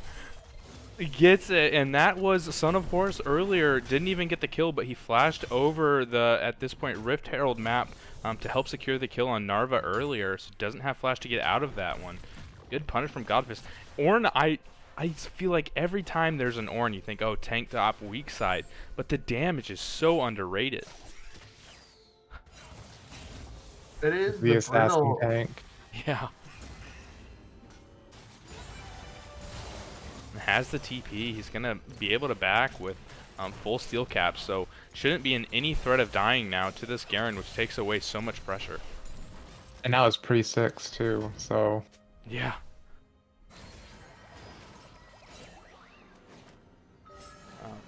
One thing about this early game, they have set Narva quite a bit behind. So Narva on the Kindred in game 1 was crucial to their victory. So, but then again, in game 1, lens out from Gecko. Lens popped really early. Loki has just hit the level 6 spike, so that's, you know, once the event horizon is back up, could be looking for a lot of pressure on the Action, but Action is just crashing the waves and roaming. Yeah, they're looking for this early Drake like they have every single game. Last game they were able to get the first 2 before Invicta got the next 4. They started it up, and Event Horizon is here to try to contest very early. Loki is going to be taking a little bit of poke very early on. Mathematics is zoned away, can't join the team. Moosey Kitten with a nice CC, but the damage is there. Jungler is dead. Narva falls down first. Loki did find the kill on the jungler, so neither team have a jungler for this fight anymore. But the health bars are there. It's going to be Goon Squad Purple securing the objective. It wasn't game ending, but this is exactly what we were talking about in draft, Jordan, was they need to be careful around these first Drakes with these early weaker champions and the level 6 power that Goon Squad has. Crucial. Again, Loki did not die from the Action ultimate. Gecko has been centimeters away from finishing off these kills. And there's a dash forward here by Narva trying to get DPS down. Godfist has to use the Ornn ultimate to help save. The jungler is now have to walk over this Gecko, flash over the wall to try to get this, but there's a slow. Flash does not find any kill. Yeah, you can tell the energy that Game 5 brings these players, trying to look for every play to get their team the advantage in this game, be the reason that their team gets to advance to the finals. And it's on both teams. Godfist popped that Ornn ultimate, and Narva actually dashed forward. Big fight down here in the bot lane. Blue Man grabbing Moosey Kitten, but they don't have the damage just yet to finish off one of these kills. Have to be careful because Blue Man is level 6. He's low on mana though. He is up, moving around the map. They could be looking for the Rift Turtle play. It's usually Moosigan that is the one rotating, but it's going to be Blue Man arriving here first for the help. Loki doesn't have vision. There is Carolina Crown showing here. Does land the hook though. Exhaust is down. There's the root, has ultimate still available, and Event Horizon isn't available. Vex going to be ganking here in the top lane. Just blood in the water. You can see as the players are looking for kills constantly here. Yeah, that's a nice adaptation from Goon Squad Purple. All these games it's been Moosey Kitten who's been rotating to these objectives and roaming mid, but this game it's Carolina Crown on the roam with the playmaking support taking advantage of the tools that he has.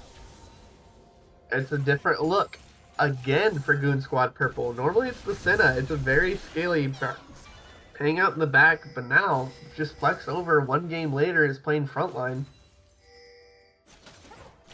Jordan, what number would you put for the gold lead? Say at 20 minutes, Goon Squad has to be ahead to win this game out. Because I think if gold is even at 20 minutes, I think that Event Horizon Invicta has a much stronger team. So what number would you put it for Goon Squad they need to push this lead to? I'd like to see like 2K. 2K? Well, they're already halfway there right now. Oh, the Banish Toss lands at max range, but flash away before the Curse of Sad Money can land on anybody. Mumu ult used to no avail.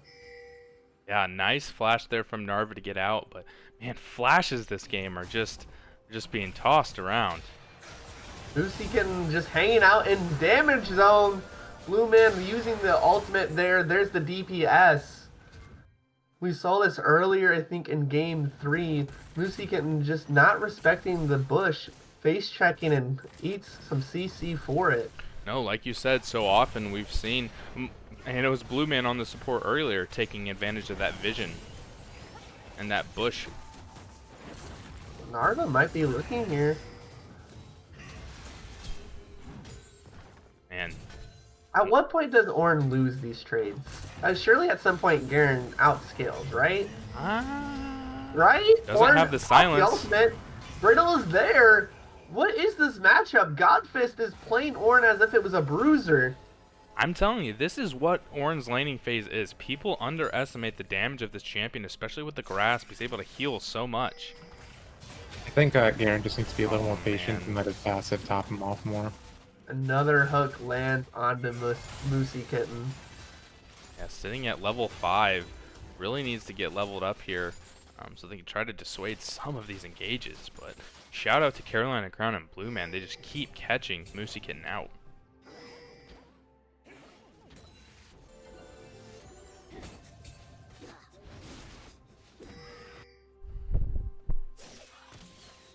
Jordan, did you say 2K gold lead? I think if at 20 minutes 2K gold lead would be like a neutral game state. But that's also kind of assuming they continue their dragon stacking. They're at about 800 gold right now, so that's 1/4 of the way there. Drake spawning up 14 seconds here.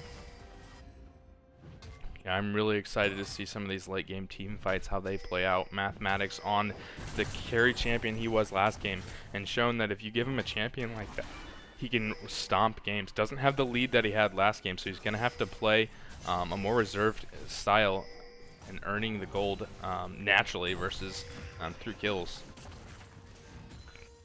TP is available for both top laners here. Looks like it's going to be very neutral here. Event Horizon might just give this one over. Yeah, just no vision around these objectives. Oh, Blue Man might land the hook, can't find it. Loki is pushed in the wave here though, so going to grab some tower plating for himself. Oh, but the eye from Swain put the slowdown. They could look for the pick here, Loki. Great wall laner for him. Might flash for the ult. That's just too aggressive, I think. Oh, Carolina Crown flash for the wall. Charm only found one, so Loki is going to be left high and dry, flashing aggressively. Yeah, the And just out of range. Godfish trying to make some noise in the top lane, but it's not going to change very much of what's happening in the mid lane. Rift Herald was popped. I mean, there's a point where this Ornn just becomes so big. Without their traditional ADC from Goon Squad, as Jordan mentioned in draft, he's going to be very difficult to get through. Because Akshan, such short range and much more burst damage, you start stacking the armor on Ornn. The Liandry's, it is helpful that Swain is so far ahead with the Liandry's, but even then... Also, with Ornn being the highest level person on the Rift right now, you're going to see the ornaments coming through relatively early compared to where everybody else is at in the game. Yeah, that's a really good point. Oh, but the CC is there. Godfist might... Oh no, Banish Toss number 2 doesn't land, so he's going to be walking this out with ease. Yeah, didn't have access to the Curse of the Sad Mummy either, so I don't think Godfist was ever at danger of dying there, especially with how far ahead he is, and finishes up the Sunfire Cape as well.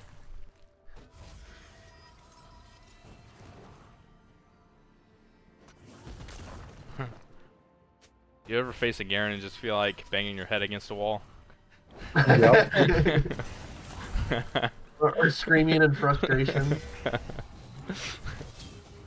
Well, Godfist has never felt that way. He is playing this matchup with confidence.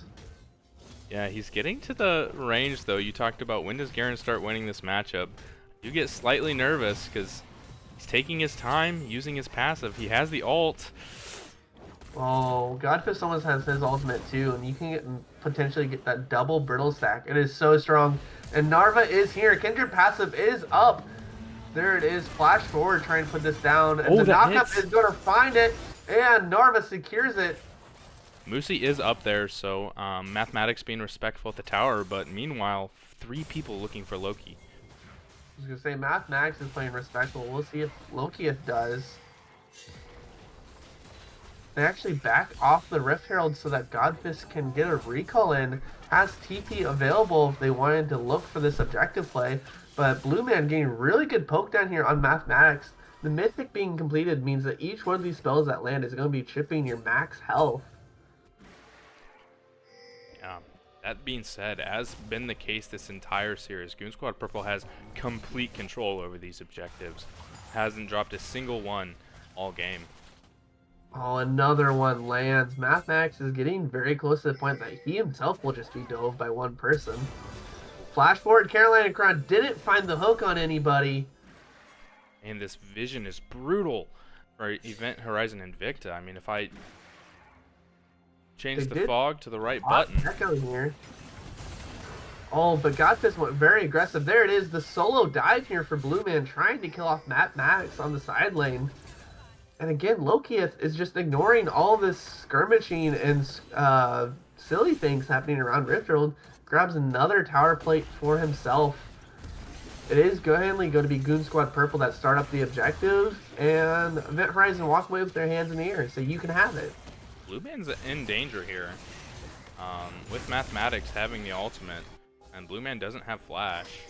Needs to be respectful. Oh, Lokieth might have greeted for this tower here. A really good response there. At least when they lost a Rift Herald there, they did trade it for major damage in the mid tower, and they're going to get a mark on Kindred as well, and they're not going to overstay and try to greed for more as Carolina Crown is on the rotation. Getting Mathmax a recall here would be so crucial because Drake is going to be spawning in 30 seconds. Yeah, he should have the gold that they need to finish their first item, so they're going to have Kraken Slayer, but the Red Fiend drop top. Try to inject more gold into Son of Horse here, try to even this matchup.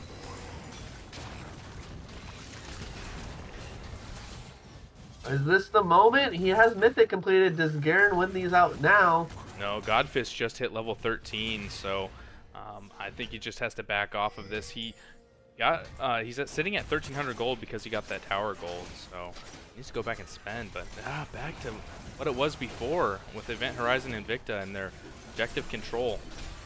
Yep, Goon Squad Purple has the prio hat. We're in the river as Drake spawned. But Loki is here. Charm comes down. Oh, 3% he got Charm. Or ultimate, find 2 back on the back side of it.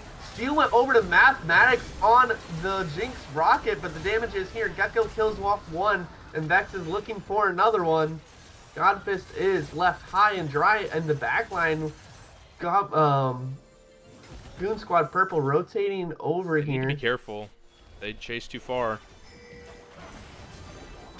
Yep, Loki has landed the stun. There it is, but TP is chain handled right now. Traps are put down, but Garen spawns right on top of the Seraphine, and there is kill number 1. Godfist is left alone here against 3-4 members. Flash over the wall. Mathematics trying to join, but Son of Horse zoning him away. Just going to start to channel the recall before the minions come in, but great ability there from Blue Man to stop the recall. Mathemax again is trying to join the fight, trying to help here, but needs to be respectful of Banish Toss. It lands onto Godfist. They're going onto the tank. Narva is going to be here, finds 1 kill as Son of Horse finishes off the front line. It is now just a DPS fight. Hook lands onto Narva, but that's not an 80 carry. Great ultimate from Mathematics.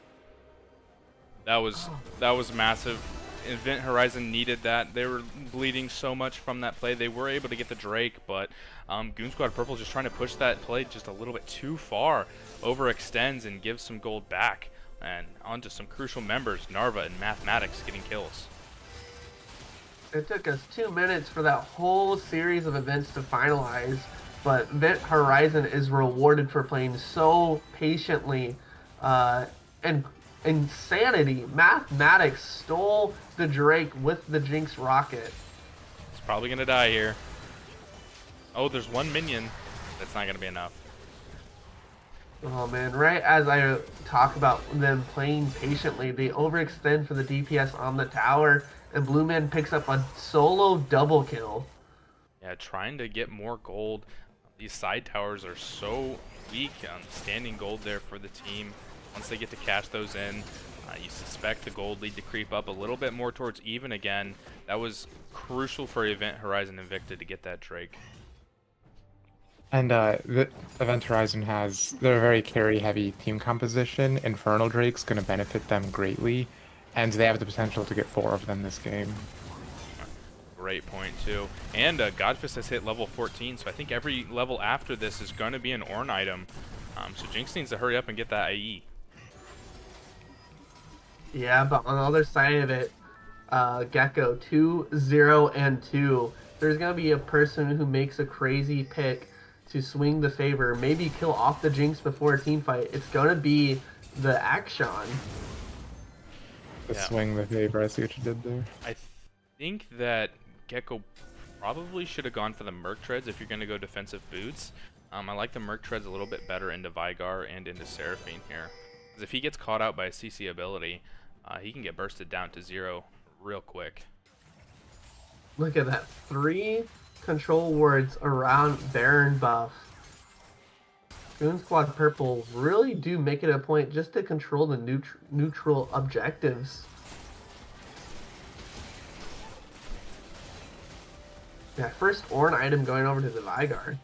Yeah, I mean, Lokiev has shown, we'll see what the build looks like this game, because we were talking about last game. If he continues to go that build where he holds off Death Cap until last item, that could be, he's not as fed this game as he was last game. That could be a way for Invicta to lose this game, because you're missing out on so much AP.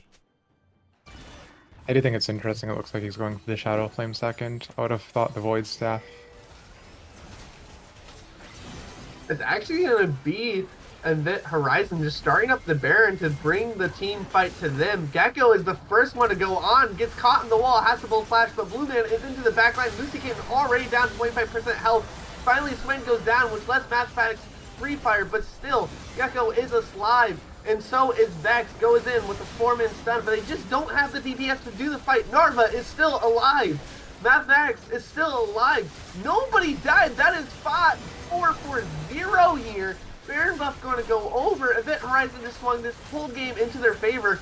Son of Horus did TP in. Flash forward, silence. Ultimate comes through. Jungler's dead.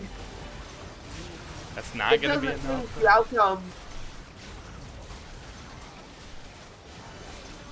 We got time for the Dragon as well, though.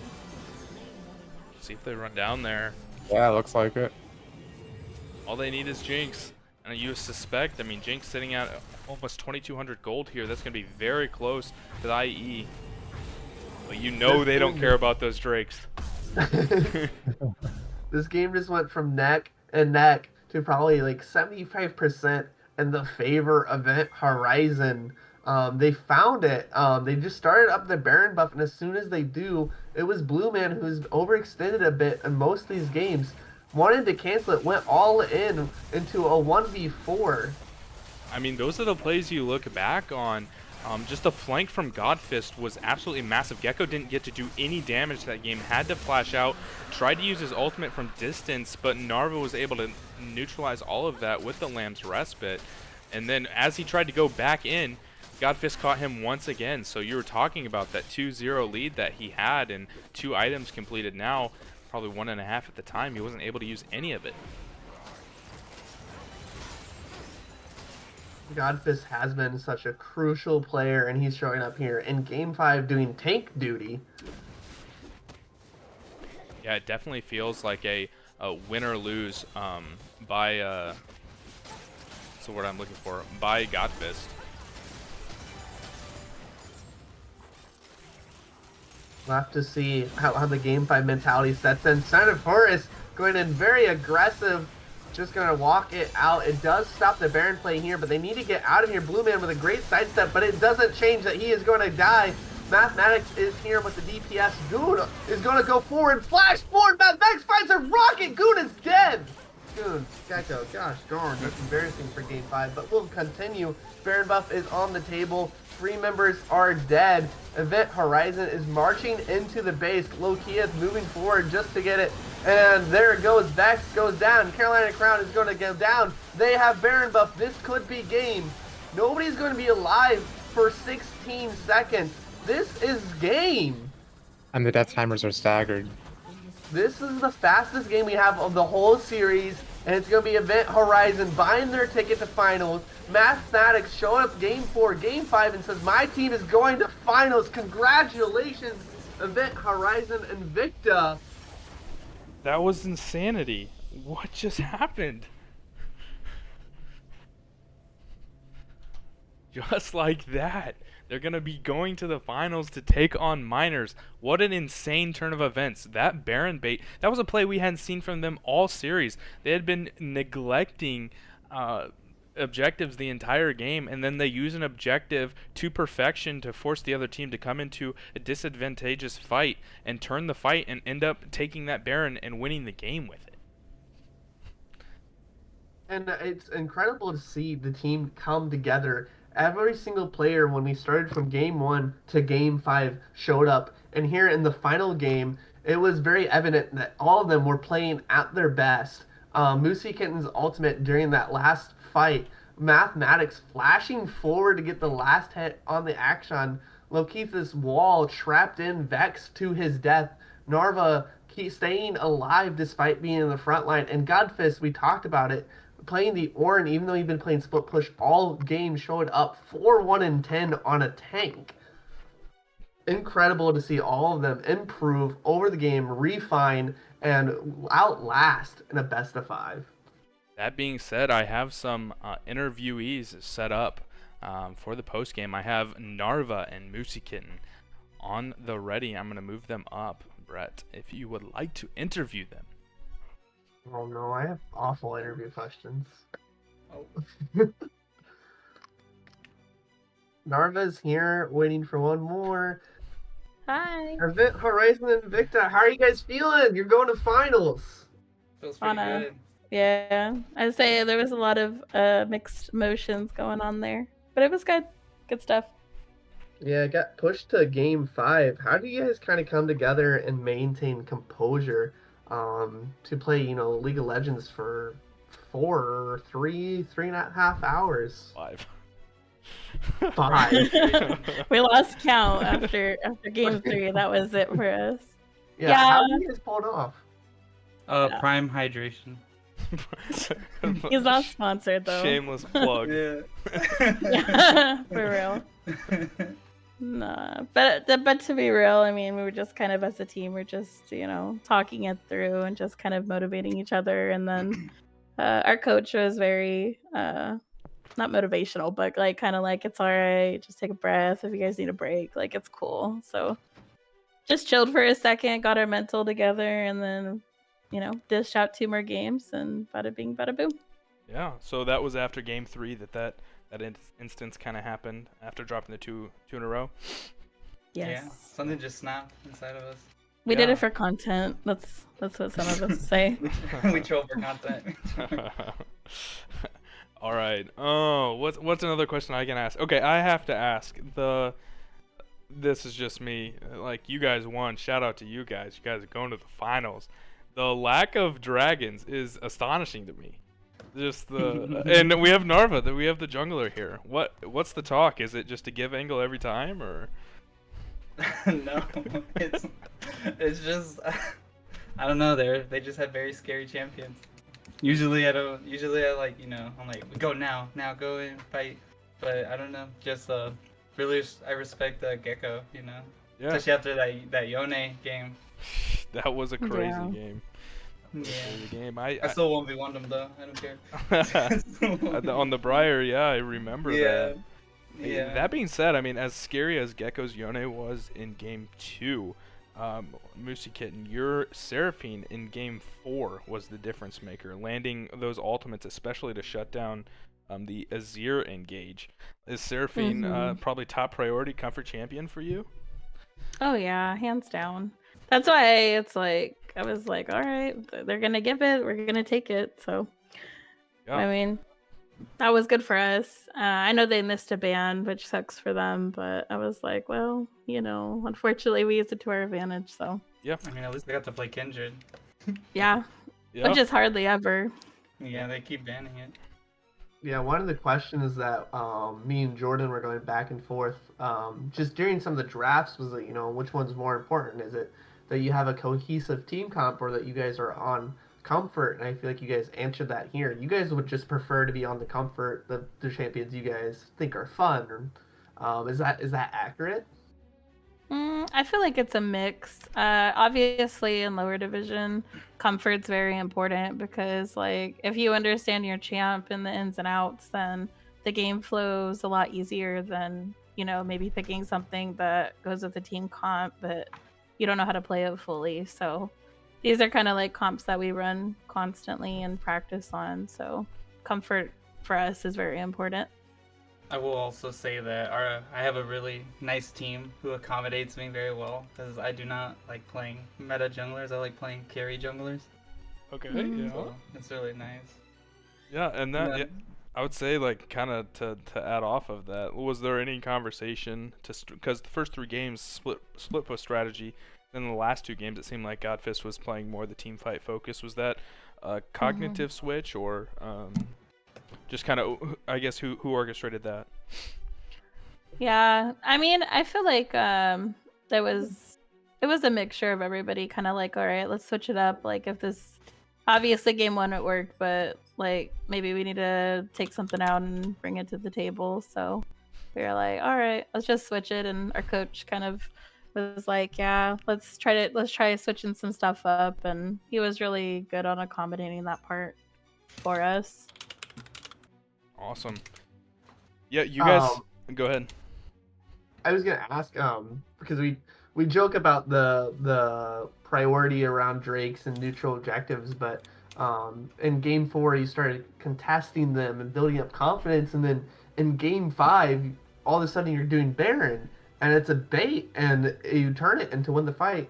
How did that idea come about to say, hey guys, I think we can do Baron? I mean, like, it's just, Godfist. He's like, I 1v4. He's like, go ahead, do it. They pull up. I'm just gonna start, peeling them off. And then they got into the river, and we're like, oh, okay, just turn it. I mean, they made it free to fight them because they were in the river with us. That's true. Yeah, very We true. knew Garen wasn't there, so Yeah. that was the Garen. big difference maker. And then he TP'd and ended up killing Narva, but it's fine. We ended up killing him back, so it was all good. I had tears running down my face. Yeah. So you guys obviously new team to season 2, but season 1 and upper division, you guys had no idea, but you are the first number 1 seed in /all to ever win a playoff series. Yeah. Yeah. Feels It feels good. don't- I know we don't believe in curses. Yeah.